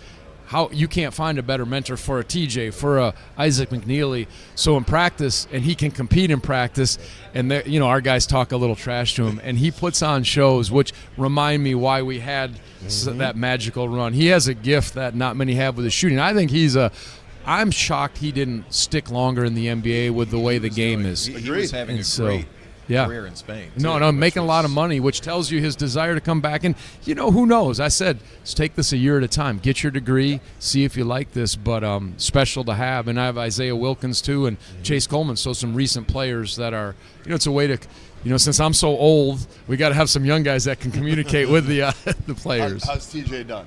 He's done well, When I saw him last year, I felt like he lost his swagger right away in preseason at Duke. I kind of told him that. Like, yep. I don't know where it went because remember when we saw him on this sounds like an Old Spice commercial getting ready to happen right now, you know? Isn't that the swagger? Is that right? Yeah, I think we got maybe you and TJ could star in that together. He was so good at the Peach Jam. Yeah. He was so good, and he knew he was so good. Yeah, no. He'd been able to get that back. TJ, the cool thing about TJ is we recruited TJ. He was one of our top targets out of high school, so we know him well. And, you know, obviously he had a great Peach Jam, and Duke got involved, and he decided to go there and didn't have as many opportunities. They had so many talented guys. So I think he's just looking for opportunity, and he'll have that, you know, plenty. And he's looked good. He's shown those flashes, and he's just a sophomore, and that's what I like. He's going to get better, and he's complete. You know, he can pass the ball. He can do things. He's working on, you know, guarding and sliding and doing all that stuff. But it'll be fun to watch his evolution, and he's done a good job. We appreciate the time. I have several people right behind you that are ready to take you to your next destination. Thank God. Enough of me. And we have ended with the third question on TJ Power. There will not be a fourth. Thanks, Coach. Thanks, Jeff. Thanks, Tony. You couldn't help yourself. Oh, well, you didn't give me a good answer. Yeah, right? You were waiting for I was waiting for a real answer. You know, he ducked it. And you did. No, kidding. You did. And that's Tony Bennett. So now we will welcome in Isaac McKneely and Taine Murray. We still have several marquee guests coming your way as the day goes on. We'll hear from Pat Kelsey later this afternoon. Which is good because, you know, we'll need some energy by then. I thought I would need a second iced coffee, but Pat Kelsey is basically the substitute for a second iced coffee. I can guarantee you in our gap time, I will be getting myself an iced coffee. That is going to be happening. I bet these guys aren't drinking iced coffee. Isaac McKneely, Taine What's up, Murray guys? joining us now. How are you? Fellas. Good. It's great to have you with us. It's that time, right? It's hope springs eternal. There's a lot of excitement. You know, I think we'd start with this, with what happened last year with this program. Some highs. You finished in the top 3 in the ACC. Obviously a night to forget to end the year. Coach Bennett just said this team is going to be different. How are you different? Yeah, I think, you know, me and Taine, a lot of our shoulders have been on the leadership. You know, we're 2 of the most experienced guys on the team. But, you know, I think with a lot of our transfers, we got a lot of new faces, a couple freshmen. But I think if we can gel everything together, I think we're going to be really special. And, you know, I think the spacing, you know, last year, sometimes the lane would get kind of clogged up. Teams would play us a certain way. But I think this year, you know, there's times where we're going to have 5 people on the court that can shoot. So they're going to have to respect that. And I think that spacing is just going to open up things for everybody. So I think that's how we're going to look a little different. Give me a player, each of you. I'm going to pin you down. One. You can only pick one, but you have to pick one. One newcomer who's kind of stood out and blown you away, and why? Yeah, I'll probably start with Elijah Sanders. I think coming from San Diego State. Yeah, I think just his versatility. He can really shoot the ball inside. He's got a big frame. You know, I think he's going to be a key piece to us in terms of spacing the floor and also, you know, being strong defensively with guarding for us. Yeah, he's good for sure. But I would say TJ Power. You know, last year he didn't really get to He didn't really get to flash. He's maybe, again, I can't really be objective with TJ because he's from Massachusetts. I'm not hiding it. I'm not hiding it. I'm not. So he better have a good year. Yeah, no, he's been really looking really good in the offseason in practice and stuff. And obviously we knew he could shoot coming into it, but one way he's just really surprised me is his ability to pass. Like he's really getting downhill, touching the paint, and making really good plays out of that. So I think he'll have a big impact on us this year for sure. We just talked to Coach Bennett. He talked about Kyle Guy coming back and talking trash. Yeah, to you guys. retiring early. And Lighting you guys up in practice too. This one's more for you. I mean, I love you. Don't get me wrong, but this one's more for you, Isaac. How has it been? Because you guys are similar, and that you can run away shoot, you can come off pin downs, you can knock down shots. What kind of influence has Kyle had on you, and what have you learned from him in his short time there on campus? Yeah, I mean, leading up, high school recruitment, leading up to, being here at UVA, I got compared to him a lot. That's kind of who Coach Bennett pitched to me. It was like, you can be like him. And, I would always watch his highlights, watch his NCAA tournament runs. So I looked up to him a lot. And so I'm really thankful to have him back on the staff. For individual workouts, it's been really good for me. Like you said, we're kind of similar. So that's been a good part of it. But also just competing with him in practice, it's only going to better guys like me and Taine having to guard him in practice each and every day. And, we'll talk a little trash, get him going, and then it's really tough to guard him because he starts taking it really serious. But you can tell, he's in his prime. He could still be making a ton of money overseas. So it's super nice getting to compete against him, and, I'm thankful to have him back for sure. When you have 5 transfers coming in, I think you have 2 true freshmen, a couple red shirts, right? Everyone knows about the pack line, about doubling the post, your principles, the way you play offensively.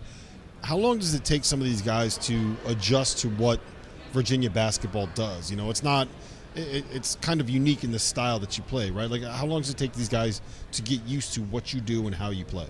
Yeah, I think it takes everyone a different amount of time. I know that some guys that come from high schools or transferred in from places which maybe have similar philosophies in terms of the pack line or different offensive structures that we're running. But, I think the summer was really crucial. All of us trying to get a gauge for each other and also for them to try and get a gauge of the program and the ways we kind of play. But I think we're gelling really well, and I believe that, by the start of the season, we're going to keep growing, and throughout the season I can see us growing even more. Yeah. Isaac, how do you help them? How do you help these guys adjust? You've been here for 3 years now. Yeah, me and Taine both. Coach Bennett's been honest about being leaders. We have two of the most experienced guys on the team. And Virginia's a tough place to come in and play right away, just because it's so hard to learn the defensive, how Coach Bennett expects us to be almost perfect on defense. But, me and Taine are doing our best just to, be leaders. And, we were in that spot one day, being a freshman, being a first year. It's tough. It really is. But, we're just trying to lead them, motivate them, and just, push them to be their best each and every day. That's a great point. I'm sorry to interrupt you. I thought you pointed at me, so I'm just going to keep talking and throw my tongue over my shoulder. The defensive piece you alluded to, what's the hardest part of it to pick up? Because bringing in some older players, I think Elijah had a little bit of a head start because what they do at San Diego State. Yeah. What's the hardest part for those guys who are coming from different systems to pick up in that backline defense? Yeah, I think just everything is hard about it, but just being continuous. We don't take possessions off. If we get up big or if we're down big, it doesn't matter. We're not going to take a possession off. So just being continuous, and the ball screen coverages are tough. Tagging the rolls, everything we do, there's a reason behind it. Mm-hmm. But it's tough to pick up in a short amount of time. So like he said, it takes people different amounts of time. Is there a specific thing that you struggled with when you first came in? And if so, what was that? I'd say with the pack, sometimes it's not natural to be that high in the gap in terms of in the help side. I think that takes a while to get used to in terms of jumping to the ball once you're kind of guys giving the ball up. But I think it just takes time for it to feel normal, feel somewhat normal now. So yeah. You kind of have a magnet to your guy, and you got to get so far towards the ball, it makes it difficult at times. Yeah, sure. So we've had Jaden Taylor here and Hunter Salis from NC State and Wake Forest. Both said that the John Paul Jones Arena is the toughest place that they played in the ACC. What is it about the UVA fans, the student section, about that, the aura there that makes it so difficult? Yeah, I think, when you think of UVA, you think of UVA basketball. And, the people of Charlottesville, the people of Virginia as a whole really love UVA basketball. So, 14,000, 15,000, whatever it is, it's going to be packed every game. Obviously, the Dukes, North Carolinas, Virginia Techs, they'll get up even more for those games. But yeah, it's just a super special place to play. You know, we were on like a 20-some game home win streak last year. Hopefully we can, you know, win a lot of games there this year too. Are you surprised the first time you got a standing ovation for a shot clock violation?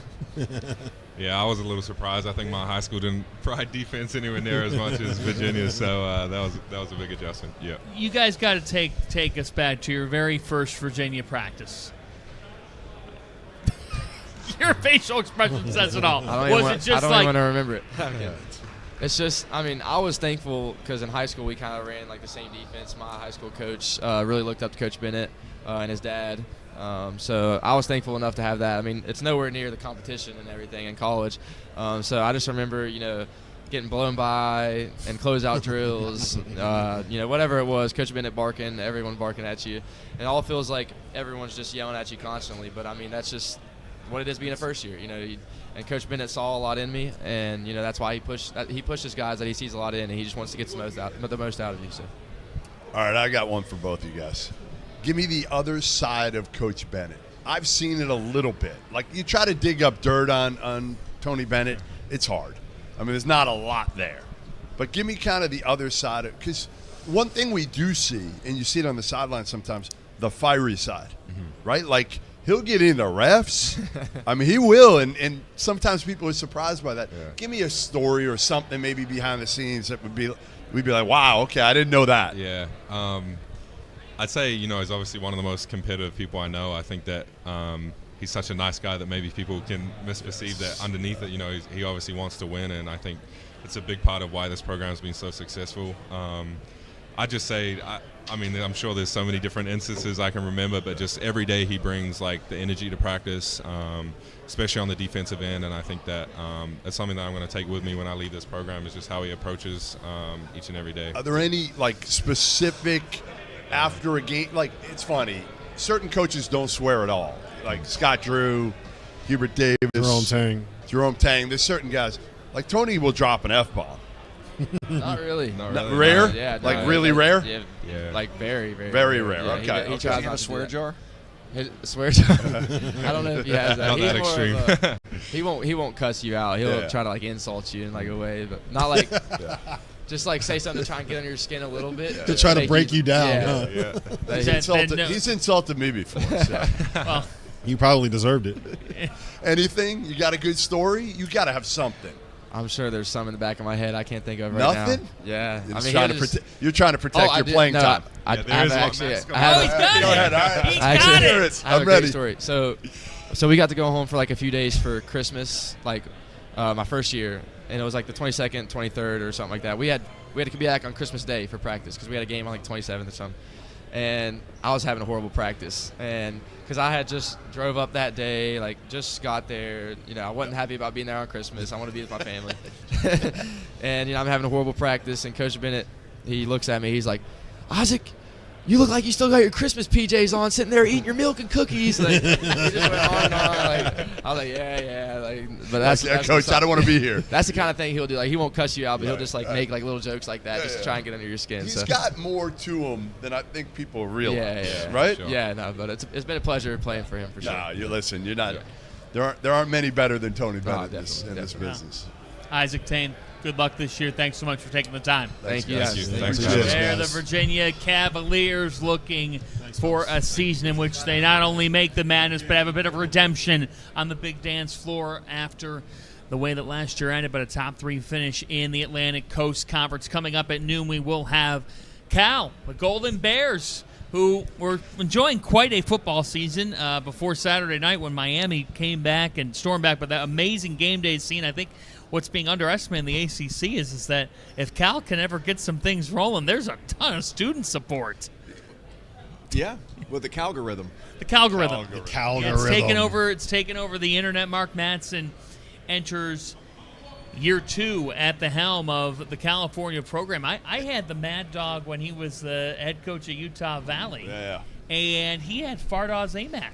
He did. He's done a great job. He had good players last year. Now, the roster this year, what do you think?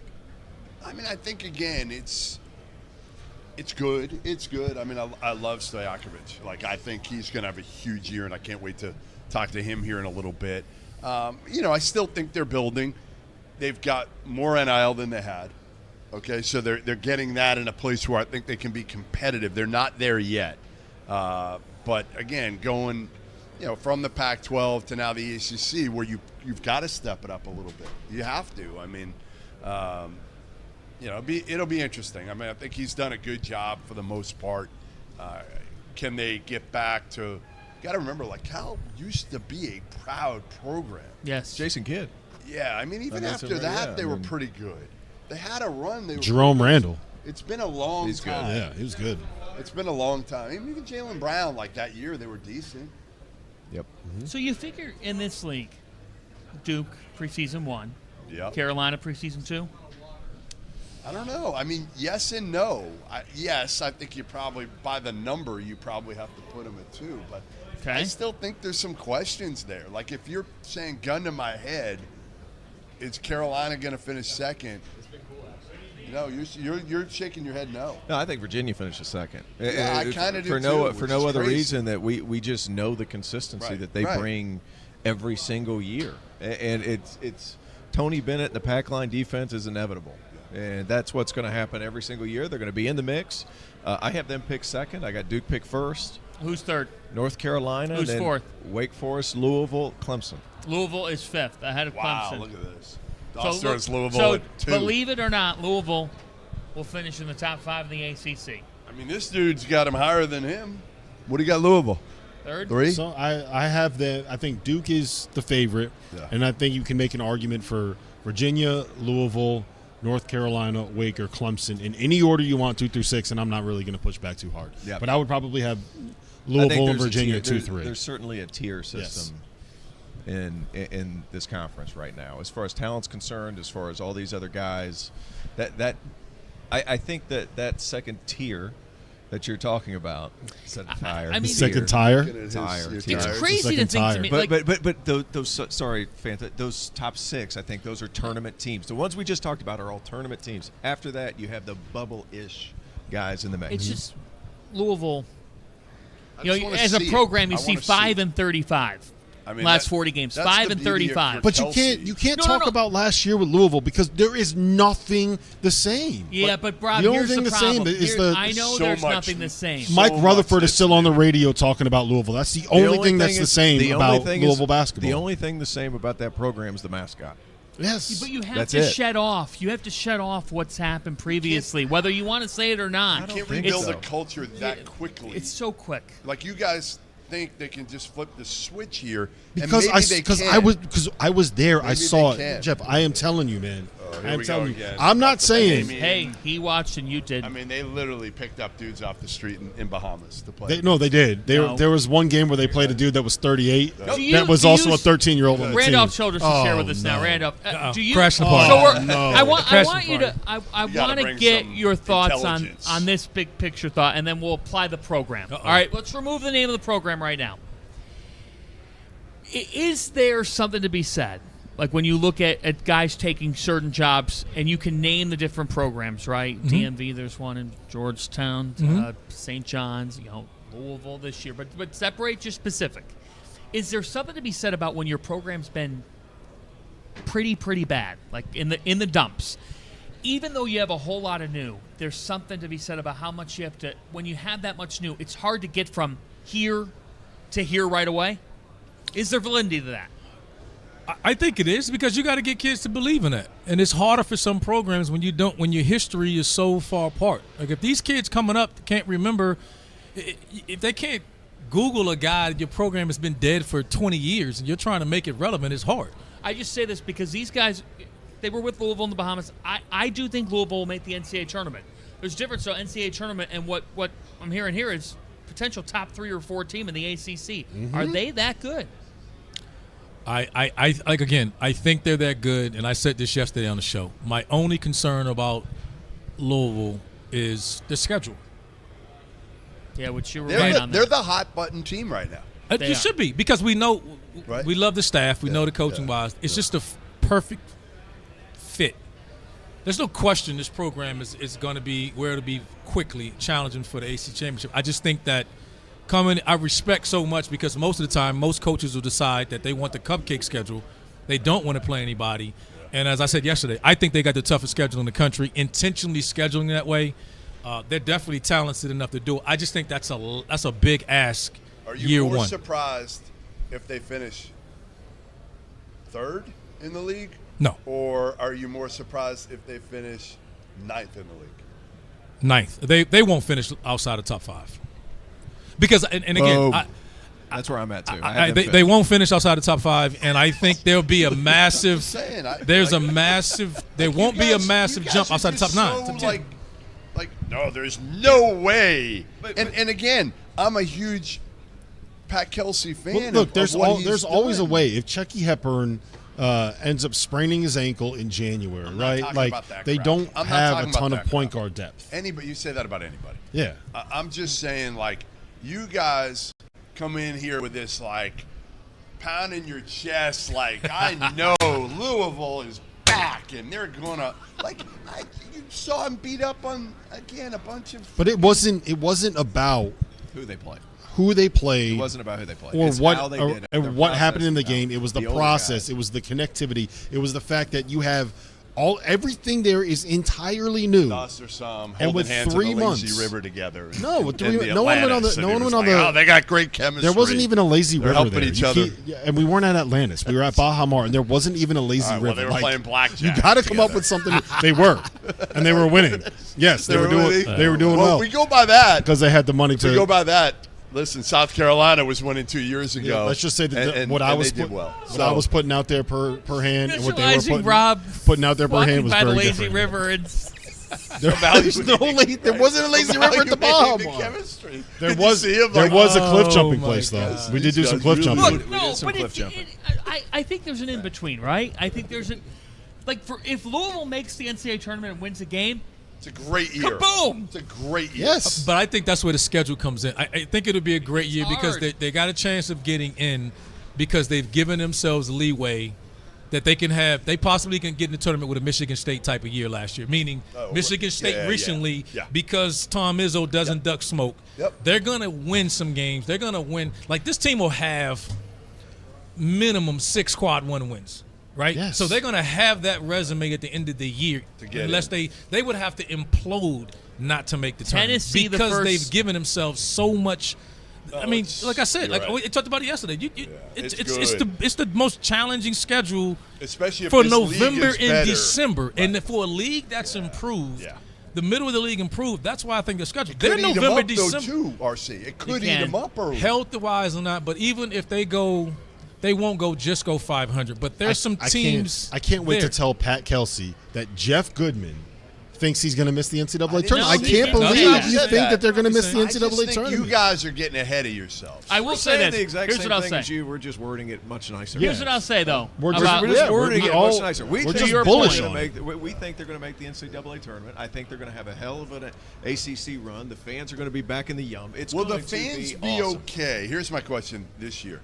Will the fan base be okay if they're an 11? If they get to the first 4, how's that? They Yes. yes. They've been terrible. What did they just go That would be great. Yes. That's a success. They've been horrible. If they are above What if they're an 500 NIT in team? non-conference, What if they're an NIT? Yes. They're 5-35 in their last they have 20 something games. to root for. Jeff, they're Are you kidding me? I'm not sure they're okay. You are with an out of NIT here. up Do you there. know how bad it has been? This is so much house money. It ain't even He can funny. do anything. Goodman, You know he's what? got to win You know what's 8 money? games. You know what's No, money? let me say this. What roster. they had. If they are That's the only reason I'm saying NIT. I don't think is good enough for the fan base. That's I'm not saying it is either. If they make I think the NCAA double-digit tournament, wins, and they're jumping for joy. Yes. All the No. push-ups. Yes. Not anymore. No You have way. no idea what I'm- you're talking I'm about. being a little facetious No, here, they but need- Randolph knows. Like, this fan base is starved just to be competitive. you know what they are? And they're Goodman. going to be competitive, and they're going to win games. This is how passionate they are about having any level of relevance for Louisville basketball again. We went down there, all right? We saw an exhibition game against the Bahamas team where they pulled a bunch of guys off the street. There was a 39-year-old on the floor at the same time a 13-year-old was on the guy floor. that I played For against- the Bahamas the guy team. that I played The guy against he played, was they had a 13-year-old. 13-year-old out there playing. The Do you 39-year-old know- Bob evaluated. Dawson. Do you want to know You're how making judgments. Do you want to know how many Louisville fans were watching Not exactly that game? helping the argument. Not exactly. Goodman, Give it a second. Goodman, 150,000 people tuned into that game. Oh, 150,000 hey, look what Louisville the fans. TBT game did Might there. have been to see these two. Look Look, yes. Look I what take the- credit hey, for I can at assure you least that's 1,000 not of those why. views. That's who they were playing against. 13-year-old. Yes. This dude is evaluating off Hey, playing against a look at the 13-year-old. TBT I game agree they with played him, though. against I Kentucky. agree with him. Yeah. But there's a Under reason to be. 18,000 people. Listen, Like, it's, this it's, is going to be the most intriguing team in the ACC this year. Yes. Because, again, the expectations are a little bit out of whack. Possibly. We don't know what and Pat Kelsey with a new I think it's a new fair. coach in a new place with all new players. I think it's fair, don't Jeff. know. No. I think it's fair. That's the advantage of playing in the summertime with those guys. Like they're saying, you get a chance. Like everybody gets an advantage when they get to implement. Because you got to now they've already practiced. They've installed. They implemented. They're ready to play games. So now they're just ahead of everybody else. So that's why I think it's critical for them with that schedule. They're going to be fine. They're going to win some games. One, his style of play. Like he can flat out do it, man. And they got guys that are we said good. this when he got the job. It was like, hey, he may not be the first coach. He's right coach. I'm questioning. I think there's talent there, Jeff. I think there's, and again, this is where I think the schedule helps them. If they had taken a cupcake schedule and said, like typical coaches, and say, hey, let me play against Rob and T.O. now in 11 non-conference games and get in the ACC play, you'd have a fair argument because they put them. But that schedule is going to allow them, the Tennessees, the Kentuckys, the potential in Maui, the Indiana, the Gonzaga. Right, they're going to have so many teams that they're going to win a couple of those games. Right. All they have to do is finish in the top half of the ACC, and that schedule. And you got then, yourself like a in worst case scenario, yeah. they're Clemson of a year ago as far as getting in the tournament. They may not finish that. Right. That's what the scheduling is going to do you when it comes. It matters. The net's going to be crazy. I will say this. Blessing and curse. To have to play Tennessee and Rick Barnes the way that they play, the intensity, the toughness they play at on the first Saturday of the season, that's going to be a hard game. Having said, I'm kind of out on Tennessee. You can't be because they've been so damn good for so long. Like I'm with you, Fanta. Take your jacket off. The burgundy comes off. You The know what? burgundy How comes could you be off. out on Zakai Ziegler in France, Tennessee? I'm with you. Coming out of could, mine. you out, could, but I don't think they they're gonna lost. be as good. yeah, but I'm this saying, year. is it hard to play Rick Barnes the first week of the season? Yeah, I wouldn't want to play him. He went to Atlantis. Did they not win Atlantis a couple years ago? They beat Kansas. They sure Early in the as hell season. did, Fanta. So here's the thing. They might, if they win that game. It's a really nice shirt, by the way. Thank you very much. It's freshly laundered, and thank you very much. If they win the game, that's huge for them. If they lose that game, don't overreact. That's going to be the best form of preparation when you face Indiana, because Indiana, I don't think will have gone through any tests like Tennessee before. I just think that it doesn't matter. That schedule, it doesn't matter. I wouldn't be shocked if they ended up beating Tennessee at home. If they do that, and they do that, you want to talk about an opportunity to say for Pat Kelsey and this new team with 13 new scholarship guys to say, we're back. And finally have an atmosphere. Is there a more? Yeah, I agree with that. Finally have an atmosphere. And they're starved. I mean, even being there over the summer for like 10 days was a long time. But the people that showed up for that basketball tournament game, Louisville, Kentucky, and even before that, they were filling up the stands. They're starved for a winner. Is there a more compelling MTE game in terms of the coaches and the programs than the opener in Atlantis, Indiana, who has all the pressure, versus Louisville? Oh, it's going to be awesome. I mean, it is. It's going to be, again, you talk about what an MTE. NIL bankrolls, and they're both top 10 for sure. For sure. So they both kind of bought really good rosters right out of the gates, and Woodson's got something to prove this year in a bounce-back year. Kelsey's got something to prove in terms of, again, he's got a good enough roster that all you guys are ready to put him in the top 3 in the league. I said top 5. I think they'll be right there. He said third. I think top 5 because I think the top fifth. 3 will be there. Duke, Carolina, Virginia will be there. They just will. They're good and they will. So right. I think Carolina, we just still like it's going to be interesting. Their guard plays too good. Yeah, no, they're going to be really good. They're gonna be good. I think I told you this the other day. I'm worried about not having Cormac, not having Harrison Ingram, what they brought defensively, and the ability to end possessions with Armando Bacot getting defensive rebounds. I think that's the advantage of having the reigning player of the year, though, because that's one thing that we can go down each team. That's the biggest question mark when I look at a bunch of teams, and And I'm talking about even the best teams. I think that's the separator with Carolina, even for Duke and Virginia, is that they have a proven guy that late clock, I can put the ball in his hands and he can finish it. Yes.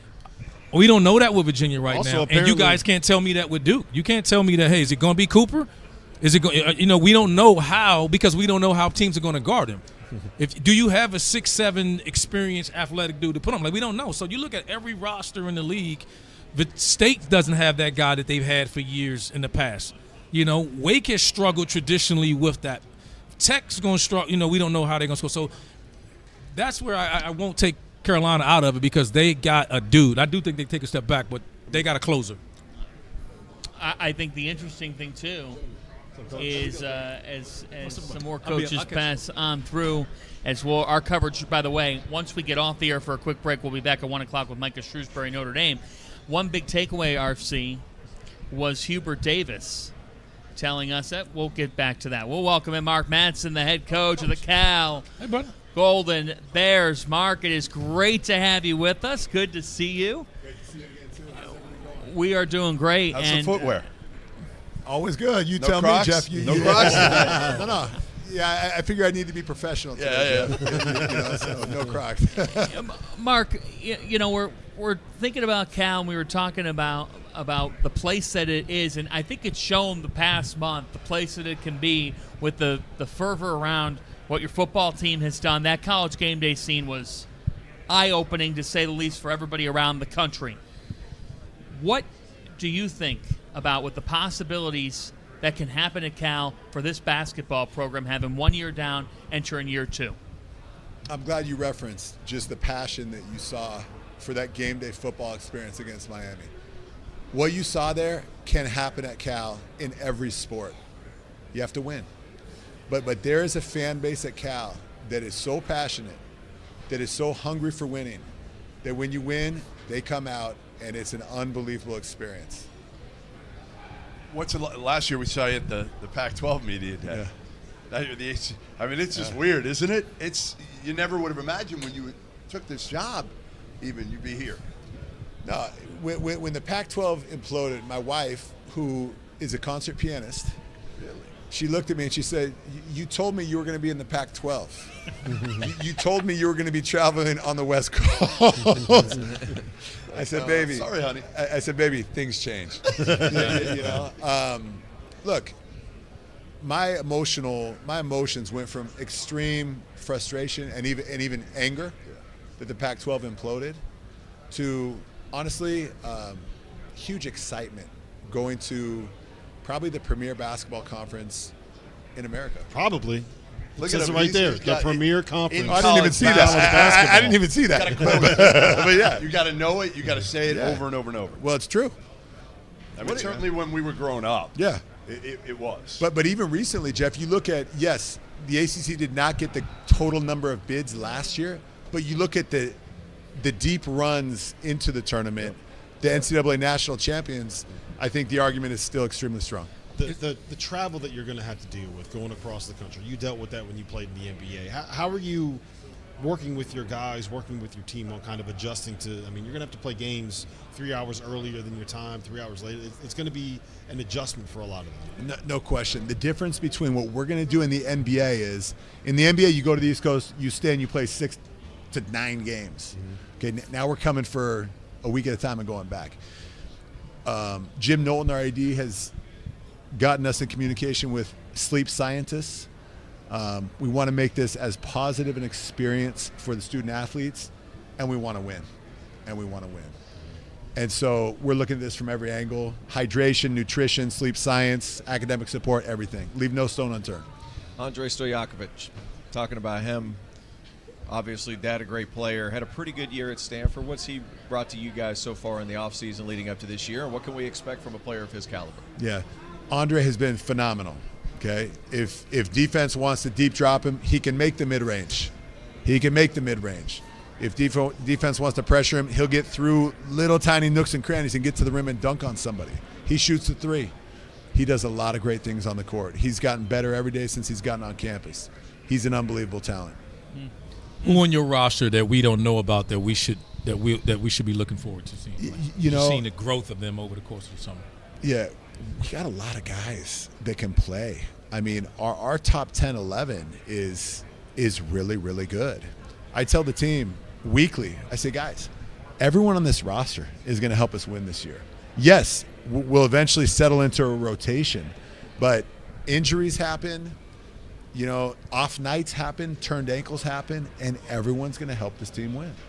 Coach, you come into the ACC, and we make this argument about the Big East too. Stylistically, there's a lot of differences among teams. You look at Virginia, slow it down. Florida State, get up and pressure.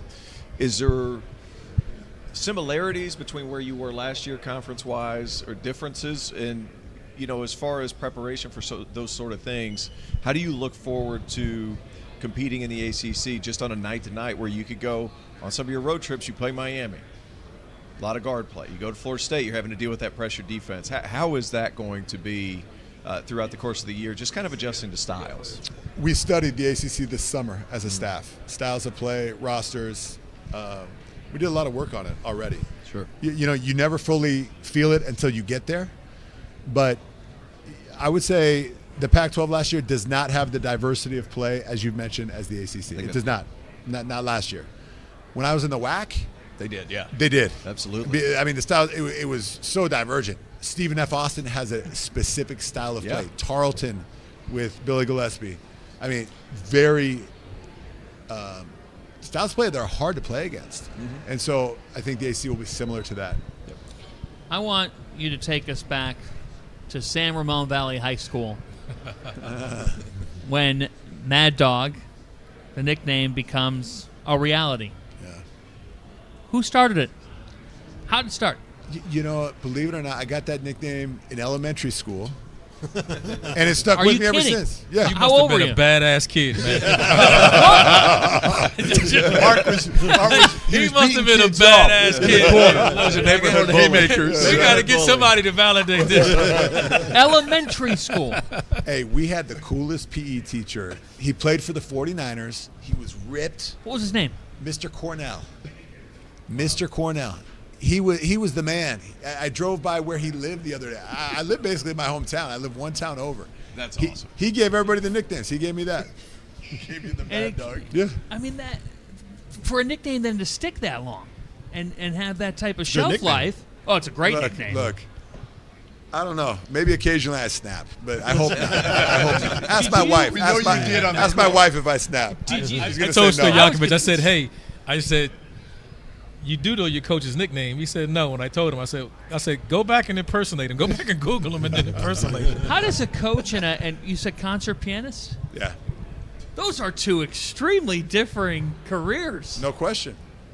No question. On our first date, I said, basketball came up. I said, what do you know about Shaq? And she said, and my wife's amazing, and she has embraced the game. But she said, yeah, he's a great artist. He's a great musician. Thinking, rapper.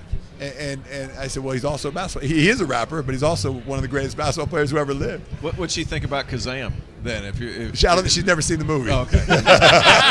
Just checking. I bet that was a little bit. But the funny thing is, yes, when we got married, she didn't really know that much about basketball, but she has embraced. She reads the box scores after games. She asked me about shot, in her own way, about shot distribution, too many long twos, all that stuff. Do you have a favorite Shaq story? Hey, how long do we got on the broadcast? How long we got? Go ahead. Okay. I showed up at the facility, and Shaq comes into the locker room and says, who's driving that white Astro van with the dent in the side? I said, that's me. He said, he basically told me over the next week, we're going to the dealership. He put the down payment on the car, and then he took me out and spent thousands of dollars on wardrobe. And then he bought a Rolex. And everyone else on the team a Rolex. Generosity. Wow. Greatness of spirit. Love for others. Wow. That's who Shaq is. I have goosebumps. I mean, Jeff, yeah, I mean, you know him. Him and Barkley, to me, special people. Oh, people don't know what those dudes do for people in general. Yeah. All right. You go in last year to Stanford. You go back. What was it like? Like, do they hate you there now? Do they? Seriously, what are their feelings? It's got to be weird. Hey, so Jeff, we had a good run at Stanford. We made it to the Final Four. So somewhere at Stanford, there was a picture of me with the teammates going to the final. So Eric Reveneau, who's now with Kyle at Stanford, he sends me a text. He says, "What are we supposed to do with this picture of you now? Are we supposed to throw it in the garbage?" I said, "No, just get a FedEx and send it to me." No, it's good natured. It's fun.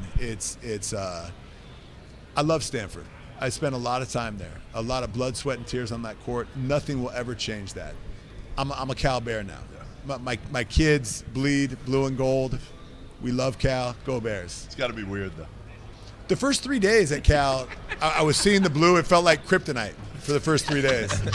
What am I doing? Then I embrace it. So November 23rd. Do you know what's happening November 23rd? A lot of things. Cal and Stanford play each other in football. That was Thanksgiving. Are you going to be wearing the blue and gold when they play? Oh yeah. He has to. Yeah. Where's his paycheck Yeah. coming from? Oh yeah. Right? No. This is an easy one. I'm just saying. Listen. Last year, I think it was after the USC win, Jaden Ott, the Cal running back, came down into our locker room and was celebrating with our players. I'm walking around campus. I run into Fernando Mendoza, one of the truly great quarterback stories in this nation. The most approachable person you will ever meet. I think that's why the student body loves him so much. That's why his teammates love him, because he's a regular, down-to-earth guy that goes onto the football field and is a magician, And so there's this feeling of family at Cal that you really miss at a lot of schools. What sign were you holding up at game day? Which guy were you? What sign? I was with the recruits. I had a hot dog in hand, and I was hanging with the recruits, and so that's what I was doing. Hey, Coach, back to your team. BJ Omot. Omot. What has he brought? I mean, big time scorer in North Dakota, long, versatile athlete. What can we look forward to with him? BJ Omot has been fantastic. He's been shooting the three extremely well. He's been attacking the rim. We have our own terminology for basically disruption on defense. Sure. And he lives and breathes disruption on defense. He's a phenomenal defender. And he's a great human being. Just a tremendous human being. You're so positive. You know that? You're such a positive guy. Everybody wins media day, right? Well, yeah. No, who won media day? Exactly. Stanford might have won media day. Stanford, Kyle Smith proclaimed yesterday. He said, "We won media day." Screamed it in the microphone. That's good. Have you talked to your players? We talked about this yesterday about the cross-country travel and what goes into that. No, I mean that's going to be a big piece of what we do. Just the sleep science, the nutrition, the hydration, all those things, and then when it's all said and done, a lot of us have never done it before, and so you can do all the preparation, but when it comes down to it, we're going to have to experience it. And we're going to have to conquer it. Might be harder for you than anybody. You're getting older, Sleep is tougher. Oh, Jeff, I don't sleep. I got. We're about to have our 5th child. Are you really? Yeah. Wow. Congratulations. Thank you. Lord. How old are you? How old am I? Yeah. 48. Ooh. 48. Wow. So you're gonna have to work until you're 75. Exactly. I thought last year. NBA champion, I thought by the last way. year He the played league in the NBA. league crushed it with his coaches. I thought Stoudemire, at Syracuse, with Autry. The new coaches last year crushed it. I think you three guys, as I studied the way your style of play coming in, are just going to add to that. And I think people are going to be surprised with you and with Stanford and what SMU brings to this league. And I think people always think when you come in, there's going to be a massive learning curve or adjustment. I see you guys really surprising people when you get going. And is there anything particular about when we cut the TV on and watch Cal, what are we going to see? You're going to see great spacing. You're going to see an NBA style of play. You're going to hopefully see phenomenal ball movement. Because those, to me, are the signs of a great team. The unselfishness. Phil Jackson would always tell us in the film room, the way you pass to your teammates is the way you feel about them.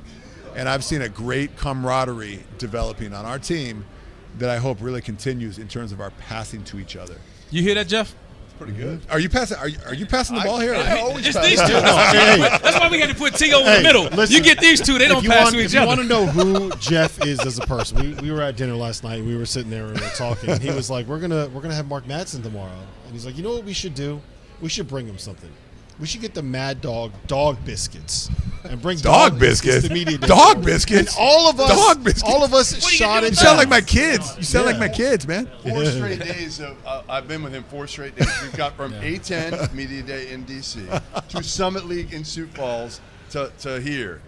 I'm tired of them. The orchestra is playing now. Me too, Jeff. The orchestra Me is too. playing now. Mark, it's great to see you. Congratulations on child number 5. That is awesome, and good luck to the Golden Bears this season. Hey, thank you. Really great to hang out with you guys. Have a great day, and Thanks, we'll talk man. soon. All right. Mad Dog Mark Madsen with us, and the Cal Golden Bears getting ready for their new era. We are going to head on about a 45-minute break. Be back with you at 1 o'clock with Micah Shrewsberry and Notre Dame when our coverage rolls on of ACC Media Days. We've got Micah Shrewsberry. We've got Jeff Capel, the head coach of Pittsburgh. We got Earl Grant, the head coach of Boston College. We got Clemson head coach Brad Brownell coming off of a historic Elite 8 season. Pat Kelsey will join us to round out the day. For all of us for now, we'll see you in about 40 minutes. This is ACC Media Days on the Field of 68.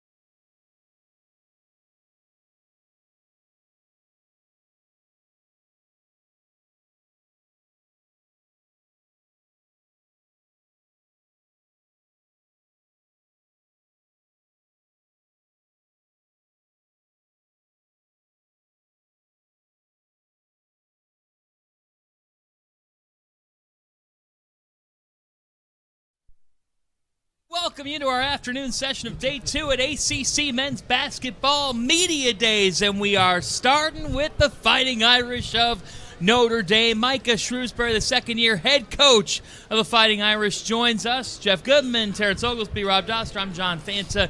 We got a bunch of guests lined up. We're leading off strong with the men from South Bend. And Micah, it's great to have you with us. See the smile on your face. What about year 2, this second season team, do you think can be a differentiator?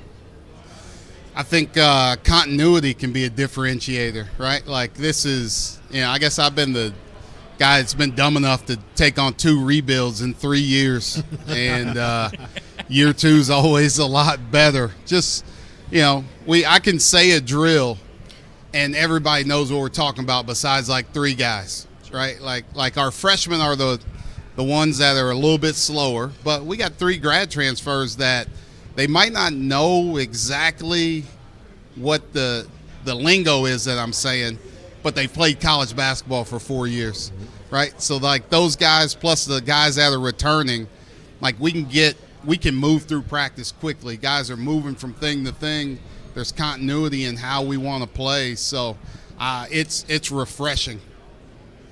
So you had a nice cushy job in the NBA for a while with Brad Stevens. And your dumbass chose to get back into college basketball. Absolutely. With all the change over the last, you didn't know all this was coming, or you might still be in Boston right now. What's it been like for you? I mean, what's it been like? You've been in this business a long time, and obviously we know like without NIL right now, it's hard. You have the haves and the have-nots. Yeah. You're trying to probably be one of the haves. Mm-hmm. Yeah, It's crazy. This is year 4 for me as a head coach, and every year has been completely different. Like not from a basketball standpoint, from like we talked about NIL like came into effect my first year at Penn State. I don't know if anybody on our team got anything. Probably not, right? Right? Like the second year we took grad transfers that didn't ask like not for $1, right? They didn't care about it. It didn't matter. And now it's like completely different, and you gotta adjust. You gotta keep moving. You gotta figure out how you can be good, how you can be one of the best, and what you need to do to get things done. And if you don't have people thinking about it outside the box at all times, you're gonna fall behind. You talked about those grad transfers. I'm wildly intrigued because Burton comes back. You've got your son coming back. A lot of these guys. Puzzle pieces are huge. Those guys can shoot it. They can space the floor, and they fit what you do. Those guys, how have they fit in so far over the summer? Yeah, I think, for us, Matt Alacco, leadership. Sure. Right? Like, he's a guy that started on the Sweet 16 team 2 years ago. And the biggest thing for us is, we lost 6 games by 6 points or less. Right, like how if we win those games, we're sitting at 19-13 last year. How do you feel about us coming into this year?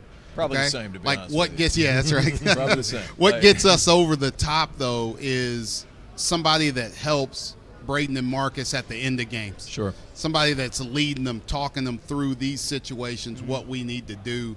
Like he is a coach on the floor. Nikita gives us another big body and a guy that can just rebound, right? He's got 5 fouls, and he's going to get you 7 rebounds. But he can also score around the basket. He can score in the paint. He's a European, so he's a great passer, which has been great for us in 5-out situations. And then Burke Chebahar, I didn't know what I was getting in him, right? I watched him. I see him. But now as we start to play more and you see him shoot the ball and what he does, we're going to shoot the ball from 5 different – we're going to shoot threes from 5 different positions this year. I believe it. And, you're going to have to chase us. You're going to have to guard us, which is going to free up the paint for Marcus to get where he wants to get.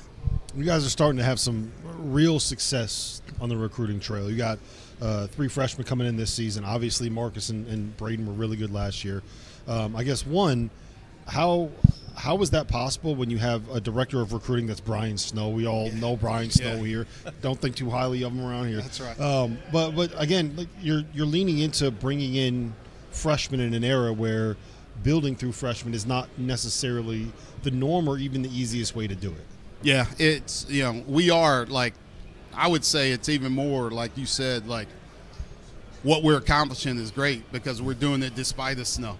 Right, like, which is kudos to. I'm glad you said it. To the other guys on staff, right? Mike Fairley, Kyle Gether, Ryan Owens are doing an unbelievable job, right? But for us, like, you got to know your school. You got to know how you can recruit. You got to know who you can get, and we can try and do it through freshmen, but then we got to bank on continuity, right? We got to keep our guys, and that's the only way we can get older. And we've had success kind of doing it. I know it's only a 1 year, but guys believe in what we're doing. They believe in how much better they're getting as players. Like, they believe in the Notre Dame education. And you could see it last year, right? Yeah. Like, it wasn't the greatest first half of the season. Second half of the season, you started ruining some guys' years. Like, Man, I can speak for everybody in the ACC. They're happy that first little learning period is over because by January and February, we've all talked about it. Notre Dame was a beast, and people don't realize it because the beginning of the year was so difficult, and just getting those freshmen just to mature through the process, I mean, it helps out tremendously. Yeah, it was slow, right? It was a slow build. Everything was new, and then even adding 2 new assistant coaches last year changes everything early, right? Like Ryan Owens and Kyle Gether never worked for me before, so. I'm coaching the coaches at the same time as I'm coaching the players. It's big. And there's none of that this year, right? We got continuity in our staff. We got continuity with our team. And like I said, we're light years ahead of where we were last year at this time.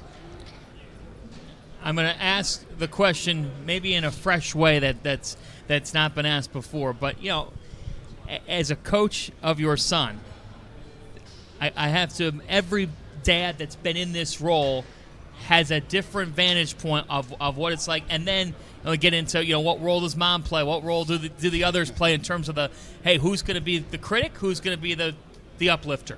What's the dynamic like with you and Braden and then the family as a result? Yeah, mom is always on Braden's side, no matter what happens. 20 You're a man on an island? Yeah, 20-something years of marriage, be damned. Like, the kid is always right. Toss right? the ring. That's right. Youngest daughter, Grace, she is the toughest critic. Like, she is on him about everything. She is. How old is she? She's a 6th grader. Yeah, she's the baby, so nobody can say anything. Do you ever have to say to her, hey, Grace, ease up on the pump the brakes a little bit? They get looks. She gets looks from others, not me. I'm like, go ahead. Hey, I got a 7-year-old daughter. She's the toughest broad of the bunch. Yeah. Like, I believe it. Like, nobody says anything to the baby, right? Oh. So, like, the youngest in the family. So she gets get away with a murder. lot more. Like, it's not just him. I got another son, Nick, that's a junior. Like, she is on him. And it's like, hey, like, that's a little tough. But have you ever looked at your wife and been like, hey, do I get any? I'm not winning that battle. No, not at all. I want to know. Wait. I want to know.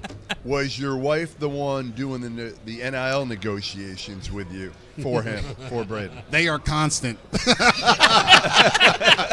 They are constant. That's just wrong. Yeah, at all times, right? There's no stop to NIL negotiations. Right? I bought him a house. Well, I bought him a car. That's what I'm saying. Like, what else do you need? He's been rent-free for 18 years. Absolutely. Now you got to give him more? He had NIL too. Unbelievable. Well, you hear about Presmarovich and Pistols like, I'm not coming to LSU unless I get a car. Was there something in the works there? Or There was. You know what? Like, he doesn't forget stuff. Oh. So I said it at some point in time. I don't remember when. I'm like, and probably just whatever. Man, if you get a scholarship, I will buy you a car, right? While he's in high school at some point. I had the same deal with my dad. When he got the first, so I didn't offer him first. Somebody else did. Somebody else must have known, or he told somebody. When he got that offer, he was like badgering my wife and I, like, well, he said when I got a scholarship, I'd get a car, and didn't forget it. So I'm like, I guess you're getting a car at some point in time. Wearing you down. Hey, what kind of car is it?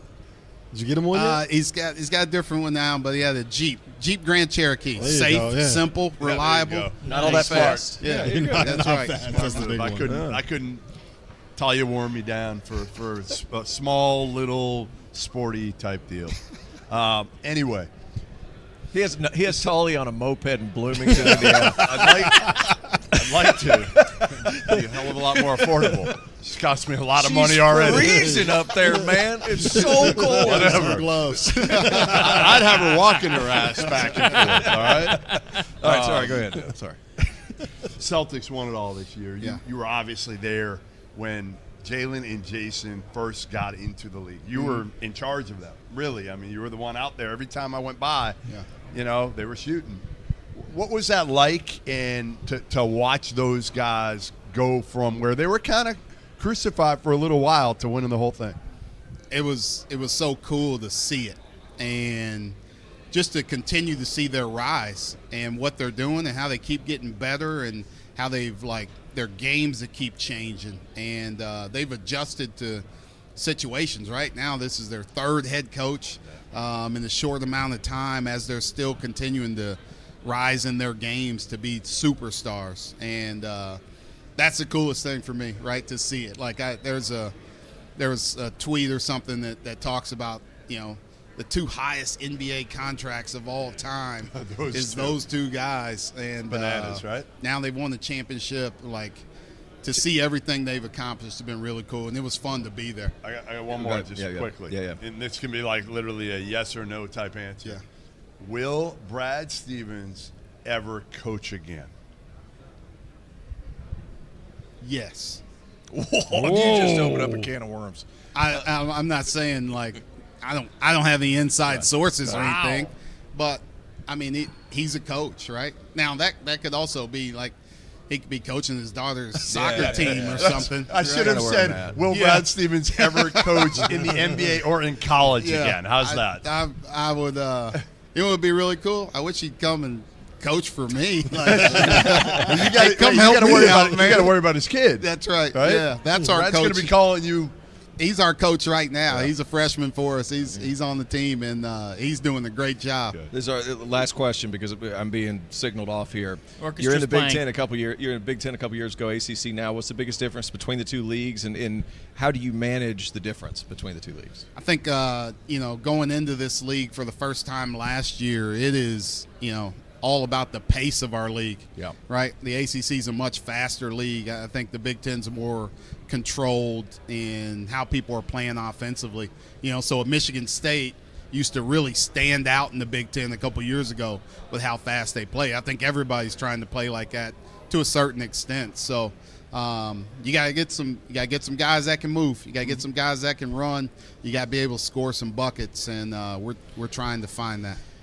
Micah, we appreciate the time. Thanks so much for joining us. Thank you guys for having me. Thanks, Micah. Tell Snow to actually start to work. He might be watching. You think Snow's watching right now? Watching. Yeah, he's definitely watching. It's better than to actually work, working. all right?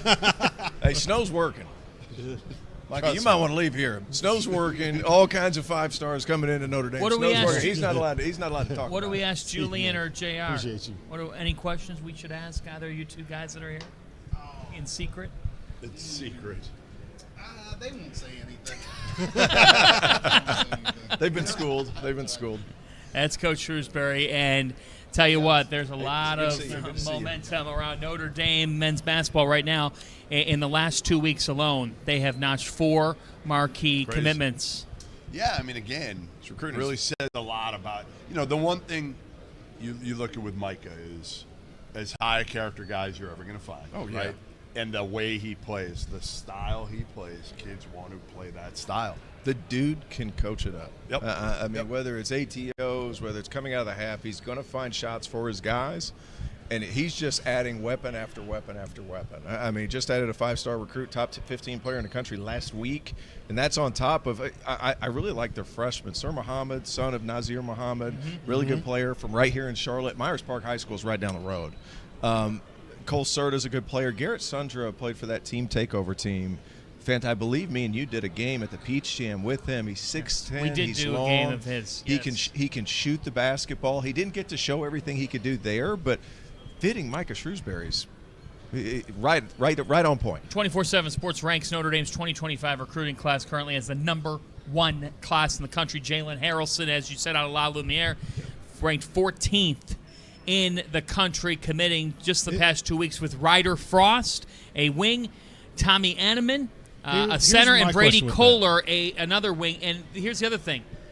half this class is from Indiana, and it's very clear that Micah's trying to keep Indianapolis talent local. Go ahead. Well, the biggest thing is just going to be, and we're about to be joined by the Notre Dame players now, but it's the retention, man. Like, you can get those kids coming in, but it's the keeping them so that you can take advantage of Marcus Burton when he becomes as good as he is.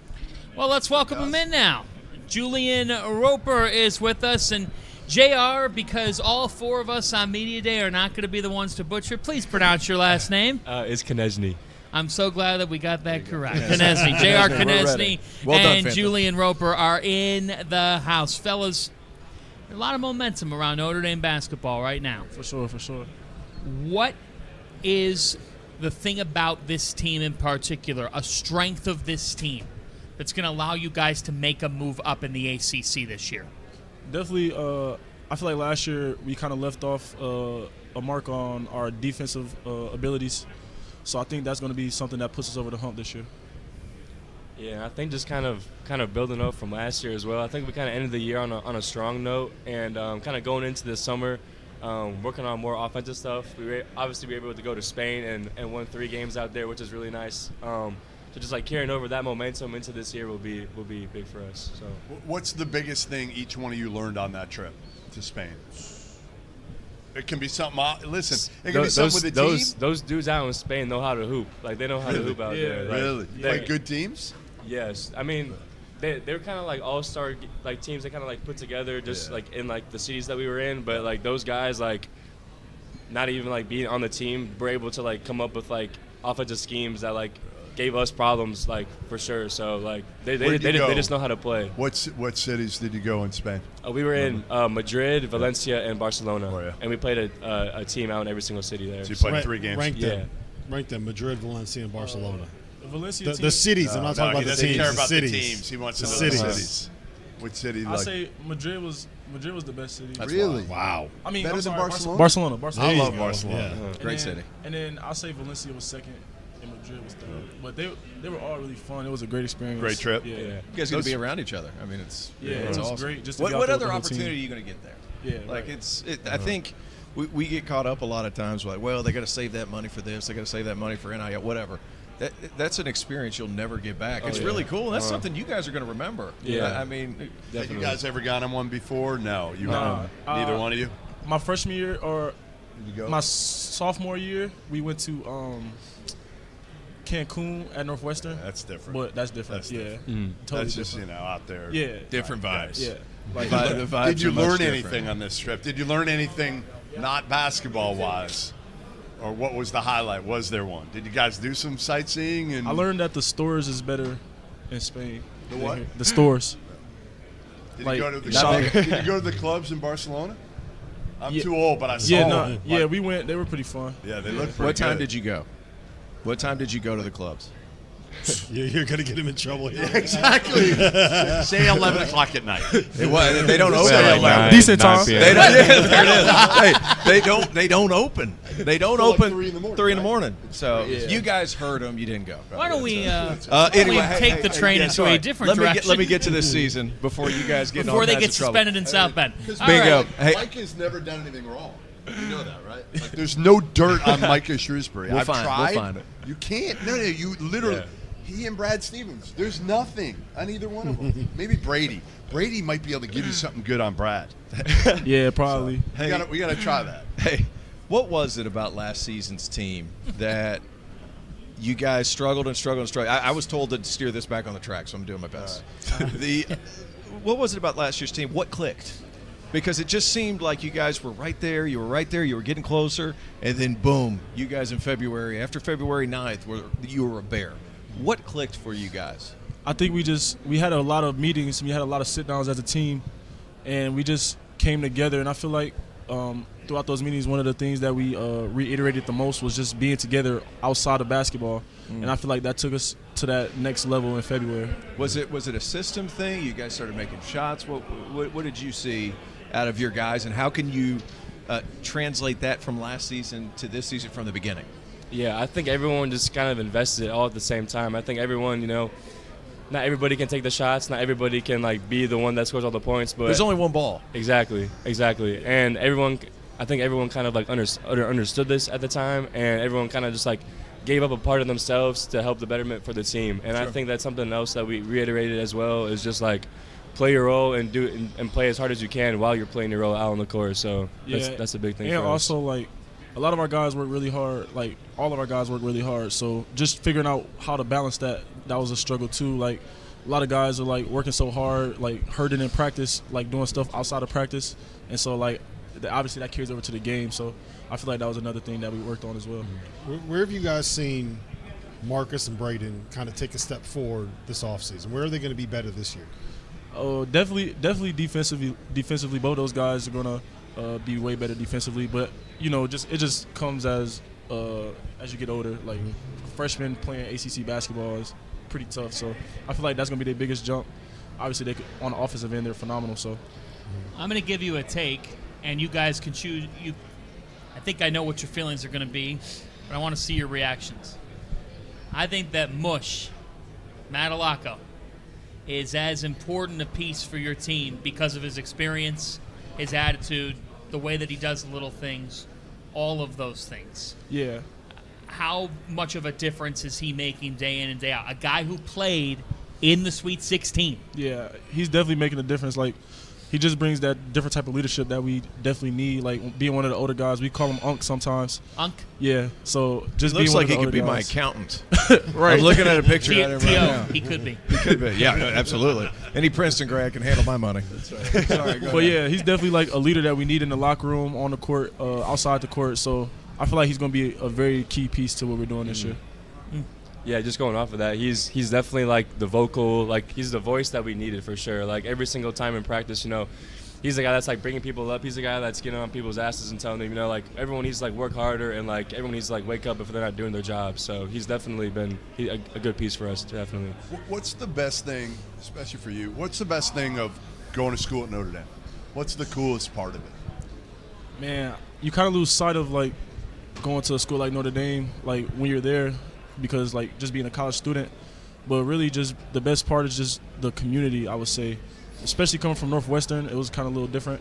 So the community was definitely like one of the biggest things that makes me feel at home, and that's one of the things that like you kind of like overlook just being there, being at school. So that's definitely one of them. Are they a little snooty at Northwestern? Is that what you're saying? Oh, come on. You can't get him going. I wasn't I'm going to say saying anything it. bad. You don't have to say it. I'll say it. I wasn't going to say anything I'm bad. throwing you under the bus. This is the worst I've been all day. I promise. I promise this is the worst. Too. I mean, it's a camp, like a true camp. It is, Where Northwestern, you're kind of in the city. Yeah, it's a different vibe, and I feel like Notre Dame is more of like a community-based thing. So, and for you, you're from Notre Dame. Yeah. I mean, how for you? Everybody talks about the Golden Dome, but being a basketball player, I mean, Mike Bray, those things. You came and you signed with Mike, correct? Yeah. And then to go along with your experience, how has it been for you? Almost like accomplishing a dream playing for Notre Dame, and then getting to produce last year. Yeah, definitely. Yeah, it was. Being at Notre Dame it's definitely been like a roller coaster for me. But just being in like South Bend and having like my family in my backyard, I can go home whenever I want to. It means the most for me. And then like when I committed to Notre Dame, you know, I fell in love with the place. I fell in love with the traditions, like the whole atmosphere, everything. So like my first coach like ended up leaving, but the new coaches that came in, you know, they did a great job of like handling their business, and they did a good job of like meeting with me and like talking with me and being like, we want guys that aren't 1 foot in, 1 foot out. We want guys that are like fully like a part, like they want to be here at Notre Dame. They want to be here for a reason. They want to be here to win. So I just being in love with the place itself made it easy for me to stay when the coaches changed for sure. Do you do your own laundry ever, or do you just go home and have like parents do your laundry for you? Yeah, he definitely goes home and. I go home sometimes to do my laundry. I would there. too. I mean, a few times. Yeah, that's a benefit. Exactly. You got to take advantage. Exactly. So last season, you guys finished dead last in efficiency offensively in the ACC. How do you take that next step forward, and who is it going to be that kind of leads the way there? Well, I feel like just having a lot of our guys returning plays a big part in that, and figuring out what we want to do, like, and knowing what we want to do compared to last year offensively. Right. I feel like that's a big part of what we're doing, and obviously like guys like Marcus, who's going to have the ball a lot, Braden, probably Mush, like guys like that, just being the head of the snake really. and just trickling down to the rest of us. So I think it'll be good. Yeah, I think those guys being like our main like playmakers is definitely gonna be important. Yeah, like what Julian said last year, a lot of guys had like little to no experience like playing college basketball. Like I think our returning scoring was like less than 5% like last year coming in, and I think this year it'll be like 85%. So it's like it's a major turnaround, and once you get that experience and you feel more comfortable out there, like you'll be able to make better decisions, you'll be able to play harder, like you'll be able to understand the game more too. So, and I think that's helped me as well. Like as the year went on last year, I was able to feel more comfortable out there and make better decisions and that kind of stuff. You're the old head now. Yeah. What about the young guys? You got 3 talented freshmen. How good have they been? They've been great in practice.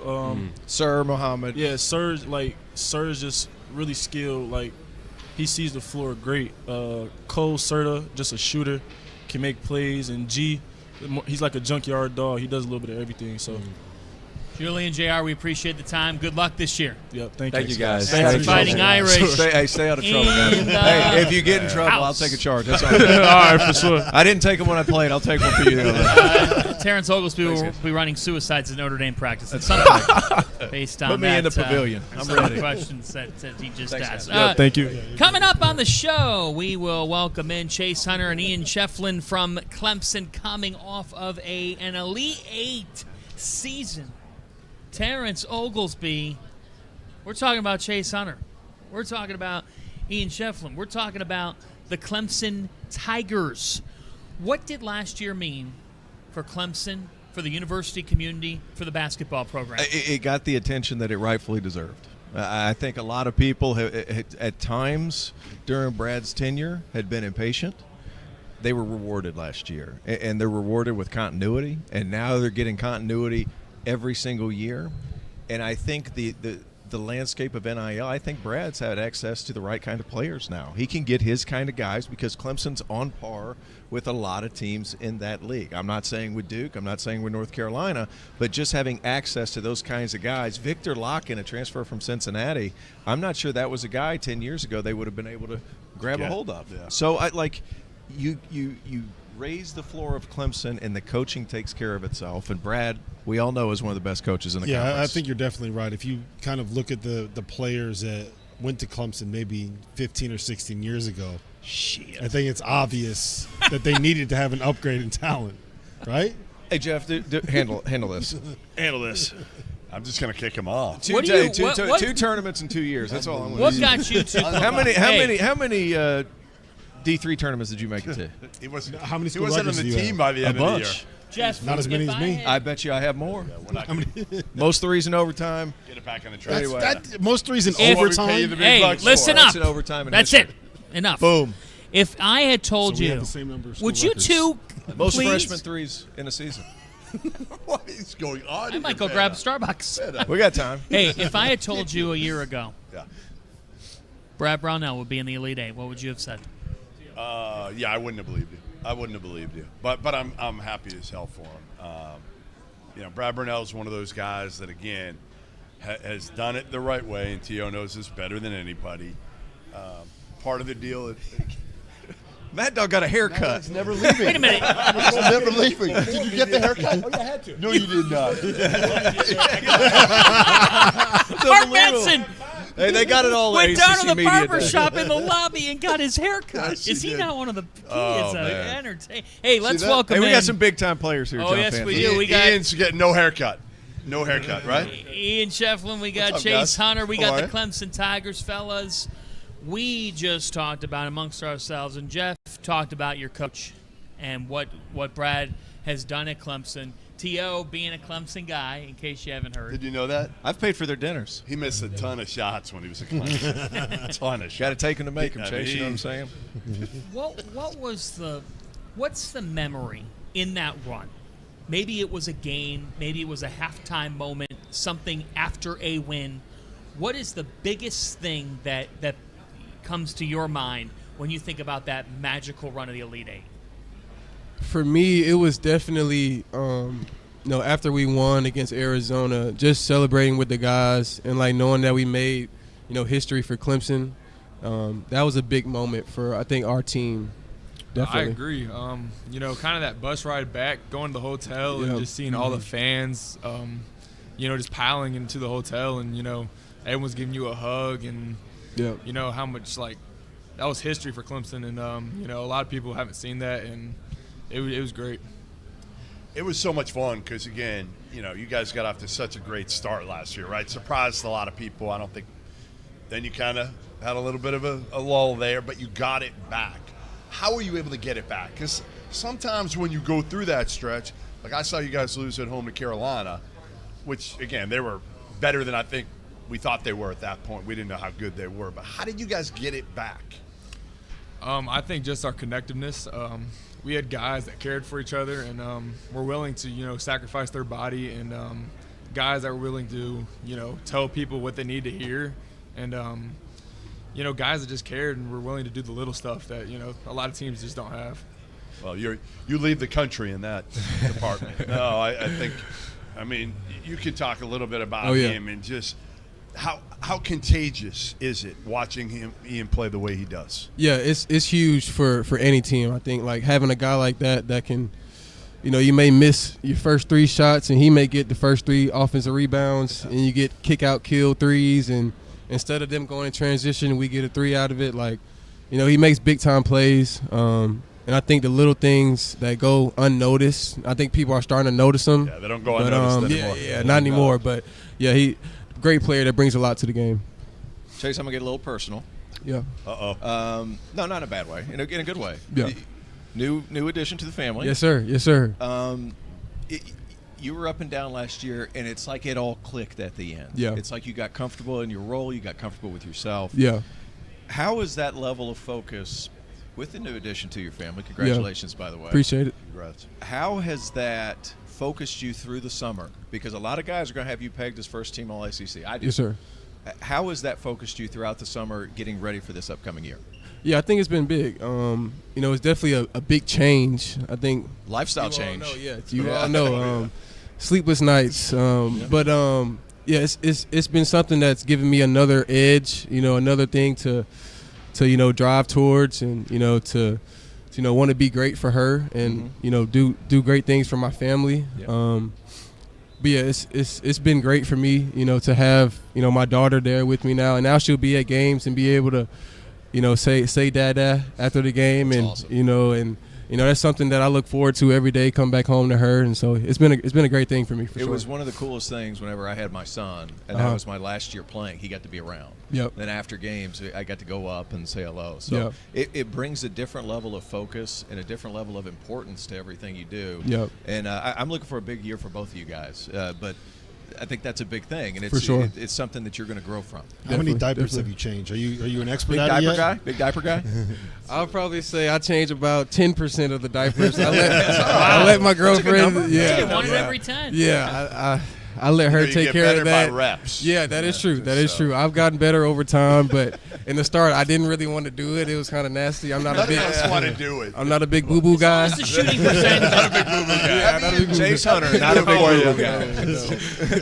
No, I ain't doing 1%. So that's more than I would have expected. Let me ask you this: who, out of everyone on the team, who is the most trustworthy and the least trustworthy babysitter? You think? Most trustworthy. Okay. Least trustworthy. I'm gonna have to go with my guy Ian. Wow. I believe it. And that is cold. I'm gonna have to go with Ian Schieffelin. To be honest, I don't think there's anybody I could trust on the team to take on that role. Nobody. That role is like they don't know. Not even for like an hour. I'm not. I'll give him an hour. I'll give him an hour. Could Coach Hour's Brownell cool. step in and? Oh yeah, I can give it to Brownell. I'll give it to Brownell. What about Uncle Dylan? Oh yeah, there we go. There we go. Uncle Uncle Dill. Brother. Brother. There you go. He's been in the fire with me. He's seen it. Yeah. Has he changed a diaper yet? He hasn't. He hasn't. No, he I think hasn't. we got to get that done. Yeah. What Yeah, are the for sure. differences Hold on, I got between another question. Is there anywhere in the Clemson facility, anywhere in the building, anywhere in the practice building do they recognize this guy at all? Do they have any? There's jerseys up anywhere. I don't know. Have they retired his number? There's no Terrence Ogilvy statue. He's a stat somewhere on that He has the He has a record stat. for most threes ever hit in overtime at Clemson, and you don't have anything. Most points in overtime. You don't I have still have that anything record. acknowledging him anywhere at Clemson. I'm on the free throw list. Free throw list. There it That's the is. one. I'm also on the 3-point list. That's all you got. There's I was only There's there no for 2 there's no years. jerseys up anywhere. We don't have many. Is there a list Talk to of like Roper. guys who didn't guard? What about lowest percentage on dunks in Clemson? Hey, Clemson 50-50 is not bad. Next question. Fanta, get busy. Guys who had a higher diaper changing percentage than percentage of defensive. What are the differences between this guy and his brother? Honestly, really not much. You know, they're kind of, they kind of act the same. You know, they both got, great work ethics, and they're both just chill guys and great to be around. Tell me about your car. It's pretty cool. It's kind of a car. You look at it, it's like one of those things you make in GTA. And it's kind of like, wow, it's pretty cool to have that. What is it? It's a Corvette C8. No car seats in the no car seats in that. No wonder you don't trust him. I didn't know Clemson had that NIL. No, they do. You got all of PJ's money? Had to go somewhere. That's right. Guys, outside of you two, you guys are the constants this year. You brought in some new pieces, or it could be a returning piece. I have my theory of who I think it's going to be. Who could take a next step Who's and your be theory? Chauncey Wiggins is my guy. Who's the next guy for you two that could take a big step up? It could be a transfer. It could be a freshman. Who's the guy that stood out? And since I took Chauncey, I'll let you guys, you can either agree with me or use somebody else. I agree with you with Chauncey. I think we have a lot of guys that are going to take a big step this year. The transfers that came in, the guys that were already here. I think, we have a lot of guys that are going to take a big step next year and make an impact for this team. We got a lot of good transfers that, they come in, they're going to do, what they've been doing at, their other schools and do what they have. And I think one guy that's really been impressive all summer is Dylan Hunter. And, him just being consistent, with his game and being more confident and making just making plays and, shooting his shots when he is open and shooting it with confidence. How about Jaden Zachary? And when you face somebody, you have a certain perspective. Now that you're teammates with him, what have you learned about him? Yeah, well, our relationship with him was a little rocky at the start just because, what he did to us in the ACC tournament, which we kind of thank him for that because I feel like that helped add some fuel going into March Madness. But, just we've played him, he's been at Boston College for a couple of years now, and we've played him, and he seems to always just kill us and just always play really well. And he's just a gritty guy, and, he just fits right into Brownells. Is it true that as good as Joe Girard was offensively, that's the kind of impact that you think Jaden Zachary could be defensively? Definitely. Like we said, we've played against him. He's one of those guys that's really gritty, really tough, and he could definitely bring that grit that Coach talks about on defense for sure. Jason, you're heading into a fifth year, right? And I don't know if people really kind of realize how good you were last season. He was talking about it nonstop, especially down the stretch of last year. But where can you take the next step, right? Where can you find a way to kind of improve your game and develop? Because you entered the NBA draft last year, and I know obviously it's probably your goal, right? You want to play at that level one day. For sure. What do you have to do individually to get there and improve yourself? Yeah, I think it's just being more consistent. How I played in the tournament, I don't have to play like that every game, but, just not having games where I have, 0 points, no rebounds, no assists, just being more consistent across the board, and making sure I'm leading this team and helping us win more games. What are you going to miss most with PJ not being around? Probably his goofiness, honestly. Definitely the personality. I was about to say the same. Personality just around in the locker room. He just kind of that guy, you can always just laugh at. Lighten it up. Yeah, for sure. So will you guys have to do that a little bit more, or is that in you guys too? I mean, yeah, we got some. I don't know you guys well, but it seems like you guys got that too. Yeah. We got a little bit. The transfers bringing good energy too, and just everybody's got their own personality, but PJ's kind of just one of a kind guys. He's just different. Ian, the first time I ever saw you play, you were playing for Team Curry. You didn't even start. He didn't start for his AAU team, and it was a good AAU team. It wasn't like one of these team finals. You rebound like somebody's mad at you, or you're mad at somebody. Where does this hunger come from? Because is it you were overlooked because you're a good player in high school, played with Devon Smith and all those guys?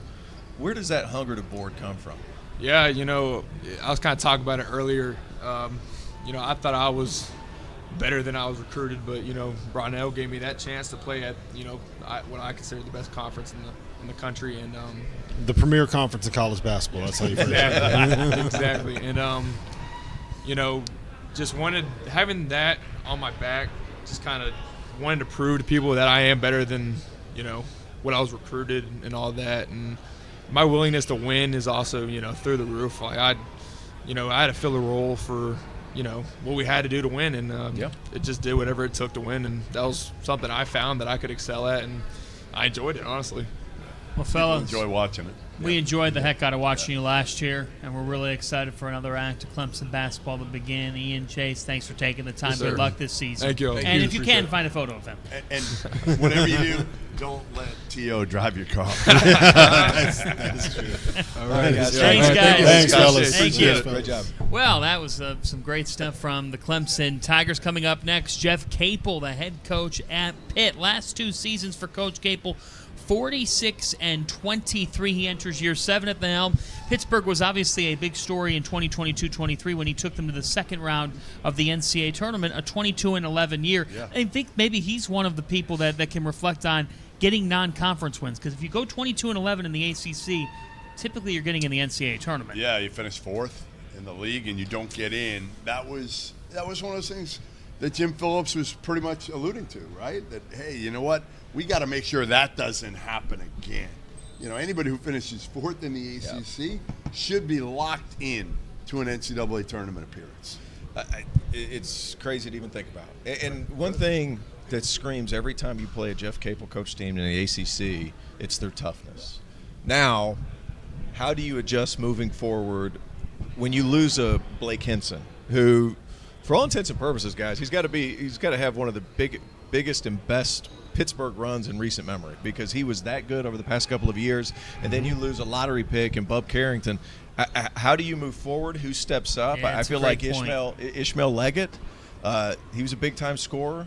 Can he elevate his game? Jaland Lowe, I'm a fan of. Yeah. I think he's a nice player. Is he going to be able to take on a bigger burden in the ball handling responsibilities? I think he can. 4 of their 5 projected starters are returnees to the program. Continuity. Big, we've man. seen it a lot today. They do have a good amount of continuity. And you're right. And Jaland Lowe, Ishmael Leggett, Zach Austin as well is back, and maybe he can become a guy and get to around 10 points a game. Yeah, and the other guy, Damian Dunn, he didn't have a great season last year at Houston, but you got to remember he was a 3-time double-digit scorer when he was at Temple. So they're adding guys that can get a bucket. I like this Pitt team. Here he comes right now. And they're tough. They're tough. The head coach of the Pittsburgh Panthers, Jeff Capel, is with us year 7 at the helm for Coach Capel. I got a couple good things for you. Oh, here we go. I got a couple good things for you. Right. He only says that when we got something coming. Yeah, I got something. Ready? I never knew your real name. I never knew.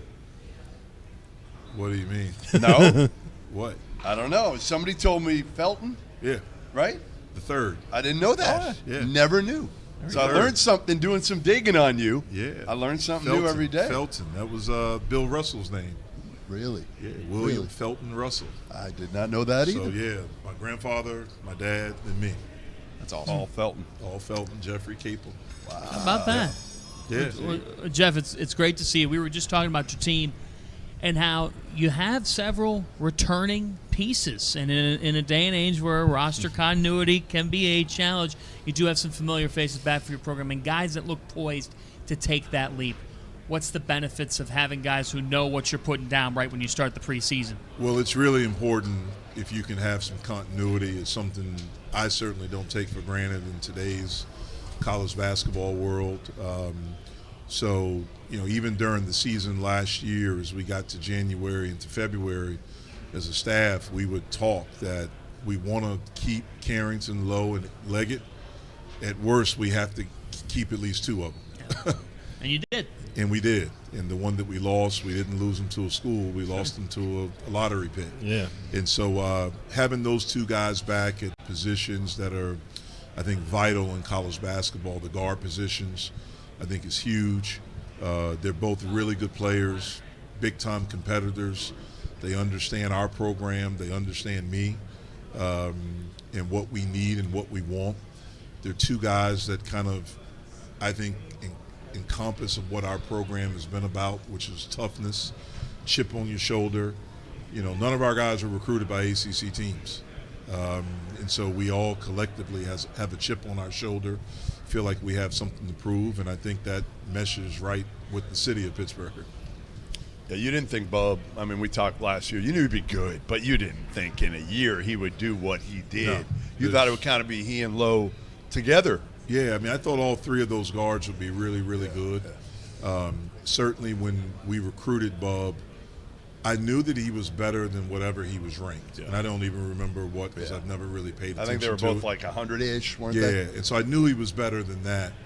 When they got there and we started working with him, I knew that it was going to happen fast as far as he was, but I didn't think it would be a year.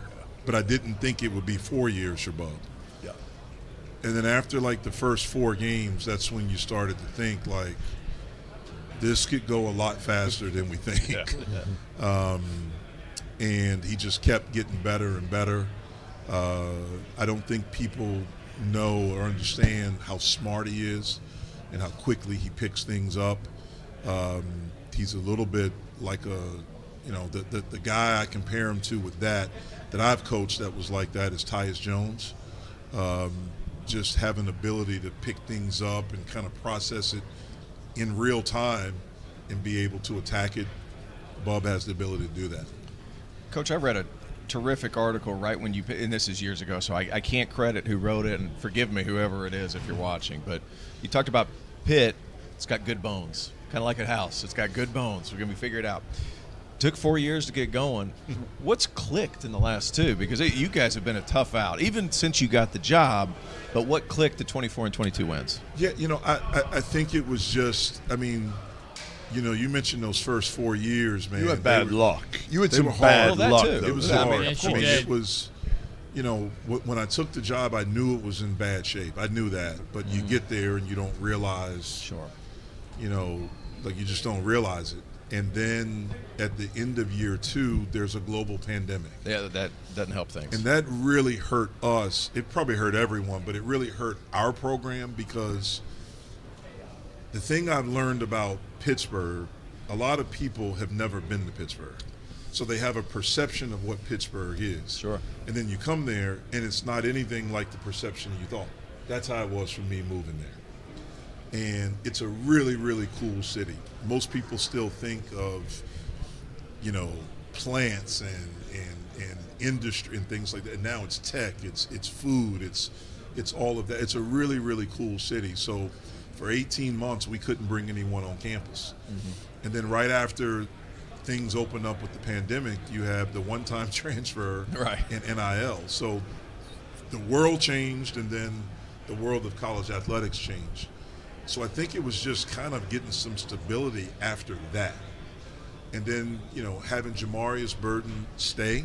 Sure. And then getting Blake Henson, Greg Elliott, and Nelly Cummings, Nike Sibonde stayed, and then getting Federico and those guys. And I felt like we just had the right mix of guys.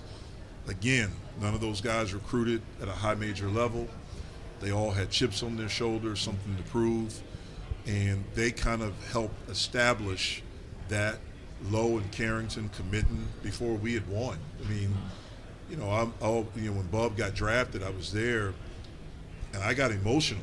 I was texting my wife right after he got picked, just writing just with his parents. And, I just think about it, like that kid, Jaland, the same way, they committed to me before year 4. Yeah. Before year 5, I should say. Sure. So we hadn't played. Right. There was a lot of stuff about me. A lot of people in Pittsburgh didn't want me. There were a lot of people that were calling for my job, and I should have been fired, things like that. They didn't do it because of the – I heard all of it. And those guys saw something and believed. And I'll forever be grateful for that group of guys, the guys that we have now, because – look, we had some other guys bail. We had some recruits that bailed. So it was a lot of stuff that was going on. And I'm grateful to my athletic director at the time, Heather Light, for sticking and believing, Chancellor Gallagher. And we've been able to be pretty good the past 2 years. I'm sorry. This is just a quick snippet. The entrance into Pittsburgh, when you go through the tunnel, when you very go cool. through the tunnel, especially if you come through at night. I did. Yeah. I played all over the world, like top. So we try to bring maybe top 2, So and we I don't try think to it's bring 2. recruits at night. Oh, that's smart. That's Really? one of the Yeah. reasons why. So if we were going to It's start much Friday, nicer. we try to bring them in Thursday unique. night to bring them through the tunnel so they could see it open up. That's really cool. Yeah. Losing Bub is never going to be something that's easy, especially if it's a year earlier. But silver lining is it opens the door for Jaland to maybe have a bigger role as a sophomore. You know, there's always that sophomore leap that guys take. What do you see out of him, and what are you hoping to get from him this season? Well, yeah. Well, I thought first and foremost, I thought our team changed last year when Jaland got healthy. Mm-hmm. And when he got healthy, which was around the middle of January, we took off. With him in the starting lineup, we were 15-4. Wow. And it all coincided with him being right, him being healthy. And I thought during the last 3 weeks of the season, I thought us and North Carolina were the two best teams in our league. If you look at our record, that's what we played in the semifinals of the ACC tournament. We were both, I think, 15-3 headed into that game during that stretch. And a big reason for that was Jaland Lowe. I think he's gotten better since last year. He's gotten stronger. He's more confident. He understands what college basketball is about. And probably most importantly, and knock on some wood, he's healthy. And I think he's poised to, have a big season for us. We need it. And we have a lot of confidence in him doing that. You will host West Virginia Friday, November 15th, the renewal of that rivalry. You'll take on LSU and then either UCF or Wisconsin in the Greenbrier tip-off. Our friends at Intersport there at Ohio State, followed by at Mississippi State in a game that I know you don't have control of, but Starkville is where. Have you ever been in Starkville? I've never been to Starkville. You've never been? I've never been. Stark Vegas, baby. Vacation Beautiful destination. there. You may never leave. I may never leave. We were saying it earlier. When you win 22 games and you're in the ACC, from our vantage point, if I knew nothing else, I'd say NCAA tournament. And we were talking with Commissioner Phillips about this earlier, that it comes down to your league collectively, not just winning games in November and December. Because in my mind, your bid accumulating is done by December 20th or so, because at that point you're all beating up on each other to a certain extent. Is that what you subscribe to, and what's your thought process for this league to get more bids? Yeah, well, I think it's. I think the way you explained it, I think I find a lot of truth in that. We felt really good about our non-conference schedule going into last season. We just didn't know that what would happen to Coach Huggins happened, and that would kind of change their season. When we played Missouri, they didn't know they were bad at the time. And you had an intent to schedule. And we lost that game because we weren't ready yet. I had two freshman guards that were still trying to figure it out. Leggett moving up from Rhode Island to our level. So we were good, but we weren't ready to play that level of competition. It showed in that game. But I thought those two games and the fact that we lost the Missouri game, that's what really did us in when they talked about our non-conference schedule and the strength of our non-conference. If West Virginia was who we thought they were going to be and Missouri was who we thought they were going to be, then we were in the tournament. Because you would think 22 wins, top 4 in the ACC, that does it for you. I agree that we have to do a better job of winning in the non-conference. My first 4 years, we were part of the group that maybe was pulling the league back in the non-conference. And so collectively, we have to do a better job of that. And then hopefully we can get the respect nationally that I think our league deserves, because we've shown in March what we do.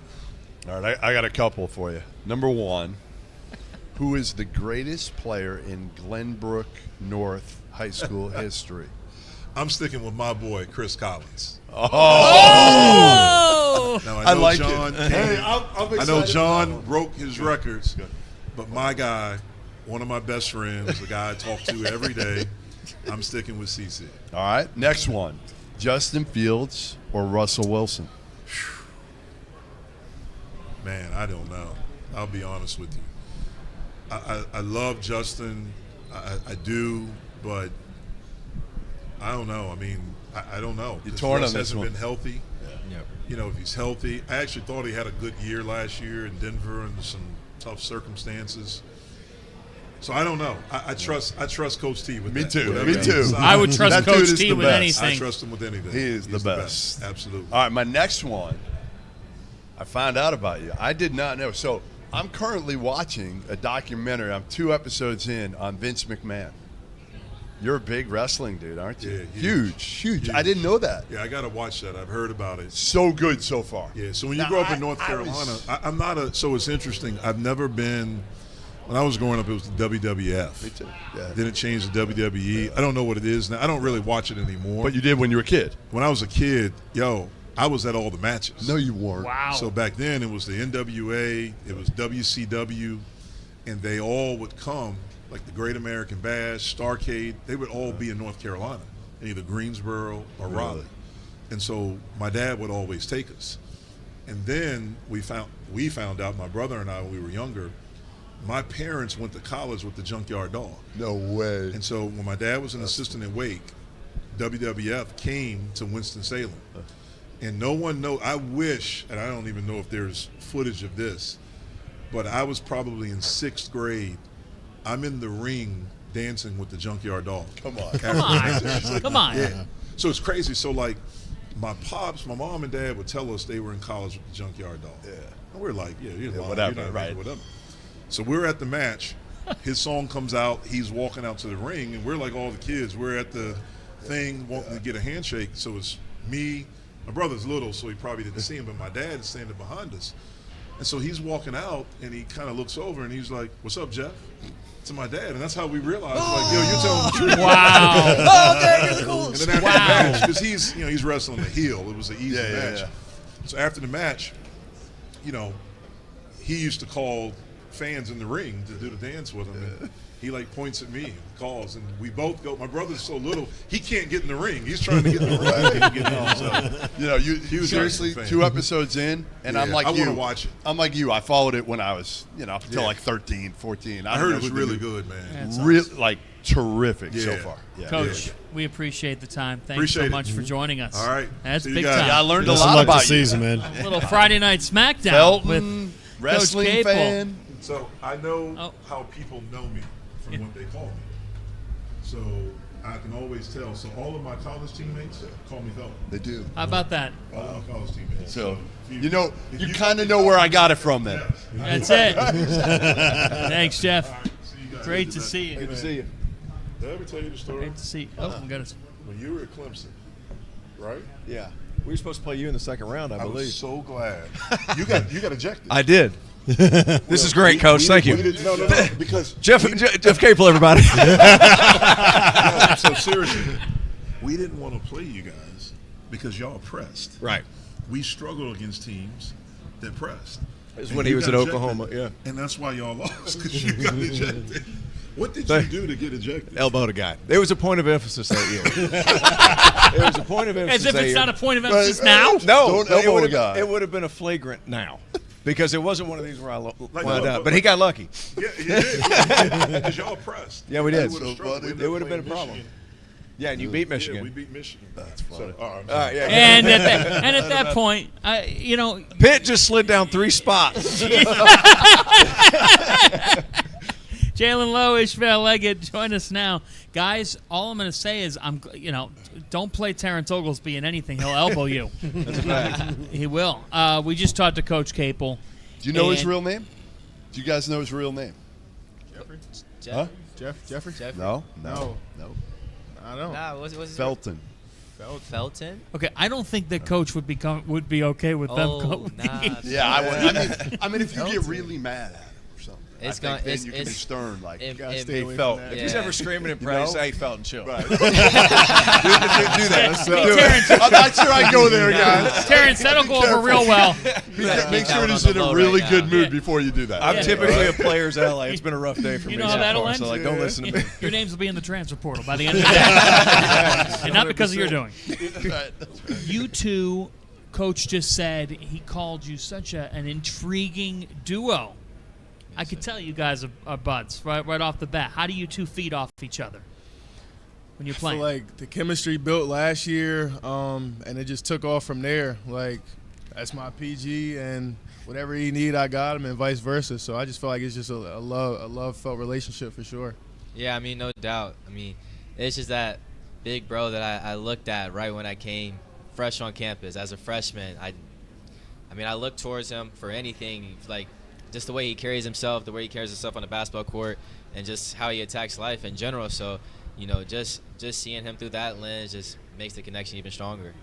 How hard was it last year? I mean, you finished 4th in the ACC. Generally, you finish 4th in the ACC, you're going to be a locked tournament team, and you guys get left out. What type of bitter taste did that leave in your mouths? I mean, it was tough. We definitely deserved to be in the tournament, but it didn't work out that way. And after the season, you definitely do some reflecting. But coming into this season, our motto is leave no doubt, and that's what we're trying to do. Like, we're trying to win the ACC tournament and leave no doubt that we belong in the tournament. So it's just fuel to the fire. Yeah, I mean, just coming in as a freshman, I've wanted to play in the tournament first year. I thought we were capable. I knew we were capable. We definitely should have been in my opinion. But, you know, there's just things just don't work out sometimes. But we still, at the end of the day, you know, we came together and we knew what we were capable of. We knew, you know, what we thought should have happened. But at the end of the day, it didn't. So now this year, you know, we as a collective group just came back. And like I said, our motto this year is leave no doubt. So that's what we're going to do. So Felton was talking earlier. No, I'm just you're going to kidding. get me in trouble. No. Coach Capel was talking earlier about there's a little bit of an adjustment period for you as a freshman and you stepping up a level. Yep. When you transferred in, you started out 1-5 in conference play.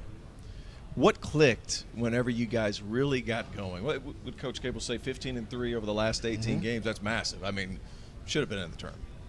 What clicked? Whenever what day was it?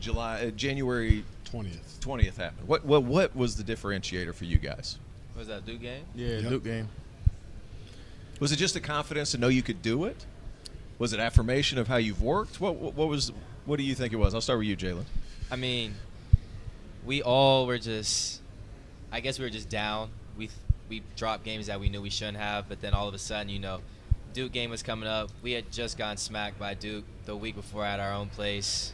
Hopes weren't that high, but, you know, I think it was Coach Capel giving us a lot of hope and just good words going into that Duke game. He expressed the whole time, like, the week going into the game, that he just had a feeling that we were going to win. And that, you know, he felt like we were, like, the energy was different in the gym, that we were feeling like our old selves and when the season was beginning and things like that. So going into that game, he had us all stoked.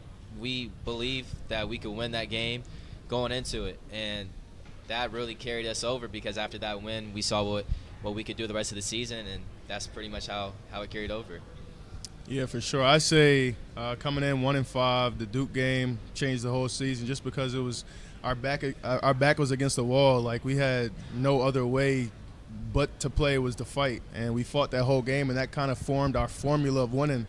Like, each game we came out to fight, just like our back against the wall, like our backs was against the wall versus Duke, and that was just a formula. Like, go out there, like your back is against the wall, like it's fight or flight, and give everything you got, and that was what carried us over. Yeah, Jaland, he gave you a lot of credit too. He said that when you guys really took that leap was when you moved into the starting lineup.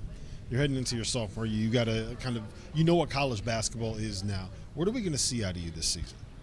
I think you're just going to see a guard who feels a lot more comfortable in what he's doing and every decision he makes. Just everywhere on the floor, more of a leader, just of a guy who knows what it takes now to try and get to that next level. So, you know, I worked a lot this summer for myself and for the better of our team, and you know, I just feel a lot more comfortable in what I'm doing now, and I hope that that's going to translate this year, and I hope everybody sees that. How often are you guys talking to Bub? Man, we talk to Bub a lot still. Man. All the time. I mean, he sent us. We was in a group chat the other day, and he was talking about the New York Knicks matchup that he had yesterday. Talking about they playing against Jalen Brunson, and you know, that's one of my favorite players in the league right now. I love watching Jalen Brunson, and we were just like, man, go out there and just do your thing, man. Just go kill, do your thing. But you know, we talk to him all the time. He's our age, my age, basically. So, he's still that kid, and he wants to be around everybody and still talk about the regular things and just have his brother still with them. So if we had told you a year ago he's going to be a lottery pick in the NBA draft, what would you have said? I mean, he always had the potential in our eyes. Like, we always seen him as, like, Bub. He's going to be one of them ones. To say lottery, we already knew he was going to be in the league. Lottery's a blessing, though. That's big time. And you can't credit anything but his hard work. Like, he puts on his hard hat every day and gets the job done. So just credit to him. But we always knew he was going to be a pro. It was quick, though. Quicker Definitely. than anybody thought, For right? sure. for sure. When you and Bub both committed, neither one of you were like, I think you were both like fringe top 100 players, right? Yeah. Somewhere around there. You come from Texas. Yes, sir. Pitt hadn't really done much at that point. I mean, let's face it. Like, I think it was 4 years maybe in, Yeah. and Capel hadn't done a whole lot. Why? Why did you choose to go from Texas to Pittsburgh to play for a coach that a lot of people were like, I'm not sure he's going to be the coach next year? It was really just the honesty from him.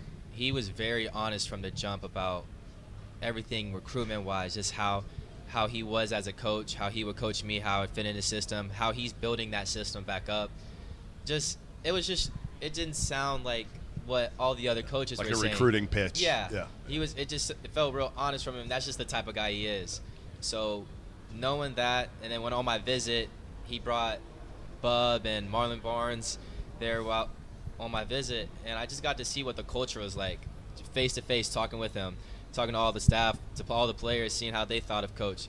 So just seeing that and seeing that he was really truthful about everything and seeing that I could fit in his system, it was basically a no-brainer at that point. You talk about the culture.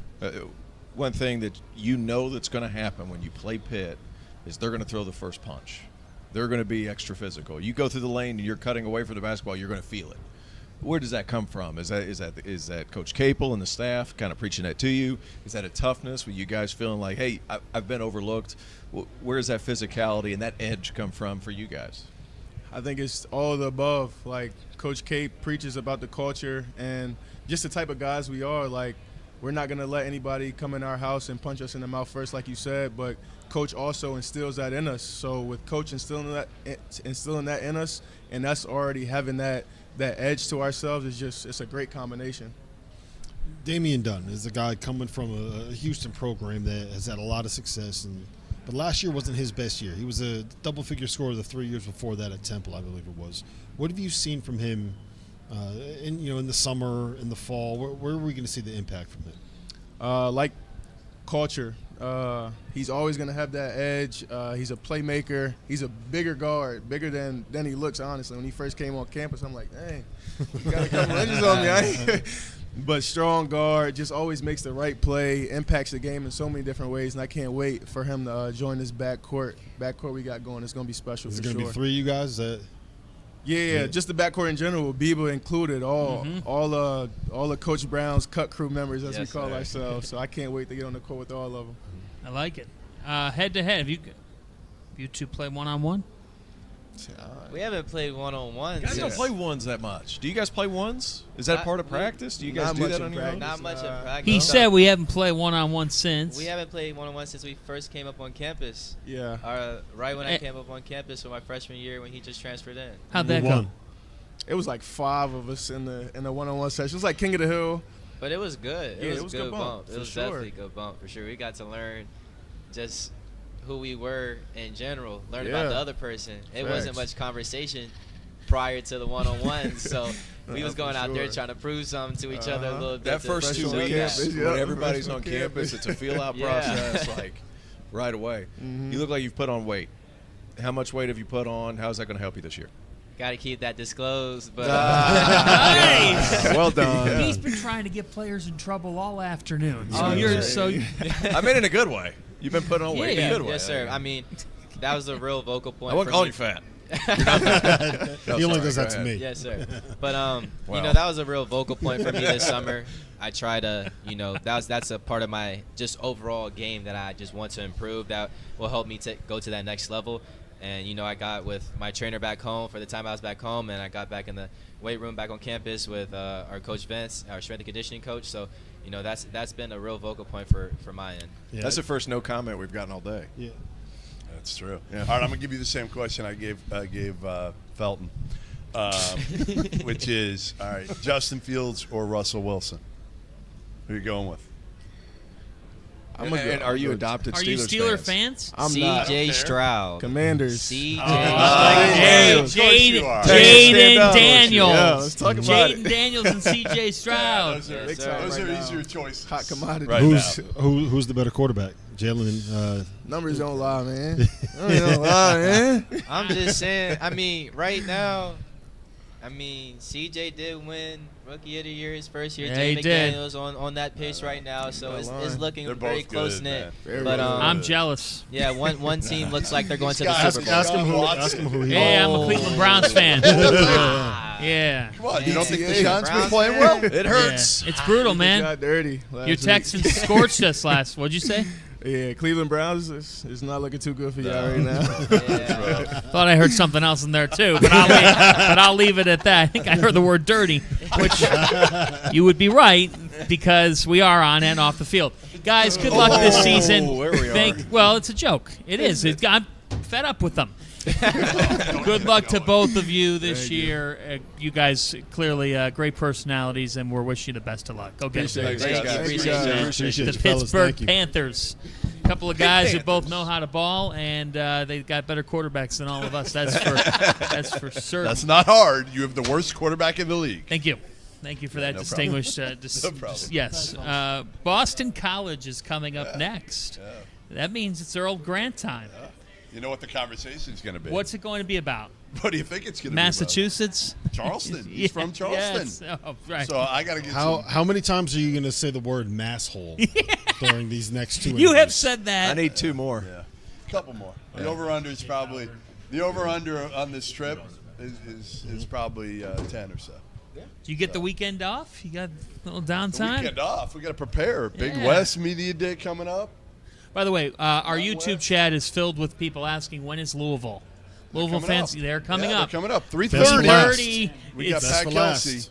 And I'm going to tell them how Rob Doster thinks they're the greatest team on the planet because they beat Why a don't bunch you- of 13-year-old Why didn't you just tell him that you don't think they're making the NCAA tournament? You got to take a shot at me when you're actually. I thought they'd make the tournament, but I don't think they'll finish third in the league. Wow, I- really going out I think on there's a an limb, in-between. saying that Louisville's going to make the tournament. Yeah, I'm saying I think they're a tournament team. Well, I'm excited to ask Earl Grant about Deion Did Brown. he go to the bathroom again? Yeah, he did. He said he had to take a. We've spent enough All right, time Rob. on Number we've spent two. enough time on these shows talking about going to the restroom. Let's try to avoid. Last year, when we look at Boston College, this is a team that went 20-16. They had a 20-win season under Coach Grant. They in the non-conference, showed some signs. They beat St. John's in Brooklyn. They narrowly fell to NC State. They were able to win at Vandy. They did not deliver out in Kansas City at the College Basketball Hall of Fame Classic.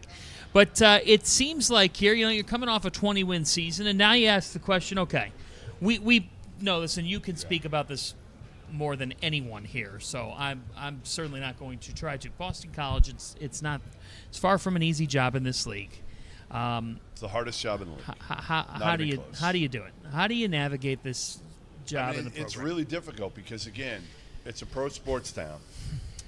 If you win at the highest level, they will pay attention, but it's hard to win at the highest level when you don't have the resources, right? It's hockey, football, basketball.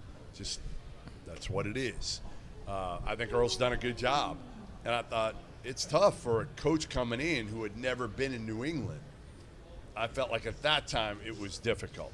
It's easier now because of the portal. Right? Before it was like, to me, you had to recruit the prep schools, you had to recruit New England, and guys really weren't doing it. Whether, Al Skinner didn't even do it, but Al Skinner, they evaluated the hell out of it. Hey, Billy look. Cohn and Ed Cooley were as good a staff duo as I've ever seen since getting into this job. So, now the question is, do you have enough NIL? That's the key now for BC. And I'll it's be really hard. I'll be frank too. I do think that going 20-16 in the last 2 years combined, 17-23 in the ACC, all things considered, those are pretty good years for BC basketball where we are right now. Yeah, you're seeing some improvement. They beat Providence in the NIT last year. They made the second round of the NIT. Obviously, the goal. Facts are facts. Obviously, the goal is to make NCAA tournaments. But no, I'm curious to hear from Earl, who's entering his 4th season, and who came off winning 127 games at the College of Charleston, which is where he's from. But he wanted to level up. He got the job, and last year, Quinn Post and company did show some signs. Now this year, there's a lot of talk around this UMBC transfer, Deion Brown. You talk with people around Boston College, there's a lot of excitement as we welcome him on here, the head coach, wherever you would like. It's your world, Coach. We're just living in it. Joining us now. How you doing, man? Coach, it is great to see you, and thanks for taking some time. As we dive in to this season for your team, what's the biggest quality that you think could allow your group to keep making progress here this season? The biggest thing is experience. Typically when you lose a few guys and you got to replace them with freshmen, that's the issue. All right, unless you at one of the highest level blue bloods and you got 5 stars, you're going to start 3 of them. But the biggest thing for us, we were able to go get some experienced guys who were very impactful where they were, who were used to being, dominant in their leagues. Obviously the leagues are different from the ACC, but they're confident, they're older. I think we brought in, toughness. And so I'm excited, man. It's been a great 8 to 10 weeks with these guys, and look forward to seeing what we can do with this group. How good is Deion Brown? I mean, UMBC transfer, who I know has been very impressive so far in the preseason. I think he could lead the league in scoring. Yeah, I mean, he's 20 points a game. Yeah. He and Devin Carter were the only 2 guys in college basketball who averaged 20 points and 5 rebounds. So there's only 2 players that did that. He was one of them. We looked at his high major games, to try to get a feel for, okay, how did he do? Well, he had 30 in one. He had 25 in another. So I think he's very capable. He's kind of a throwback player.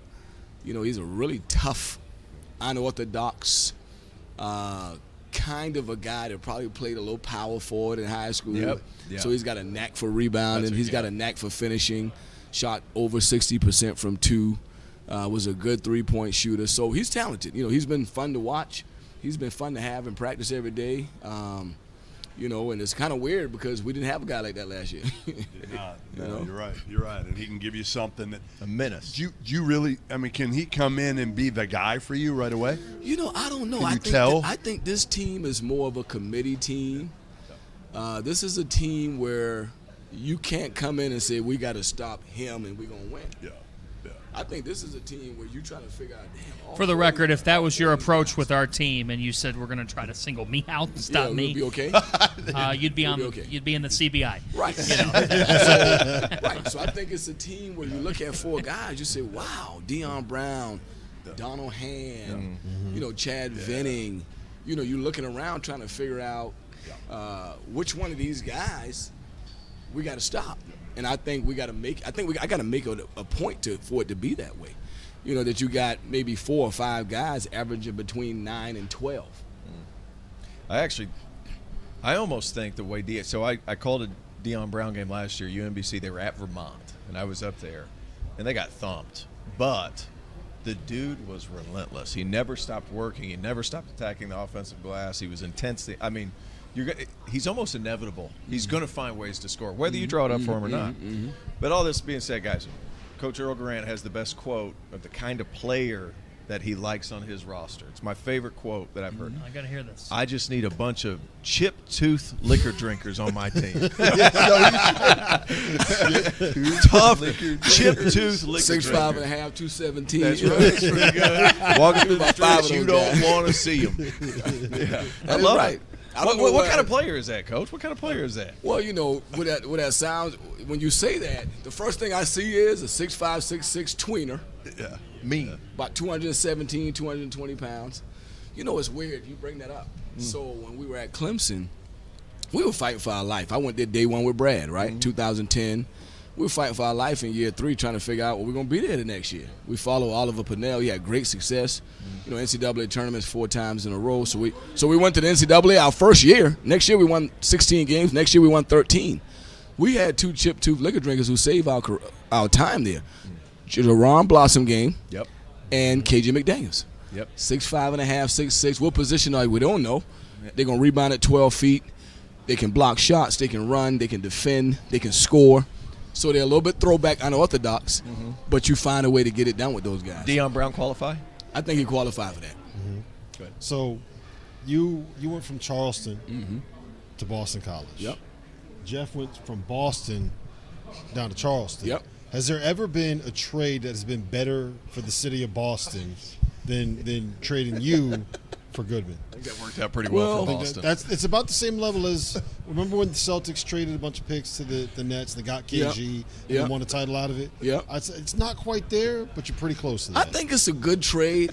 You know, I think we can help each other, right? he can really help me up there in the Northeast. I can really help him down there in the South. You know, and then maybe one day, I don't know how long. You're coming back. Not too long, hopefully. Not like 20 years. You know you're like, coming back. Maybe like 8, 9 You can't years, handle those winters. Something like that. Maybe me and Jeff going to be on a boat somewhere down there riding around and having a good time. You don't want to be on a boat with him. I was about to say, if you don't want to be on a boat with him. I'm going to be driving, though. I got a new steak place for you. Marble and Fin.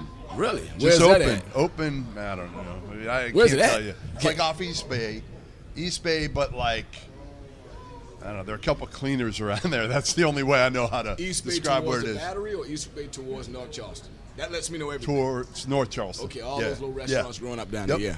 Yeah, great Good area, spot. yeah. Like, I'm telling you, it might be at the level of Hall's. Great area, yeah. It's that good. Really? This steak place. That's some high that praise. Good. Marble and Fin. I'm not. He's coming down and for the tournament that we're doing in Charleston. We're not going there. I'm not bringing. That's a powerful statement. You're gonna go to I don't know, Chick-fil-A. That's a powerful statement. What's wrong with Chick-fil-A? It's fine. It's not as good as a steak Tell you what, spot. Marble and Fin. I don't know if you guys may know how powerful the statement he made.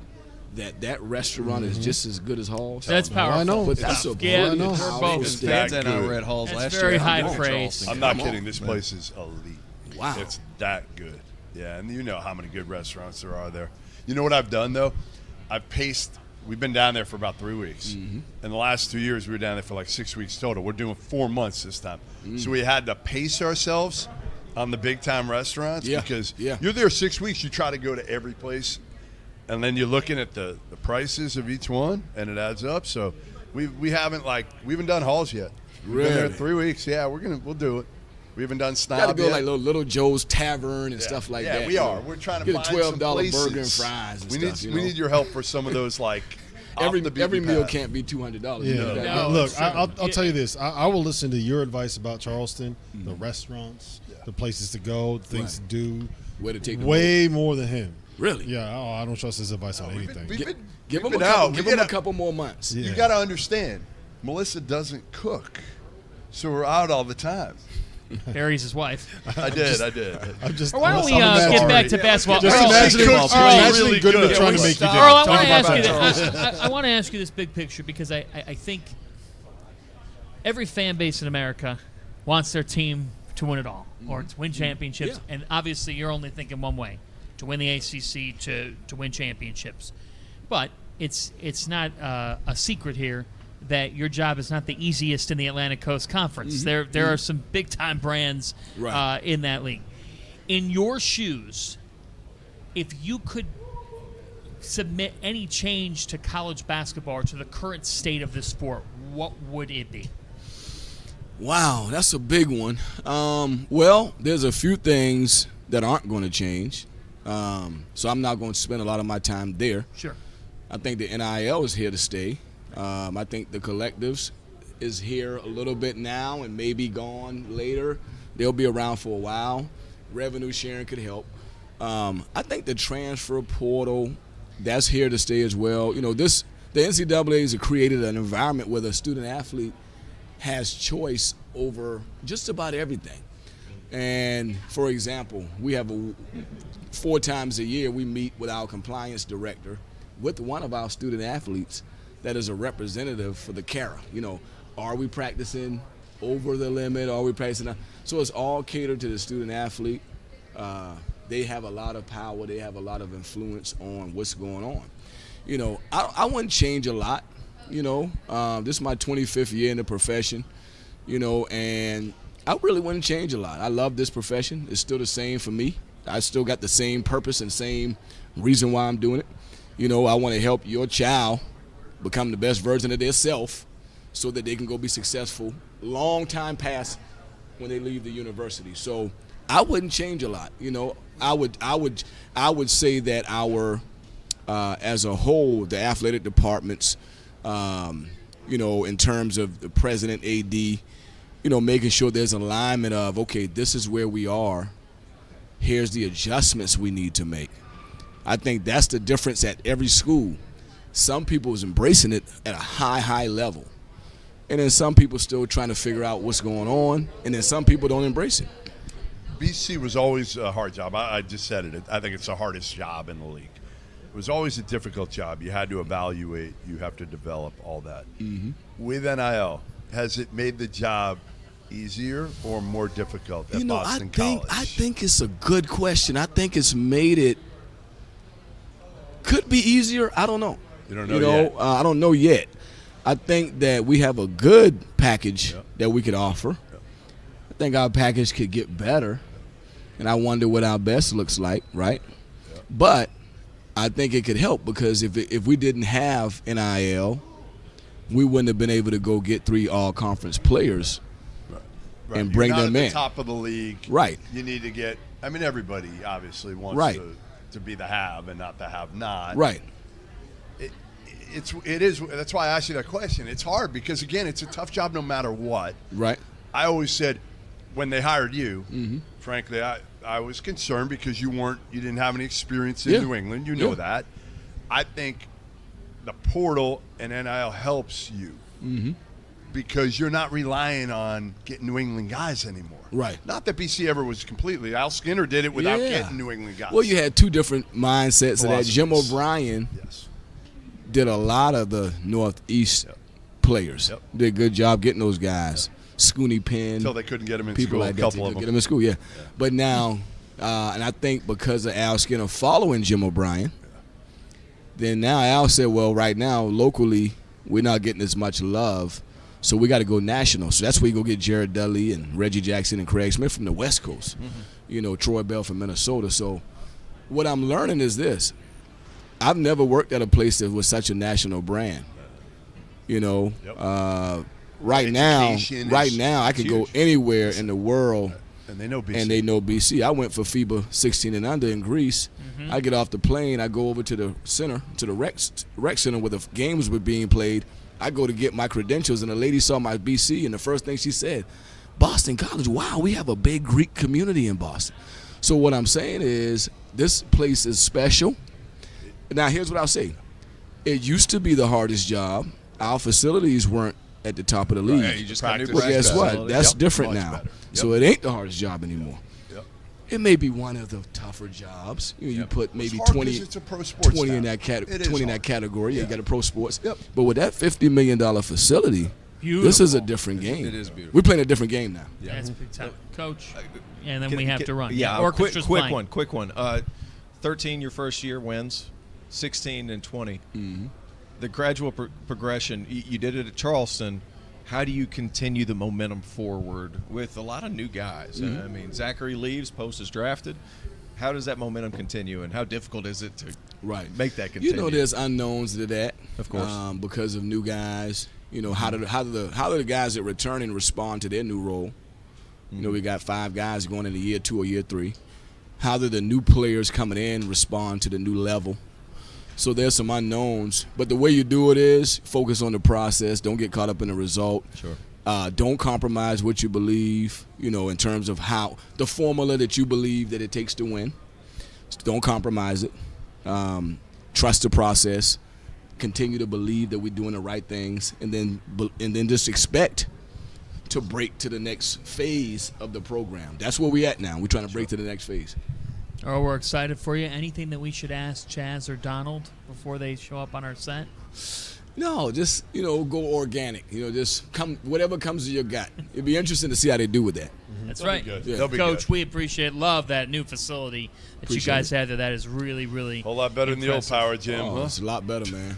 West Hope. The old one? Oh, it's a different place now. Yeah. Coach Grant, it's Earl Grant, head coach Appreciate Boston you, Earl. College. Thank you, man. 20-win season last year. Thanks so much, Coach. Thanks, Coach. Yeah. Thanks, sir. We will now talk with Donald Hand Jr. and Chaz Kelly III.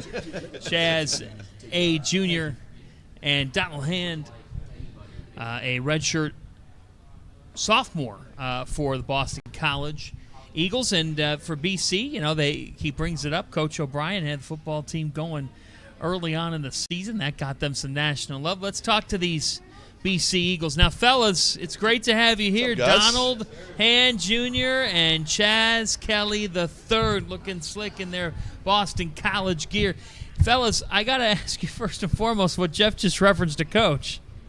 How nice is it to walk into your brand new practice facility every day? How much of a game changer is that? It's amazing. Just having the equipment and technology to recover our bodies and just to get in and go in the gym. It's a sight for sore eyes. It wasn't great.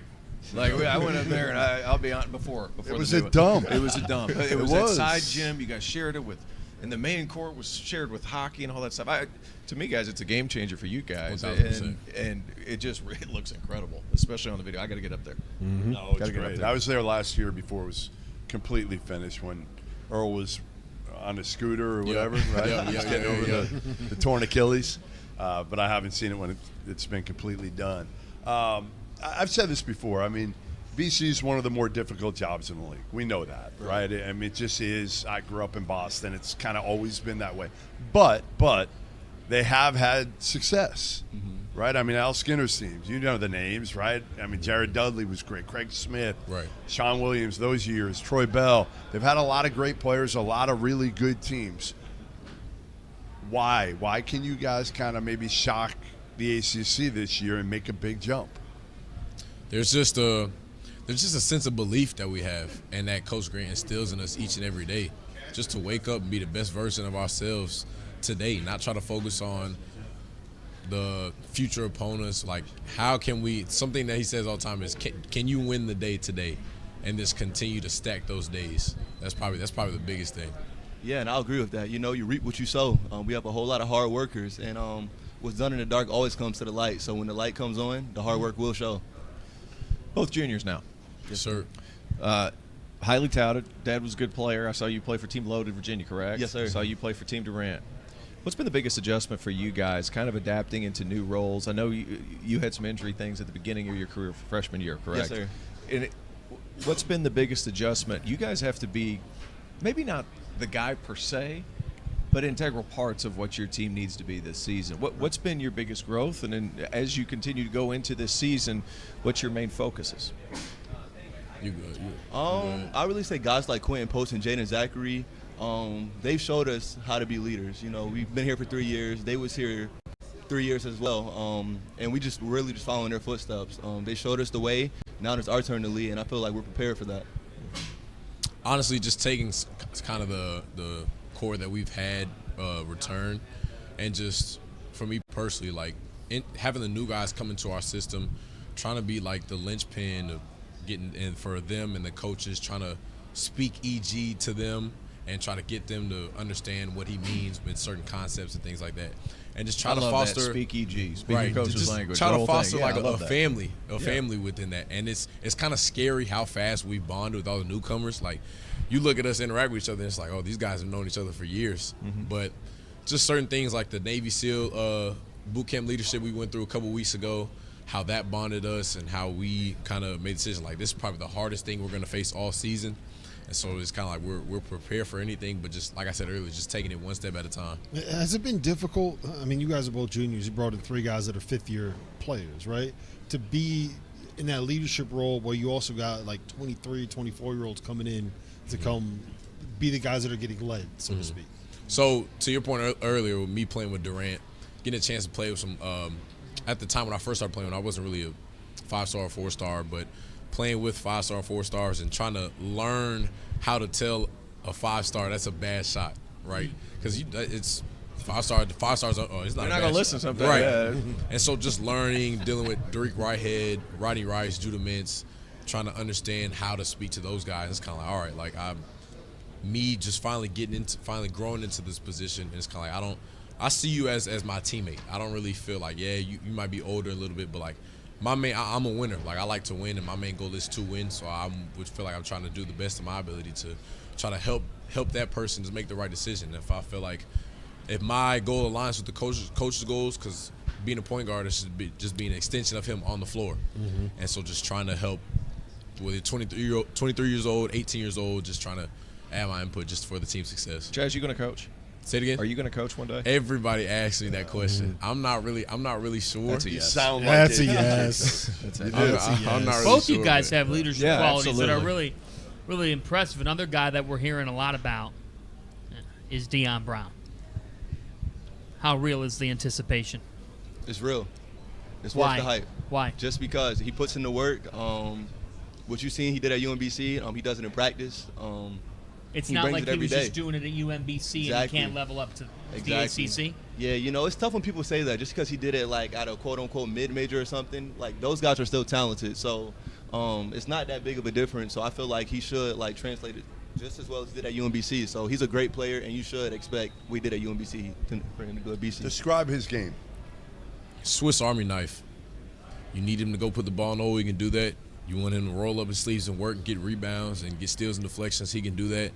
He's extremely vocal. I'll give you an example. He wasn't able to participate with us when he first arrived on campus because I want to say he had like something was wrong with his groin or something like that. And what stood out to me is like, who are you when you're injured or when you're not playing, right? And it's how vocal he was and how much of he was trying to be in a leader in a new setting. He didn't really know any of us that well. That stood out to me, and I told him, I was like, hey, look, like that is impressive, and that there's no other way to tell somebody that you're bought in, because it's very easy to just sit on the sideline, look at all this new facility, but like he was bought in, being a vocal leader, being an energizer bunny for us, and that stood out to me and the team, and that was big. So this dude went to Clemson, right? I went to Arizona, you guys go to BC, you go to a real academic school, right? How hard is it? What are you guys majoring in? Finance. Finance, what do you got? All right, so how hard is it to balance both?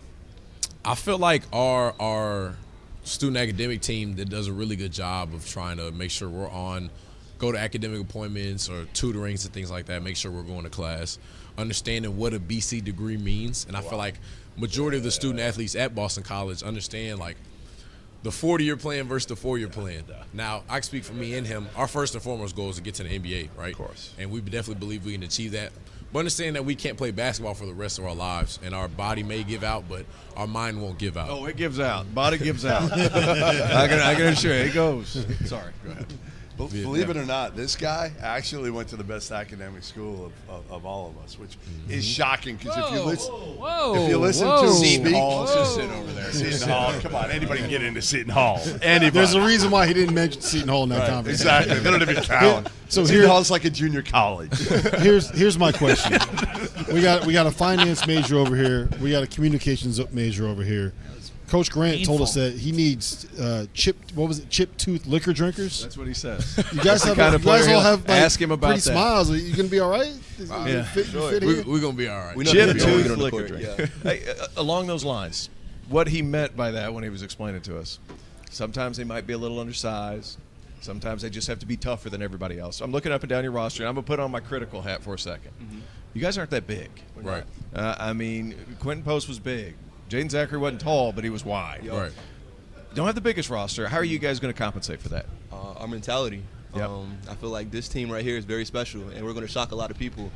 People don't know how we're going to look yet, but I feel like our mentality is very different than a lot of these teams, and we can't wait to show it. So, I like it. What was BC used to be? I mean, that's when they won, right? Jared Dudley was Craig Smith. Yeah, those were MF. I mean, they were killers. Right. You know, I mean, has that's Dudley what Boston come back? College. That's what Dudley come back lately. He tried to when they were in the finals, but something happened with the bus or something, or the flight got delayed, and he didn't have the time to stop by. Went out. He probably went out. Who knows? Donald, what was the wildest thing you heard in Providence the night you guys won that NIT game? Because those fans are they don't hold much back over there. They love us. I can't lie. I couldn't really hear it. I just heard a lot of noise.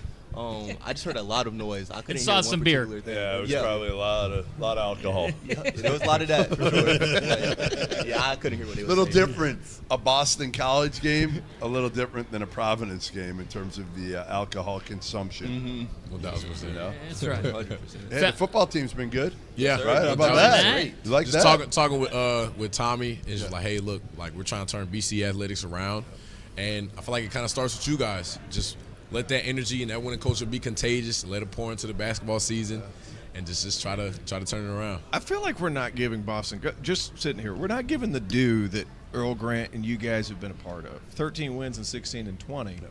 I mean, we alluded to the size, but there's a certain toughness with you guys. How do you keep, like you alluded to just, gosh, the team, our mentality, this is what we do. Biggest takeaway, whenever you guys committed to Earl, I want to say it was his first year on the job when you guys committed. Yeah, we're his first recruiting class. You were the first. What did you see in his vision for you guys and in his vision for the program that's led to this incremental improvement year to year?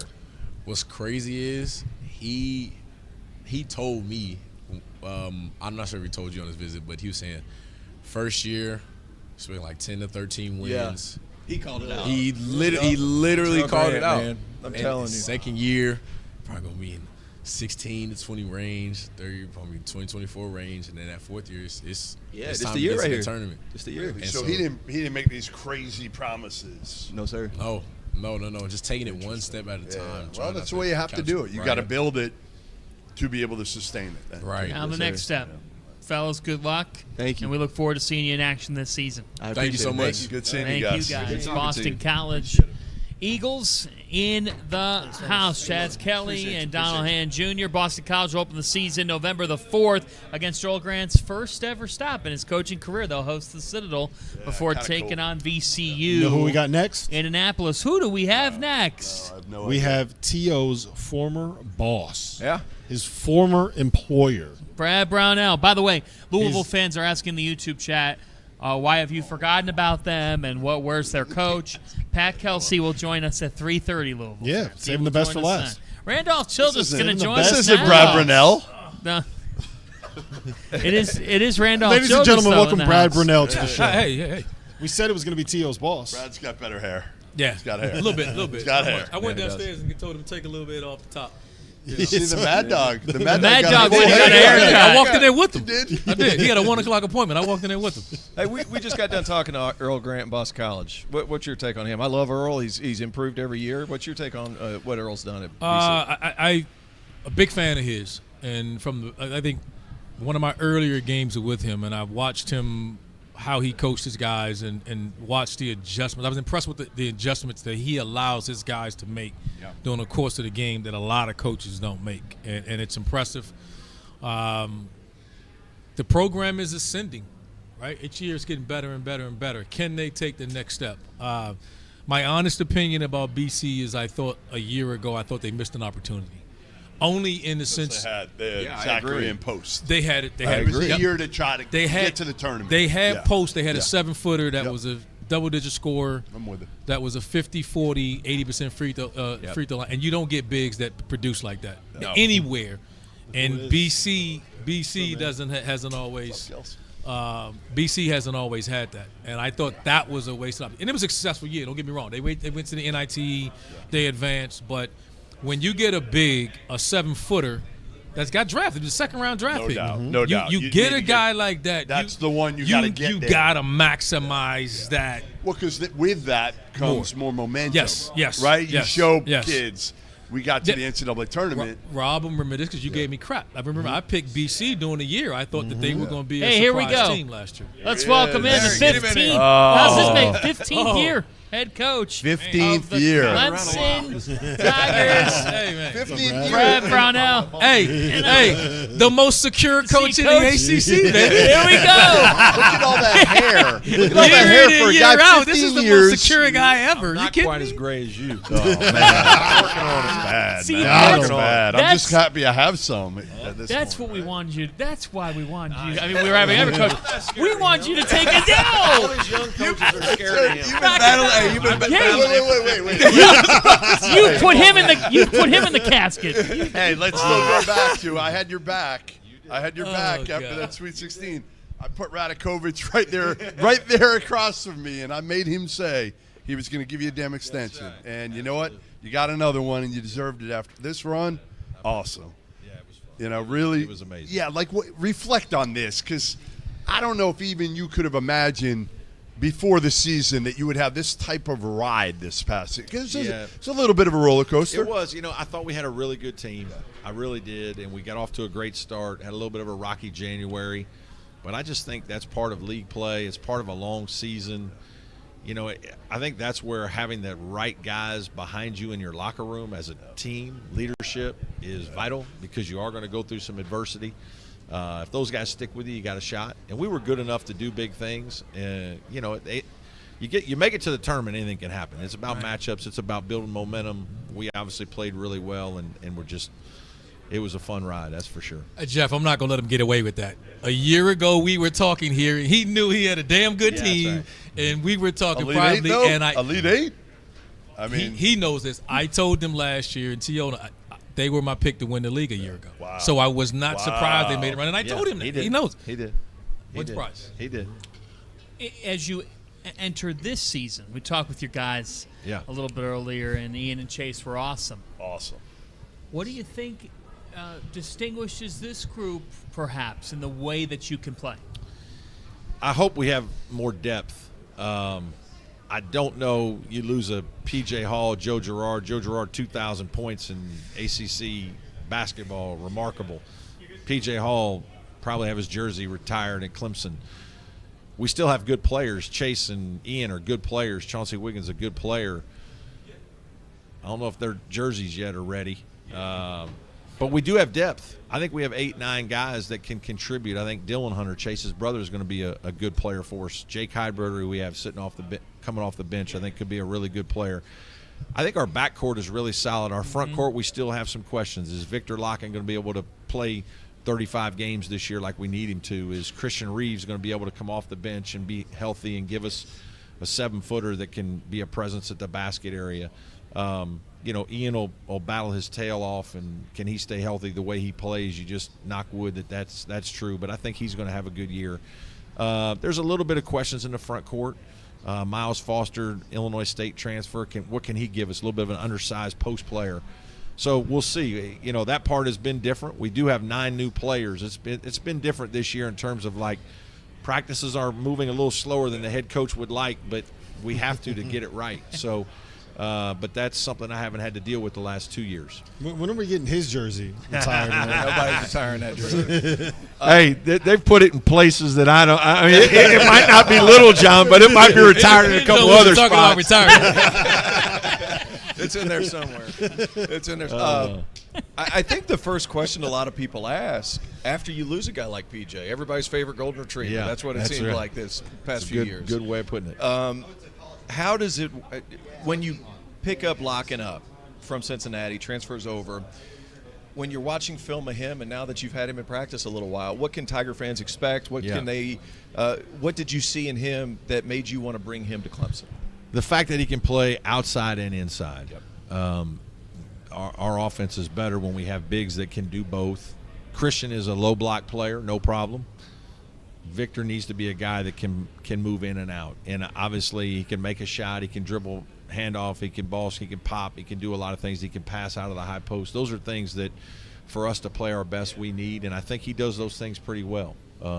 You know, I'm excited by his development, by his opportunity. But these are long seasons. Right. These are long seasons, and hopefully he's physically going to be able to hold up. He's had some injuries in the past. I think that's the question with a couple of our guys. Can we stay healthy? Have you gotten a chance to ride with Ian in his Corvette yet? I have not. We have not done that.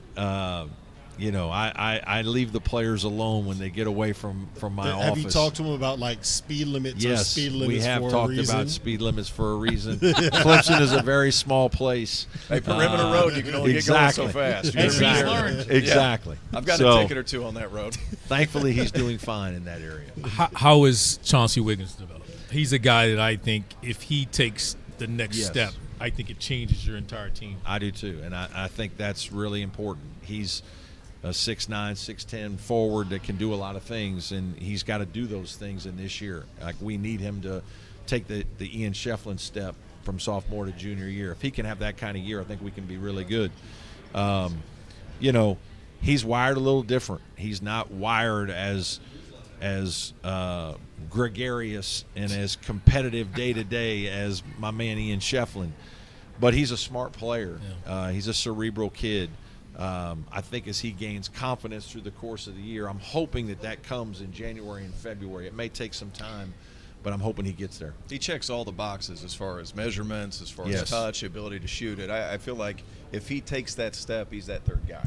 And I think they are going to need that third guy. In fairness to say, in defense of Joe Girardi, he'd been zoned all of his life. I always thought you were one of the most underrated defensive teams in the league. And this team feels like it gets back to some of the defensive. I think we have to be better defensively in terms of a different kind of style. Last year we really went position. Like we did not. You probably played more zone than you ever did. We played a lot of. We played zone. We position defense. We didn't steal the ball, but we were bigger and we kept people in front and we did defensive rebound.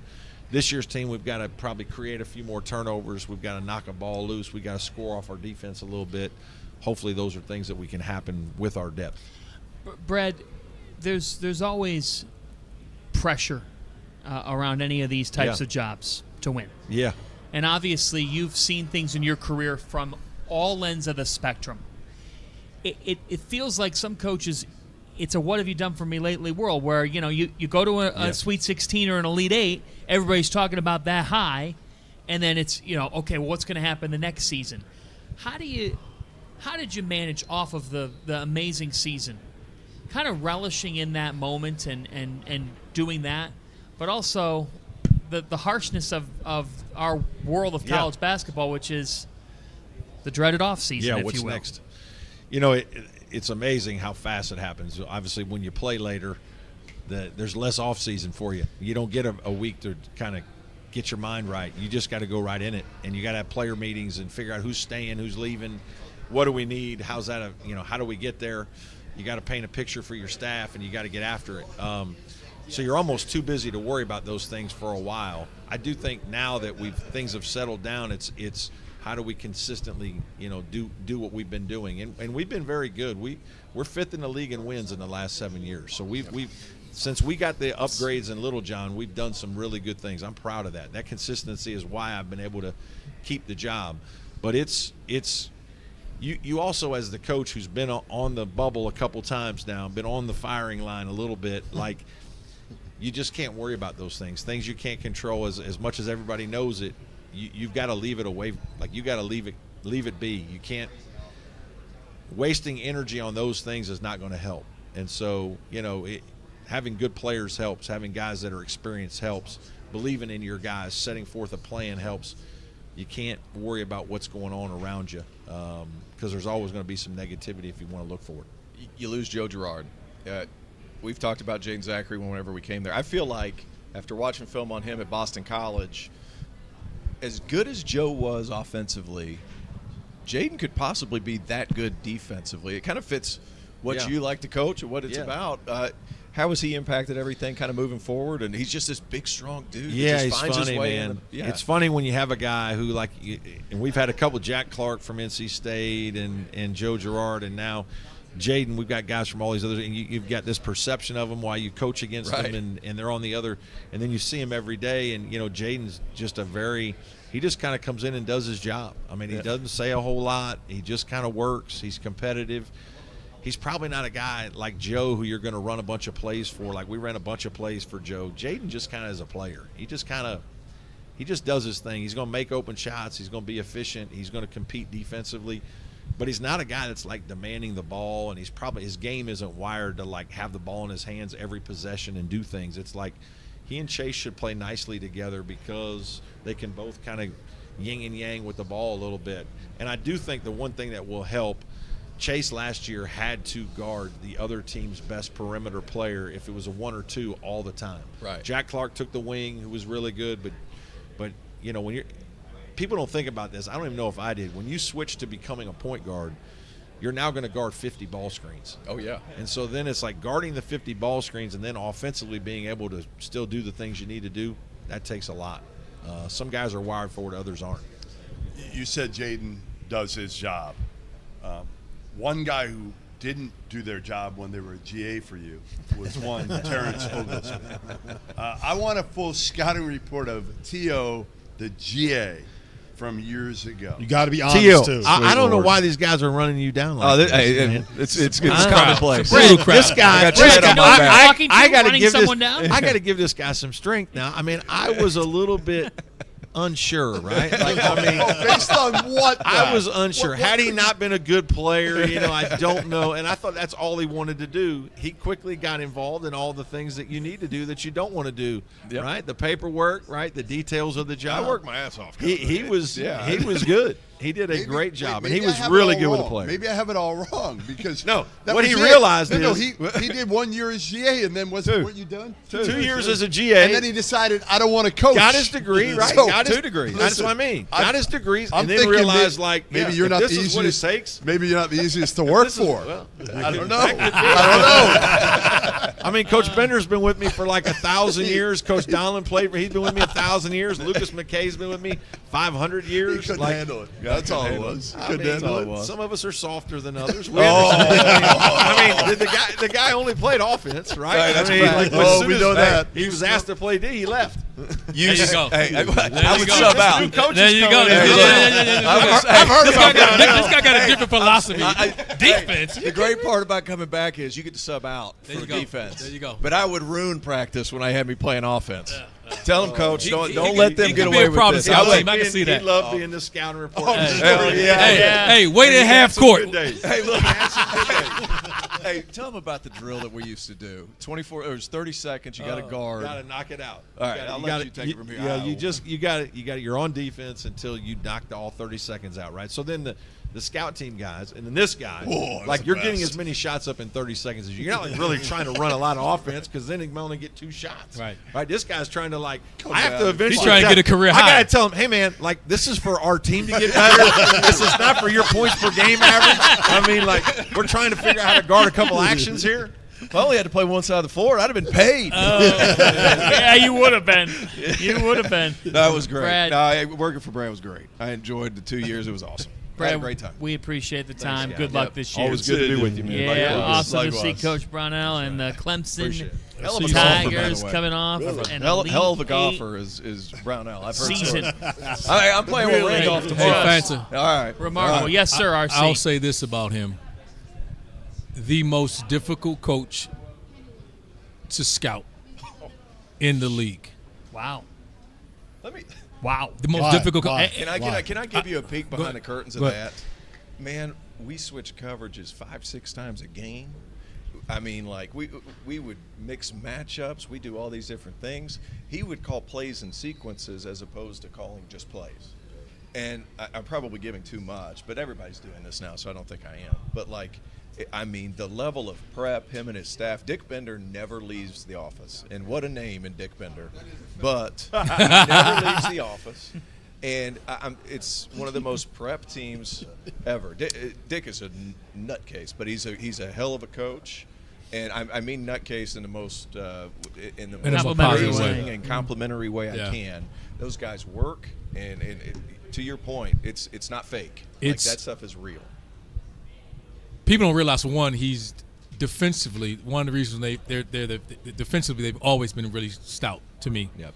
But offensively, I think where they've just taken out is like he's like a madman, and you can scout these guys, and I could sit there and watch him. He could be playing against you, Rob, and the tendencies. You watch a couple of games, and he could have a different set of plays that he's running and how he's attacking you all 3 games. So when you get to them, like a lot of teams, you scout and you watch the tendencies, right? You may watch. They may watch 2 down. You get a couple of calls. You watch one that's hard to get calls from them because they would hold up pieces of paper.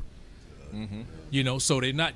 So when you're watching the film, you're not seeing physical signs because they're holding up signs. So it's hard to scout that one. Very intentional. Intentionally for that. And then the other thing is that, again, they're calling out stuff. They'll run something totally different. So when defensively you get to Clemson, you just say, hey, let's focus on our defensive principles. Because you can come out there and watch the plays that they ran against you last week, and then they don't even run those. They run a whole new set. Like, he'll play you and design and run an entire new sets just to how to attack you. When I say the play in all 30 seconds. He will put in. I won't say it's an entire offense because it'll be everybody has their flow, but what they flow into. But how he attacks you with multiple plays. He'll sit there and demand it out of those guys and put 5 or 6 or 7 new plays in, whereas most guys will use it as in a timeout. He implements it and attack you when you're sitting there like, man, I ain't see this on film. You wonder, too, how much that came from, again, because he had that rep kind of at Wright State. I mean, he had that rep of being an elite X's and O's coach. Yeah, at Wilmington, it's all Wright true. State. Listen, it is. He is being a mid-major coach. They always say that, like, those are the differentiators because you have to coach. He's one of the best combinations of both. Yeah. Well, because most guys who are that way tend to focus on the offensive side of the ball, and we talk about him that way. He does it on both sides. That team is physical; they're defending their tails off, but offensively, man, they're a handful to scout. Where do you guys think they fit? They fit right. They're going to be right think there. They're a tournament team in the tournament. I told you that. I think they're a tournament team. I was just going to ask that. I think it's a good topic here as we have the 3 o'clock hour, and we're waiting on Pat Kelsey and the Louisville Cardinals.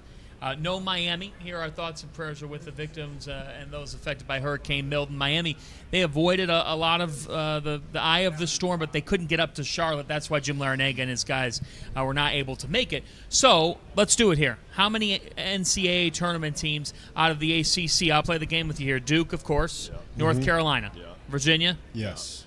All right. Clemson? Yes. Wake Forest? Yes. Louisville? Yes. Goodman says Miami. 6. Miami. I think you're going to get those. I think it's those top 6, and then out of NC State, Notre Dame, I throw SMU Pittsburgh. in there. I throw Syracuse. Pittsburgh in there. I throw Syracuse in there. There's going to be a lot of teams I floating think around there's on a that chance What's the Georgia number, Tech though? can I'll get say it. 8. I think it's 9. I think it's. I would set the line at like 8.5. I'm going 9. I'll say 8 or 9. Yeah, I set the line at 8.5. 18-team league. Tell you what, you get Jeff Goodman and Rob Doster I'm down to going 9. ACC Media I'm Day. going 9. We're going from 2-bit That is ACC amazing to hear you say freaking that. 9 teams. And I love every bit of it. I don't think the Big Ten's that good. I agree with you. I don't think they're strong in the ACC. I think Big at 12's least this loaded. year. You wanna know how- I think but 8 I or 9 think the Big teams. Ten is taking I think it's a hit. strong They're not 8. gonna The get as best many. 3 conferences, Big 12, SEC. Now, again, the ACC. key I don't even is- think, like, in the order, I don't know. The key is those bottom teams can't, Well, they're not gonna have that. Going to be They're not gonna have BC, Virginia Tech, like Florida some of those State. teams Florida can't State, be yeah. Florida bad State is in the the big one. non-conference.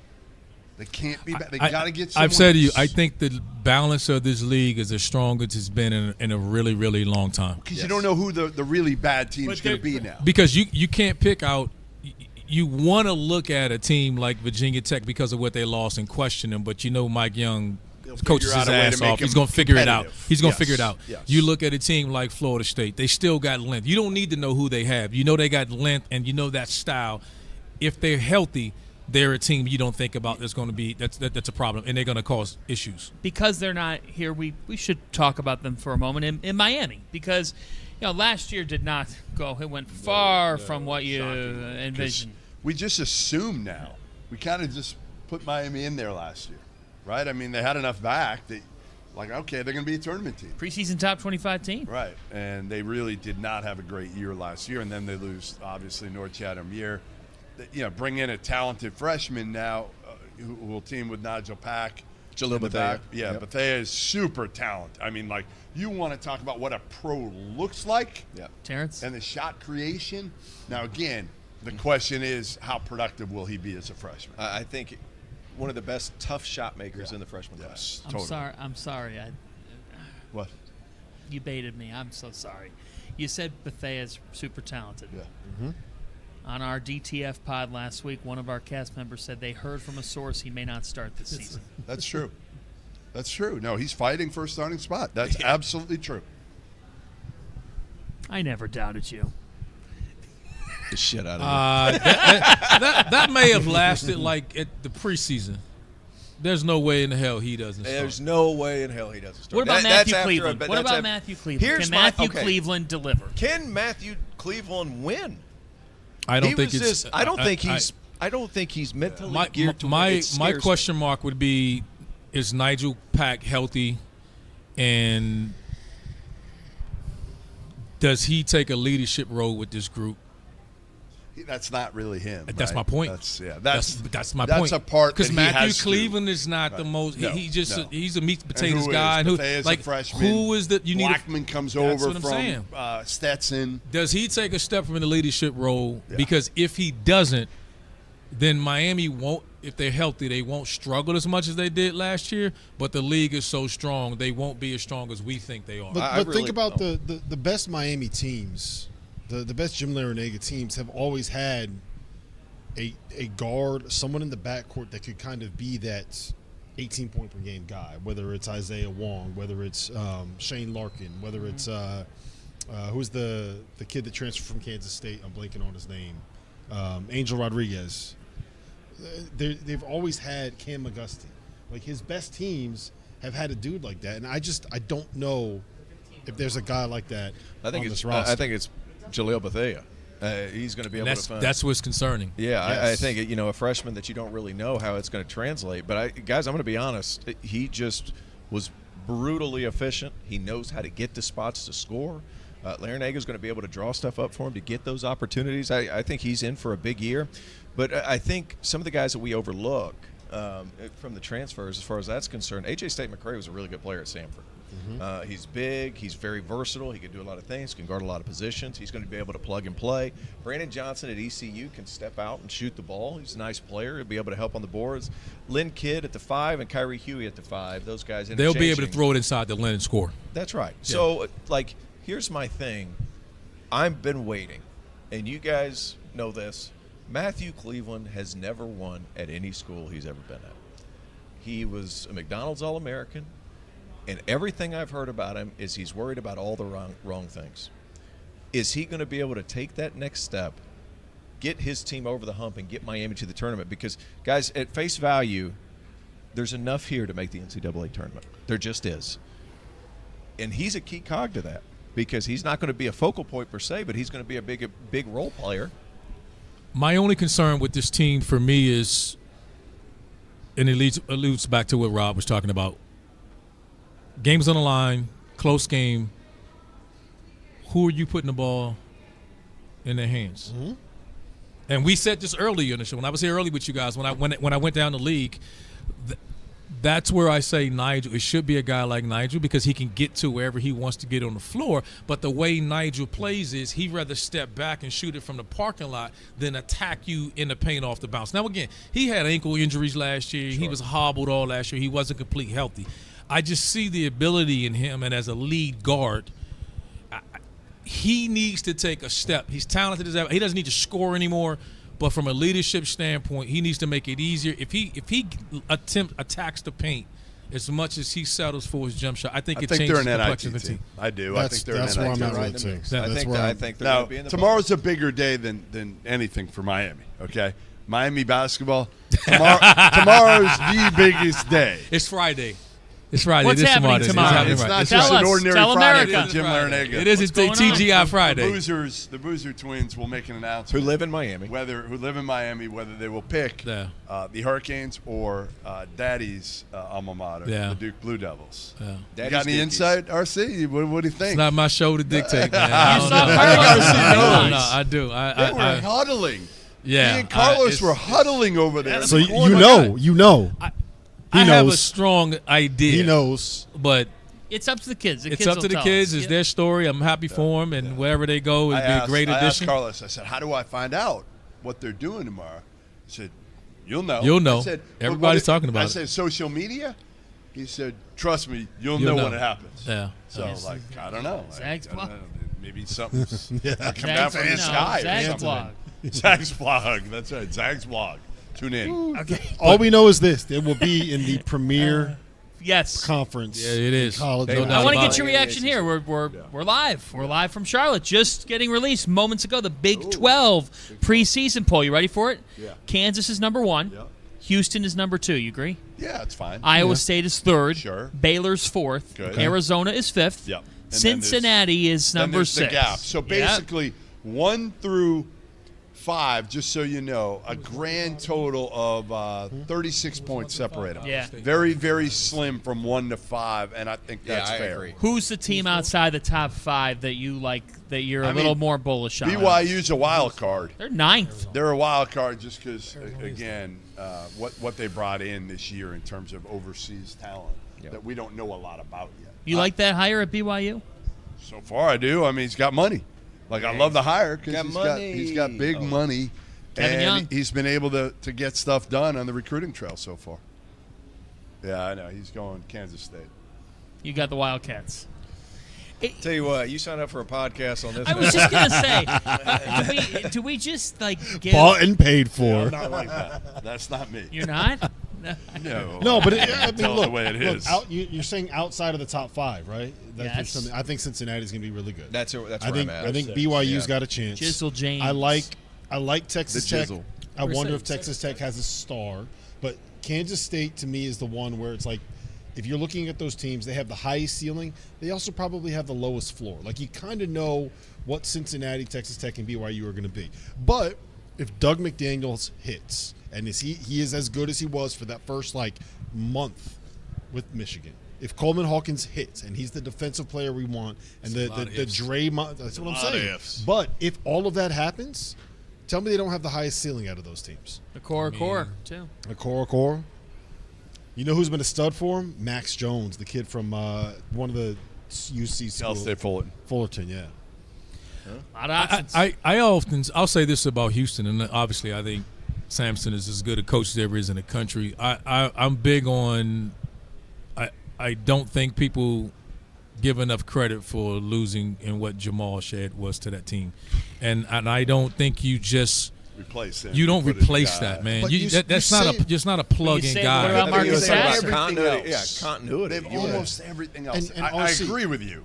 But we say that every year about with somebody Sasser. with Houston. Yeah. Every year we say the same thing, and they just find another guy. They got a culture. I think it's just like the No. culture. I loved him. Shed could have been. I'm only saying it because of what we said about same thing with Purdue. I'm only stating that in this times like that you don't guys like that. Let me say this for the expectations that we have, because we're having national championship expectations for this team. Is what I'm saying. Mm-hmm. It's difficult to do that. Will they be good? They're going to be good all year. They're not dropping out of the top 15 all year long. They're going to be who they are. Their culture's great. Defensively, they're going to beat the hell out of you. But what that dude meant to them, man, that's hard to replace. Because we saw that dude just put them on their back and say, yo, for a team that we know that has struggled offensively, he not only was he a hell of a defender, but probably the best two-way point guard in the country a year ago. He was a dude that, again, I'm big on when all else breaks down, yo, I got y'all. Give it to me, get the hell out of the way. What number did he get, 40s? Yeah, he went to Toronto. I wonder if he should have come back. Imagine Jamal Shed and blanking on his name, the Florida State at Scotty Barnes. Jamal Shed and Scotty Barnes. Imagine trying to run offense against those. I just wonder now, you look back, and I thought maybe he'd go late in the first round, but if he ends up getting like a two-way or something like that here at the end of the day, you wonder if he would have made more money coming back.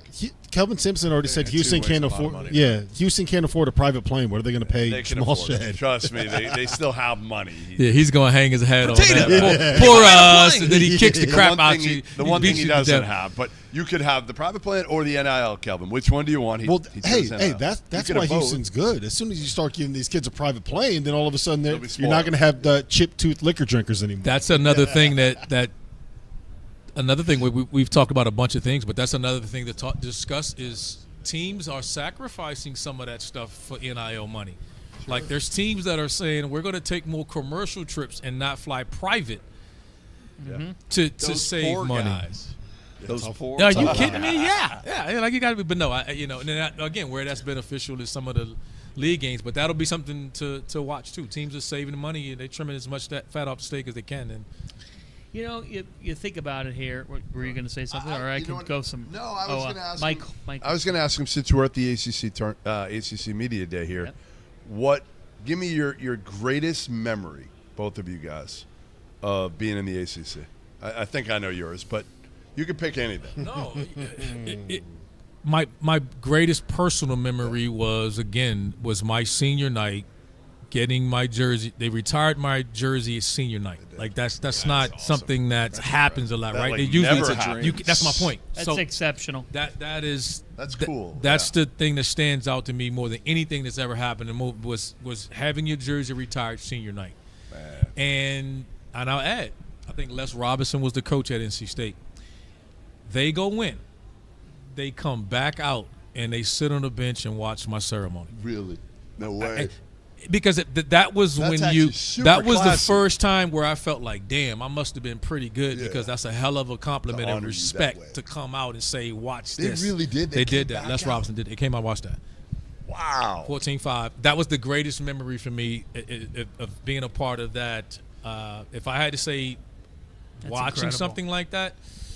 Fanti, you should have started with me. It was watching the Duke guys. You don't follow watching that? the Duke Natties. You don't want to follow that? Watching the Duke Natty. Yeah, T.O., we going to go to the next. T.O., what's your best moment? No, I'm going to let him finish, and I'm just going to. It was the elbow. I'm just going to walk it. The elbow. Yeah, no shit. How about Capel? Yeah, Pittsburgh moved down funny. 3 slots. They're down 3 spots in my power rankings. No, that's awesome. You know what? For them to come back out and. Man. I think I saw Zach Edey get his done on senior night. Yes, That's the only other time I've ever seen that. Special. That's big time. For me, my freshman season, Clemson had never won the ACC tournament. We made it all the way to the finals game. And I think we were top 4 seed back when it was 12 or 13 teams. I can't remember. I remember kind of the momentum getting going, slowly getting going. So we beat Boston College in the first round. Then we had to play Duke in the semis. And then, there was just a few more people for that Duke game. It started to get packed more. And then we made it to the championship game against North Carolina with all of our favorite Tyler Hansborough and Wayne Ellington and Ty Lawson and Danny Green. God, that was a great team. Danny Green just retired, by the way. Congratulations to him. We had to take the back entrance to the elevator to get up to our rooms because they gave us one of the smaller hotels here in Charlotte. We couldn't get in that. We couldn't get in the building. So that was pretty unique. And then, you talk about individual games and all those stuff. But everybody points at Maryland for me. They kind of put us in the tournament. My favorite one, we alluded to it. We always had battles with Florida State because they were getting all these 5-star kids, Jordan DeMercy's, the Chris Singletons, the Solomon Alabis, 5-star guys that get drafted and this, that, and a third. And I think we went into 2 overtimes. The first overtime, I told Purnell, I was like, hey, at the end of games, I'd like to play because I feel like I'm good at the end of games. I was good in high school, so I had an irrational sense of confidence.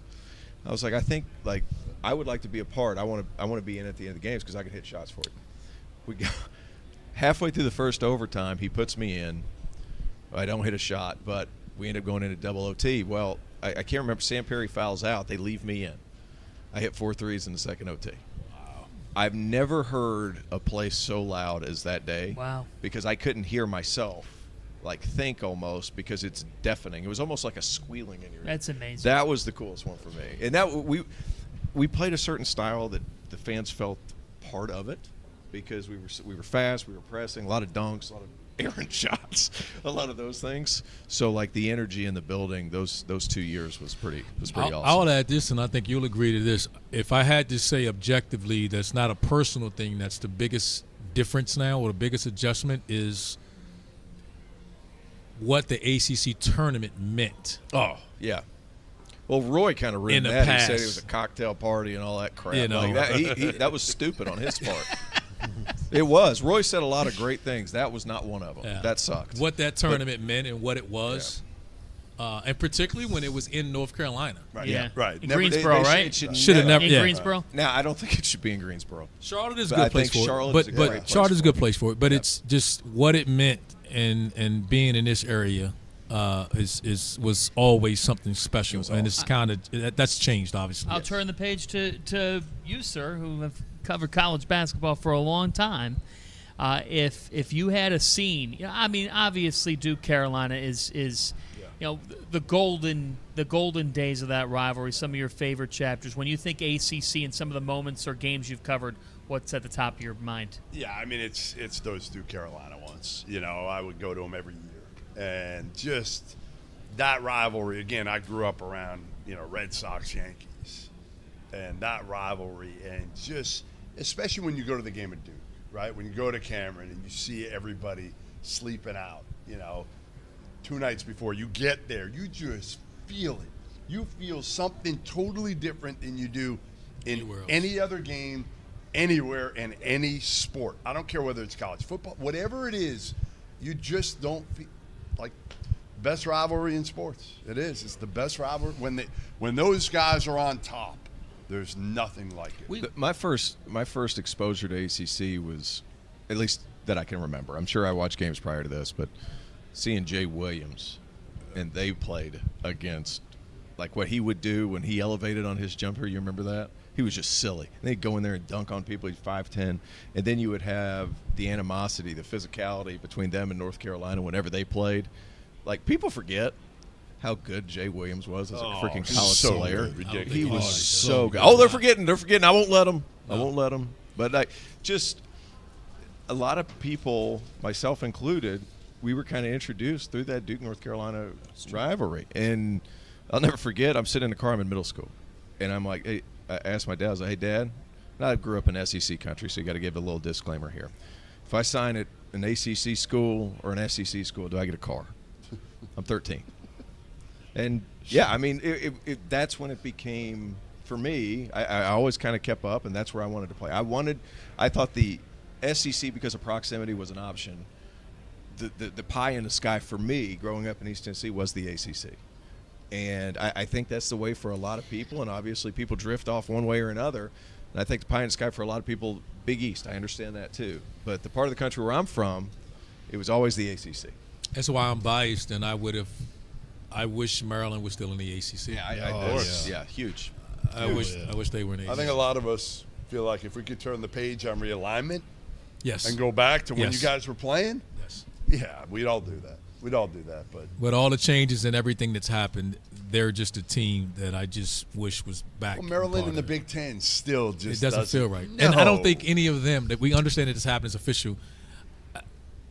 Privately, every person involved and around would want them to be involved. Yeah, for sure. They do. Even SVP. Even SVP. Especially SVP. Right, yeah. Especially SVP. Yeah, I mean, how fired up does SVP get to go play Minnesota? Oh, yeah. He No. loves it. He Loves can't it, wait for a Nebraska game. Ask Kevin Get Willard outta here. about flying to Minnesota.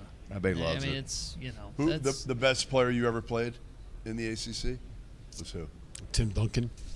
No, that list is, I would say maybe Grant, but it's hard because I played against Lakener, and how do you argue that Lakener is not right there, right?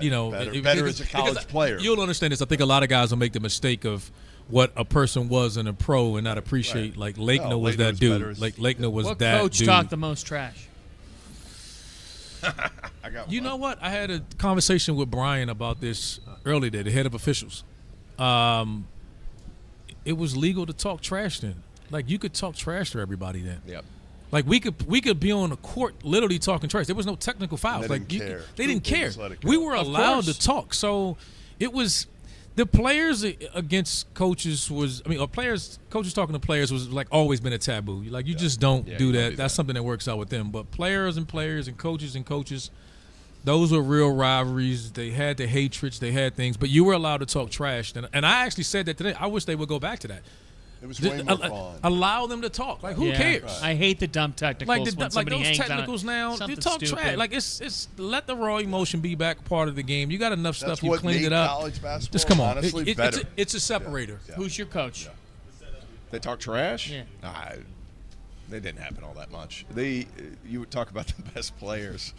You talk about the best players. I think sometimes some of the other guys get overlooked because, like, Jack McClinton at Miami, He had a hell of a year. He Man, was he had a great unbelievably difficult to guard. I can go down the line with guys. Tony Douglas. Yeah, there's a long. I mean, he was a great player. Lou Clinch lit us up a couple of times, and Lou Clinch was a really that good. name in a while. But that's kind of back to my point. Like, the league every year has guys that maybe you don't see. I get the quote here is play on Sunday. As you're playing at professional level, they go to Europe and they have great careers. But like those kind of guys, Tyler Hansbrough was the best college player, but like Ty Lawson was the fastest human I've ever seen with a ball in his hands. Was Hansbrough okay? So rank Tyler Hansbrough among ACC players of since you started following it. Like, give me your top three, maybe of since you started following ACC basketball. Can you do that? Or top that would five? be hard. Like Kenny's up there. Kenny Anderson's up there. Yeah. Right? Like Kenny Anderson's there. I'll think about schools and I'll go. You played against Kenny Anderson? We used to joke. He's older than I thought he was. We would joke, You're and I old. would say, I'm the reason Kenny went pro. Because we played them my freshman year, and it was like, woo. He was a wizard. I mean, that team too. Their guards. Him and B.O. Brian Oliver were problems. Dennis had just left when I got there. People won't understand how good Sam Cassell was. And him and Bob Sira was then. Yeah, him and Bob Sira was there. Could get up. State had fire and ice. Carolina point guards were a little bit different then because they had more your traditional big defensive guys. Like Phelps would never be historic, but he was a winner, competitive guy. King Rice was a senior when I was a freshman. It was a problem. Duke was always from Capel to like Grant. But it's hard to argue the success of Lakener. And when we came in, like, they were the national champions. Duke was back-to-back, and then Carolina was right following those guys in '93. So it's hard to – I would give it disservice doing it, but it's hard to argue with a guy like Grant, the success that he had. I mean, the Final Four runs. When he finishes and what he did with from being a role guy to being a guy, essentially – 2 back-to-back national championships, Final Four runs. So I would say college for all of my years playing, I think it's hard to argue against success and how good. I don't think people really know how good Grant Hill was. Awesome. Both of you, I could have listened to this. It's just great perspective, awesome stories, and amazing stuff. We have Louisville coming up in about 3 minutes. So we've talked plenty about expectations, but let's get into serious mode here. Because when you think about Louisville, and you think about Josh Hurd and the Cardinals making this hire. I mean, let's face it, in recent years, Louisville basketball should never get to where they've gotten 5-35 the last 2 years in ACC play.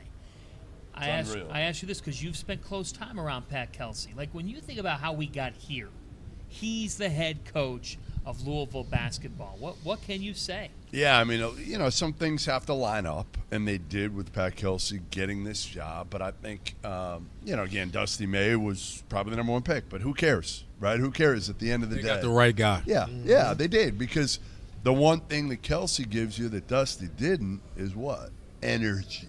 And after Kenny Payne, who and Chris didn't bring much energy, and Chris was not the most energetic person. dude. Yeah. No, Chris had it going for a little while there until the pandemic, but they needed a guy that's organized. I'm only speaking personality. He fixed it better. Energy. Personality. Yeah, that has energy, that's organized, that's got a little salesman in him, which Kelsey does. He embraces it. He's going to be a big Yes. promoter of the program and be out in front, and you it got to fits him. establish a culture quickly. And again, he's not going to allow things to just. He's not going to allow players to go through shortcuts, right? Like, I just think, Kenny, for whatever reason, probably wasn't ready. And I said this all along. I didn't think he was ready for Louisville as his first head job. That's a lot. That's a lot to take on. Some guys are great assistant coaches, and whenever they move over that 24 inches or whatever, it's tough.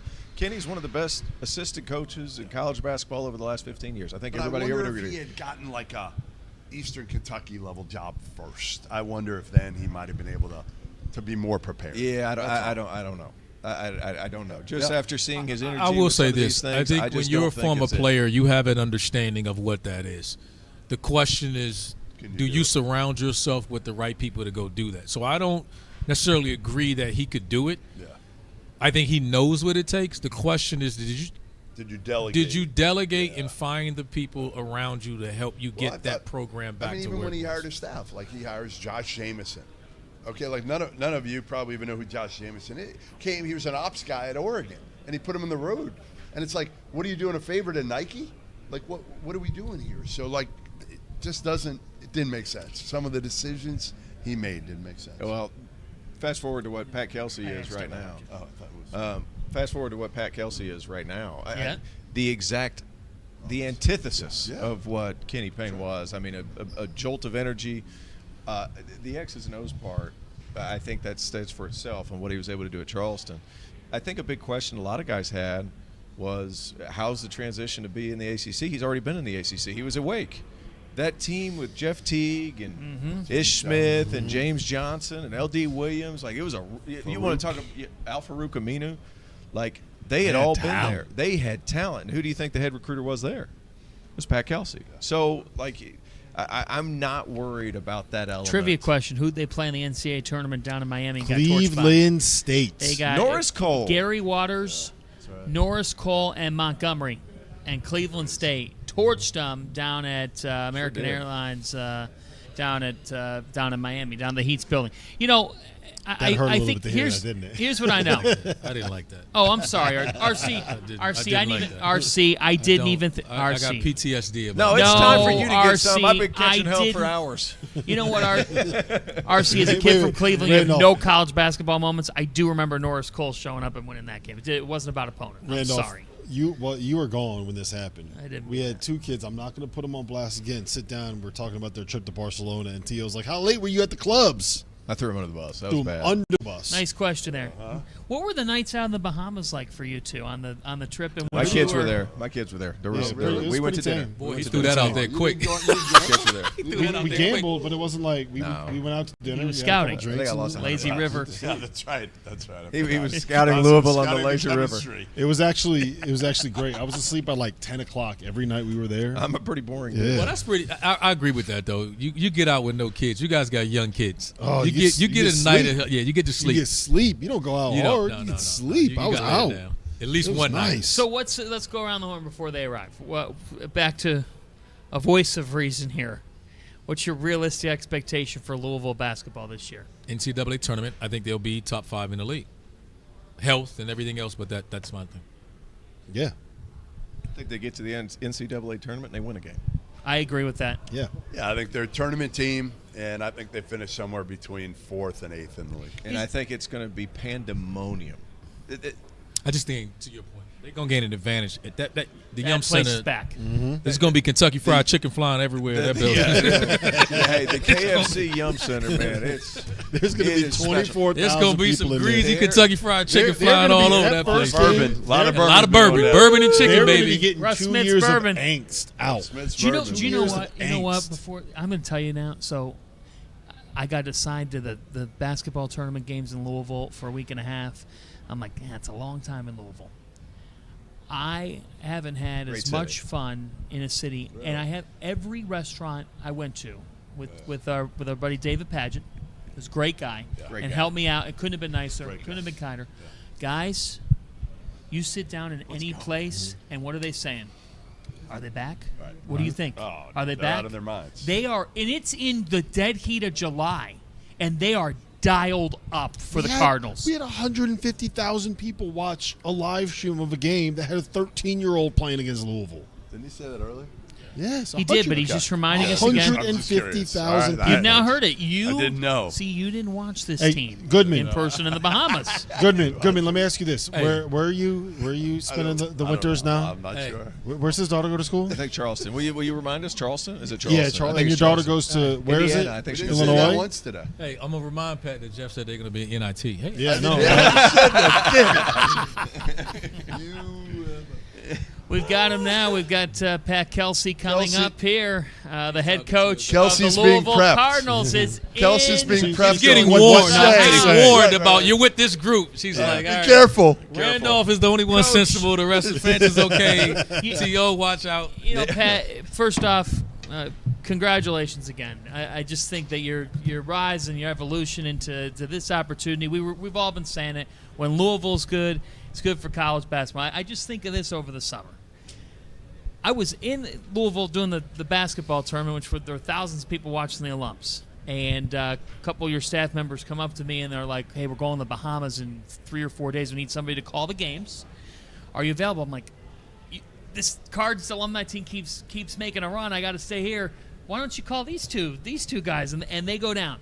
150,000 people are watching a stream game in the Bahamas. Meanwhile, 15,000 some odd people are at Freedom Hall rooting on the alums of this program. The point, how would you categorize the energy in that city and how much it matches what you're all about?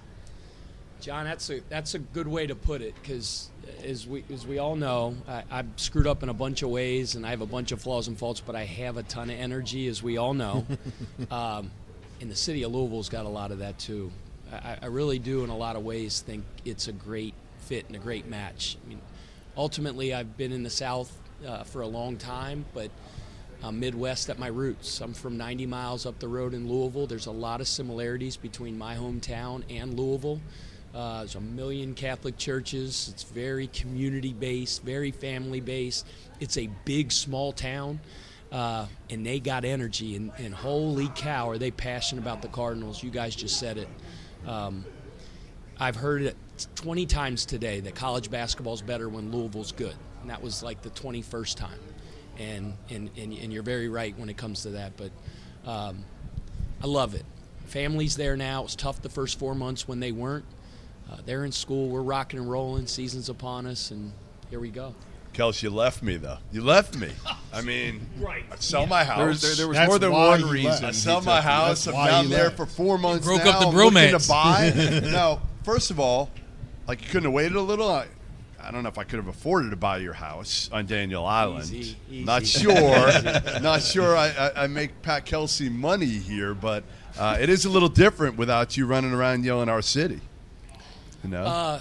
Well, you got C-Mac down I do. there now. I got Mac. And I'm glad for the city of Charleston, because I think it's a great fit with Chris as well. Like, look, we all know this. Chris is one of the best coaches in college basketball. I mean, I was with him for 2 years. Chris is a brilliant, brilliant coach, and that city's going to embrace him, and he's going to absolutely crush it. So, all right, here's my real question. You're fine down there. I know I'm fine. I know I'm fine. All right, my real question is, this dude is going to pick you, I don't know, somewhere in the top 3 in the ACC this year. Which dude? This one. Robbie? Because he saw the one guy that knows. Because the one he guy saw that knows. you beat a 13-year-old and a 39-year-old in the Bahamas.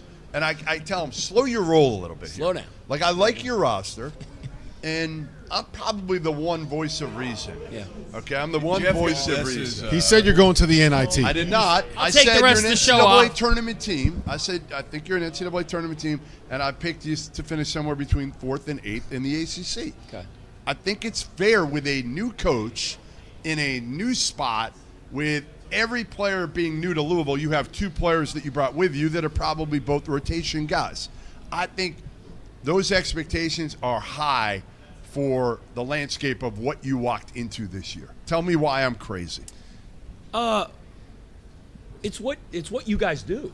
Like, you're supposed to have that opinion, and you're supposed to say it passionately, and it's why you're really, really good at what you do, and that's how you guys feed. That's why you guys feed your family, right?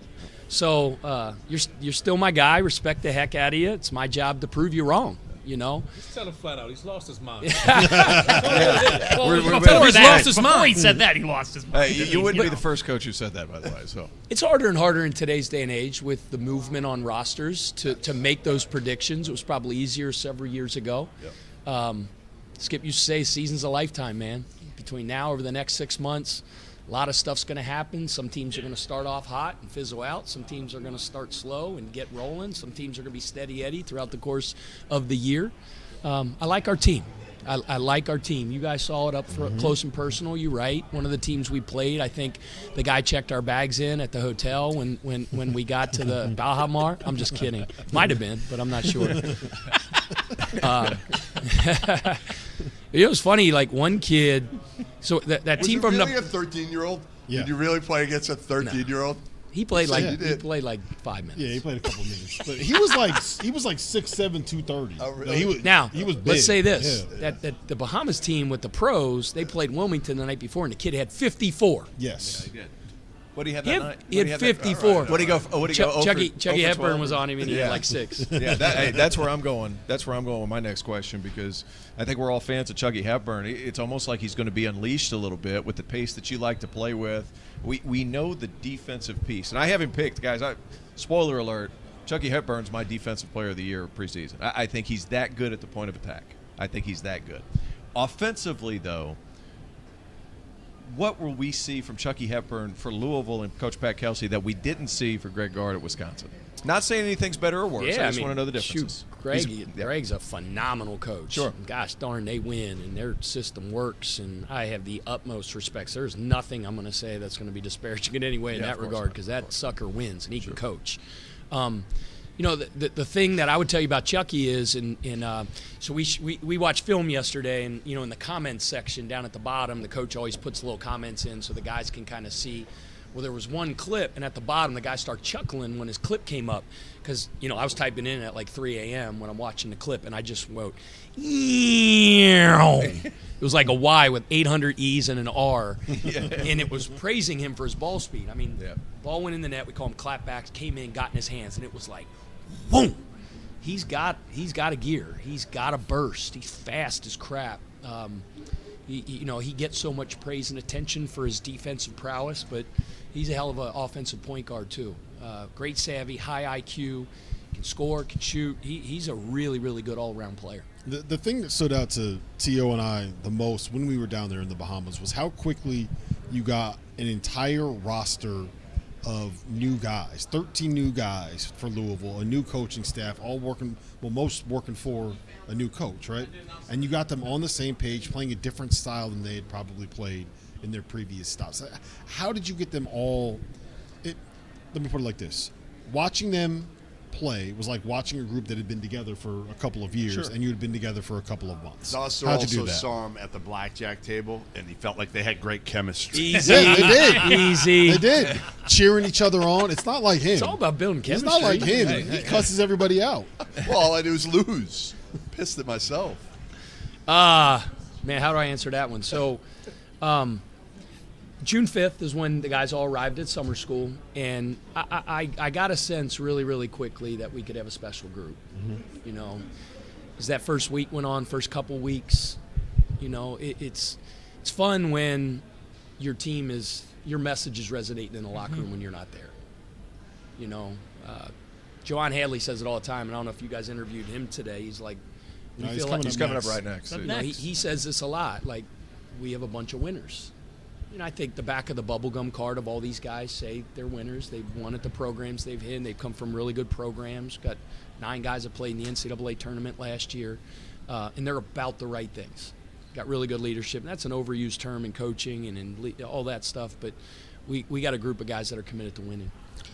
Jeff started out and said you guys initially was the NIT team. He later came. No, I'm joking. I'm joking. He said you'd be 8th. The rest of us think you'll be a hell of a lot higher than that. But that's what I do want to talk to you about. I think you got the hardest schedule in the country in November and December.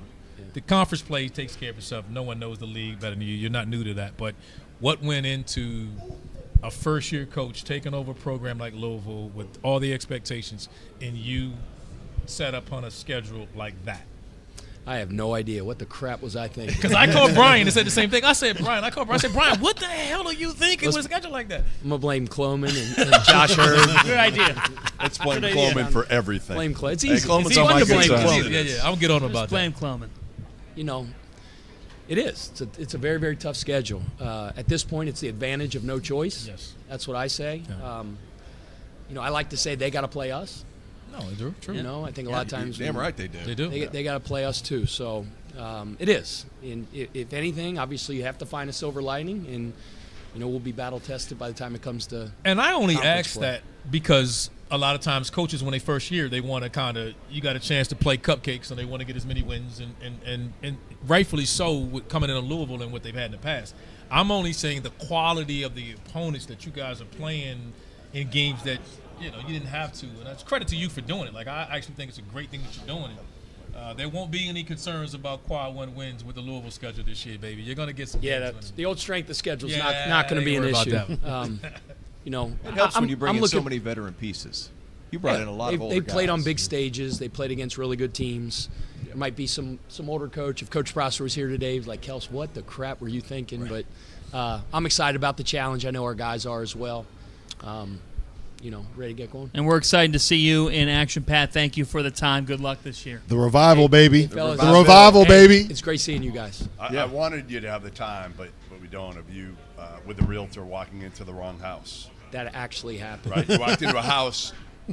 We were in such a crazy hurry to find a house. The realtor, something got messed up with the name of the street that sounded like another one. Got to the place, called the realtor. They said, I'm inside. Well, they were inside another house. Said, the door's unlocked. Come in. We walk in, and there's like a 90-year-old woman that walks up to us and couldn't speak English. And she was just, she kept saying, no, You no, ran into no. a squatter. So then her was a daughter, squatter. that was her caretaker, comes down. She goes, get out of, she's screaming, get out of my house now. Me and the realtor just run out. She puts her head out the door and she goes, I'm calling the police right now. So the realtor goes, well, this is Coach Kelsey, the new coach at Louisville. She goes, I'm a Kentucky fan. That's even worse. So good. And on that note, Pat, thank you. That's a mic drop. That's Coach Kelsey. Great stuff there from the head coach of the Louisville Cardinals, Pat Kelsey. Yeah, very good.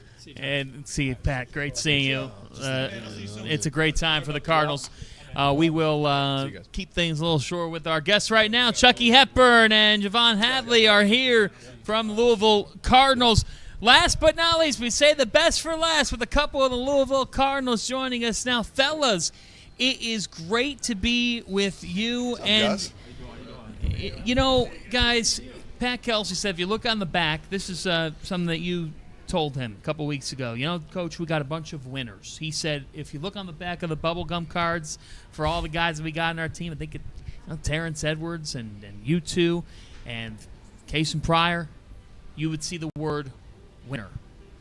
How would you expand upon that and the atmosphere with this team?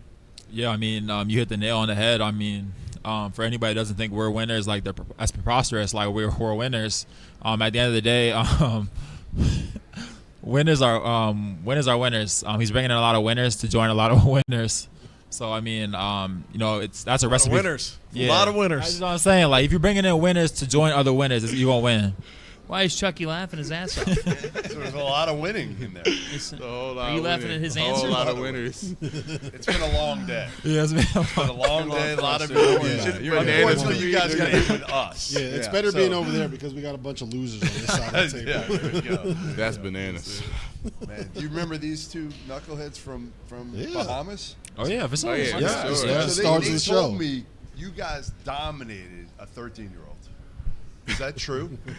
There was a 13-year-old on the team? It is true. You dominated a 13-year-old. He played 5 minutes in a game. Not in any right? weird way, though. Not in any weird way, though. But yeah. Not in a weird way. Not He in a makes it weird sound way. weird, doesn't he? He makes it sound he is obsessed with 13-years-olds.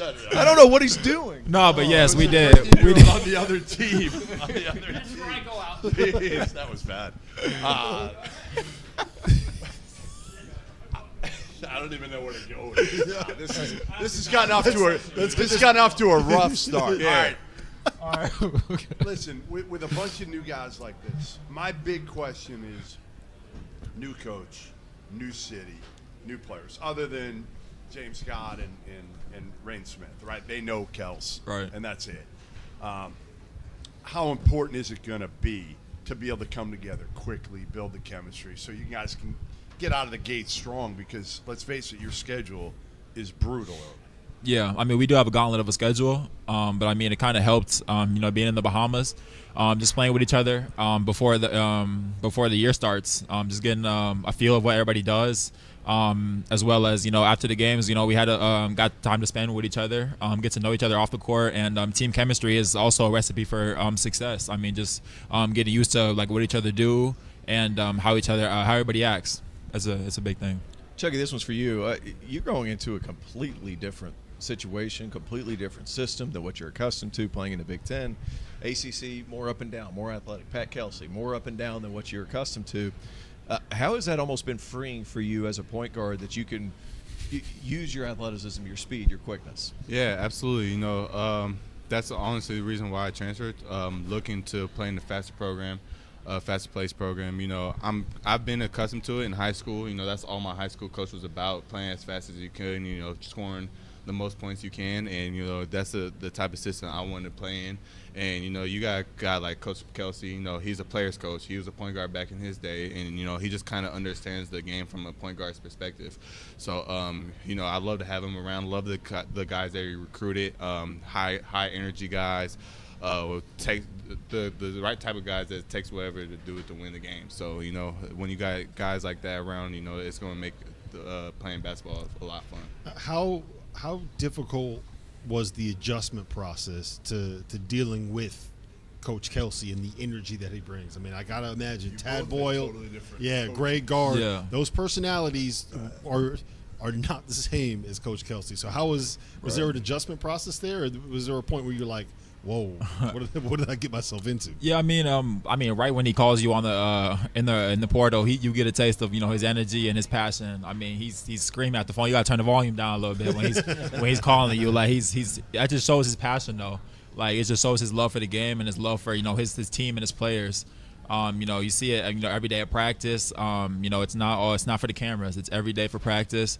But it helps. It helps the players ultimately, because if he's bringing energy and your head coach is out there with you guys on the floor, diving, lacing up his shoes with you, and it just gives energy to his players as well, and it helps everybody. Yeah, for me, it's funny. I actually had a coach just like that. From third to up until like I was probably 16 years old. I had a coach just like him.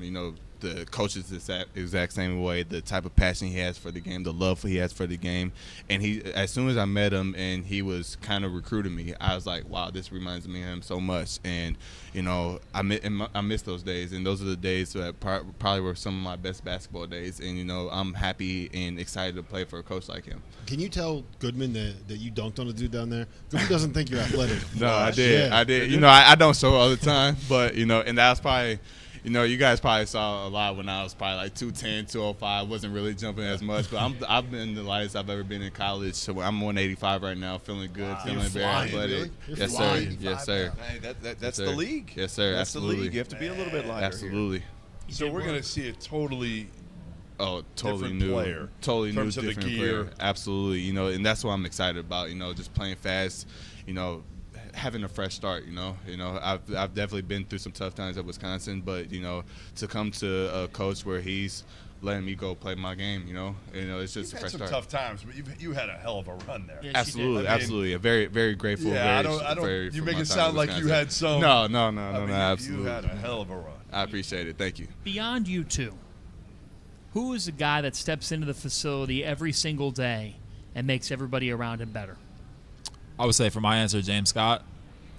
He's young, but he's an old soul. He plays the game the right way. Doesn't try to do too much. Doesn't try to be somebody he's not.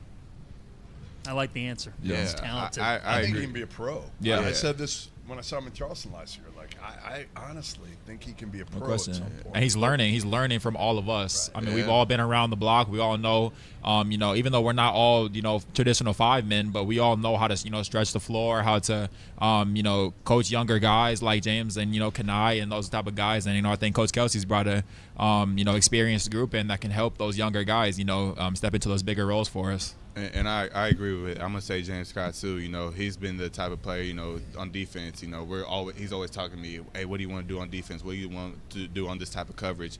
And when you got a big man like that talking to you about those, as a point guard, as a defender, like a nasty defender like I am, you love that because you want to be on the same page as your teammates and you want to be involved and make sure you're on the right page. And you don't get crunched on a ball screen. Exactly.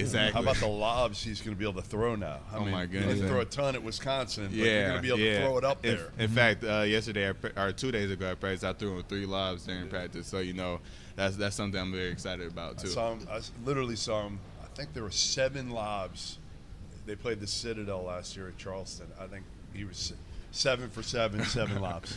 Yeah. I mean, there's been a couple times in practice where coaches has to stop practice and be like, "All right, guys, we've missed James on a couple lobs now. Like, you throw it up there, he's gonna go get it." So he makes points that we got to do that. It gives you another degree of spacing.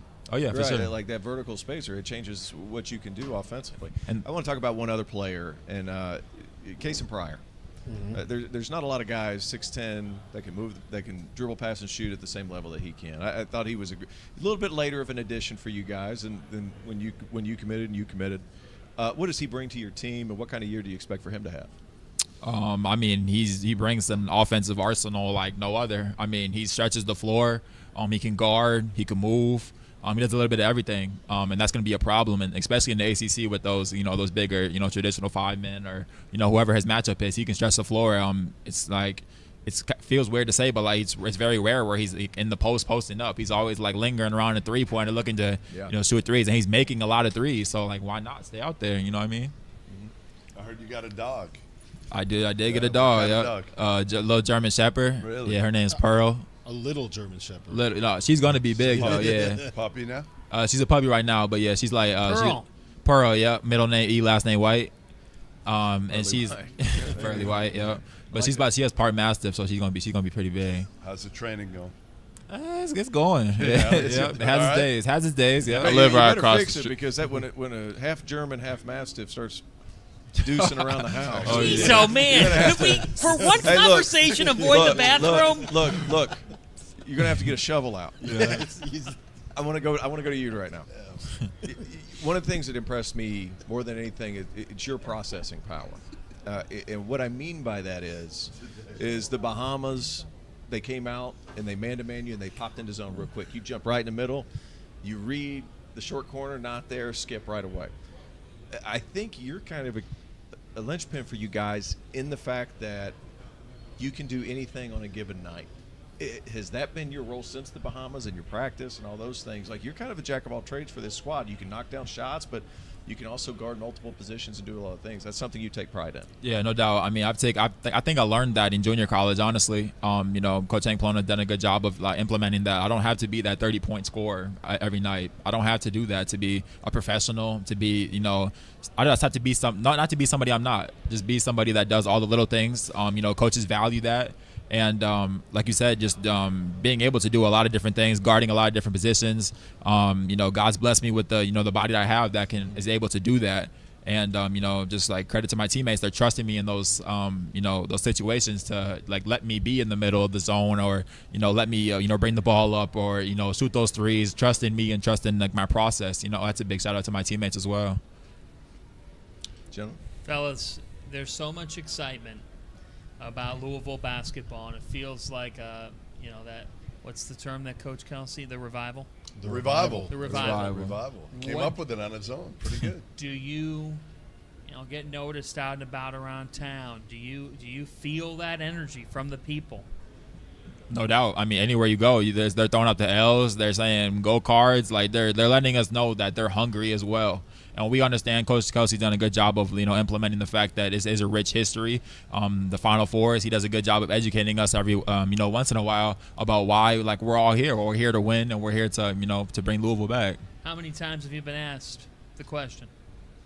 So, are you guys going to beat Kentucky? Yeah, more than it should be asked for sure. What's the answer? Hey, watch and find out. That's the answer right there. I mean, I'm just happy that rivalry is a rivalry again.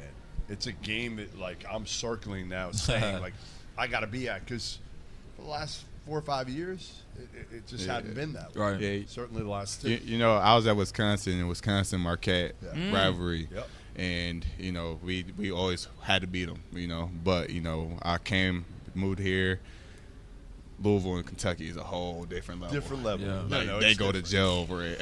Like, No, it's yeah. true. They go to jail over There's it. too much Yeah. bourbon involved usually whenever they have to go to jail. Yeah, Yeah. fans go to jail over it. So that this is way more serious than, it's not even close. yeah, Not even I'm excited for it. Javon Hadley, Chucky Hepburn, good luck this year. We look forward to seeing Louisville back on the map. Thank you. Thank you guys for having us. Thanks, Great fellas. seeing you guys. Louisville Sorry, we went Cardinals. off the rails too much there early. That's on me. We're puppy training. Rounding We're puppy things training. out. I'm the bad guy.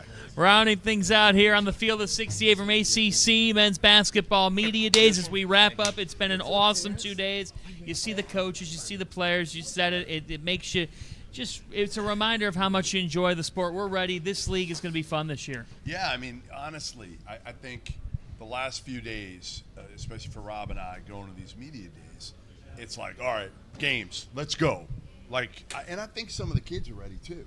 Yeah, they've been in practice now for a few weeks. Months. They practice over the summer. Right, I mean, they but- get a certain amount of Yeah, hours, the but way it's it's really ramped up over the last couple of weeks. I think they're ready at this point, and I know we are. Again, watching. So I want to see Louisville now. I want to see what they look like, not playing against the Bahamians, but I want to see them playing against Indiana. I want to see them playing, in Maui. They're not going to let you in. Of course they are. You can't. You're not on the bandwagon. Trust me. You're not. You're not in. Oh. We don't want you on our side. We don't want you on We don't our want side, you is on what our he side. says. There we go. It's his side now. Any final thoughts? No, I think 18 schools, everybody except for Miami. Shout out to all those guys down there. Hopefully everybody's safe. I think it's going to be a great year for the league. I think it's a rebound year for the league. No bottom. Louisville's good again. Notre Dame, Shrewsberry. ACC. 9 teams. So Yep. many- It changes real quick, doesn't it? Changes There's real so quick. Many 9 teams. storylines in this league that I'm excited to see how they play out. But Louisville, how good are they going to end up being? Can North Carolina make it work without some of those pieces that they lost? Will Syracuse be back? Right? What can NC State do in this next year? The addition of SMU, who, again, I think is going to be a sleeper. UVA, are they going to have the horses? Duke, Cooper Flagg, all of the freshmen. Georgia Tech. Coming here and talking to some of these kids and looking at some of these rosters, it gets you so fired up for the basketball season. I'm ready. Don't threaten me with a good time, T.O. That's what we're talking about. We thank the Atlantic Coast Conference for having us. It has been fantastic. Thanks to ACC Commissioner Jim Phillips for joining us. Thanks to all the coaches and players for making these last 2 days in Charlotte an absolute joy. He's Rob Doster. He's Terrence Oglesby. He's Jeff Goodman. For Dagan Hughes, Trevor Valise, for Matt McCall, Randolph Childress, I'm John Fanta saying so long from ACC Media Days. Stay locked in on the field of 68. We got more Media Days coming your way as the build-up to the season. It's just over 3 weeks away.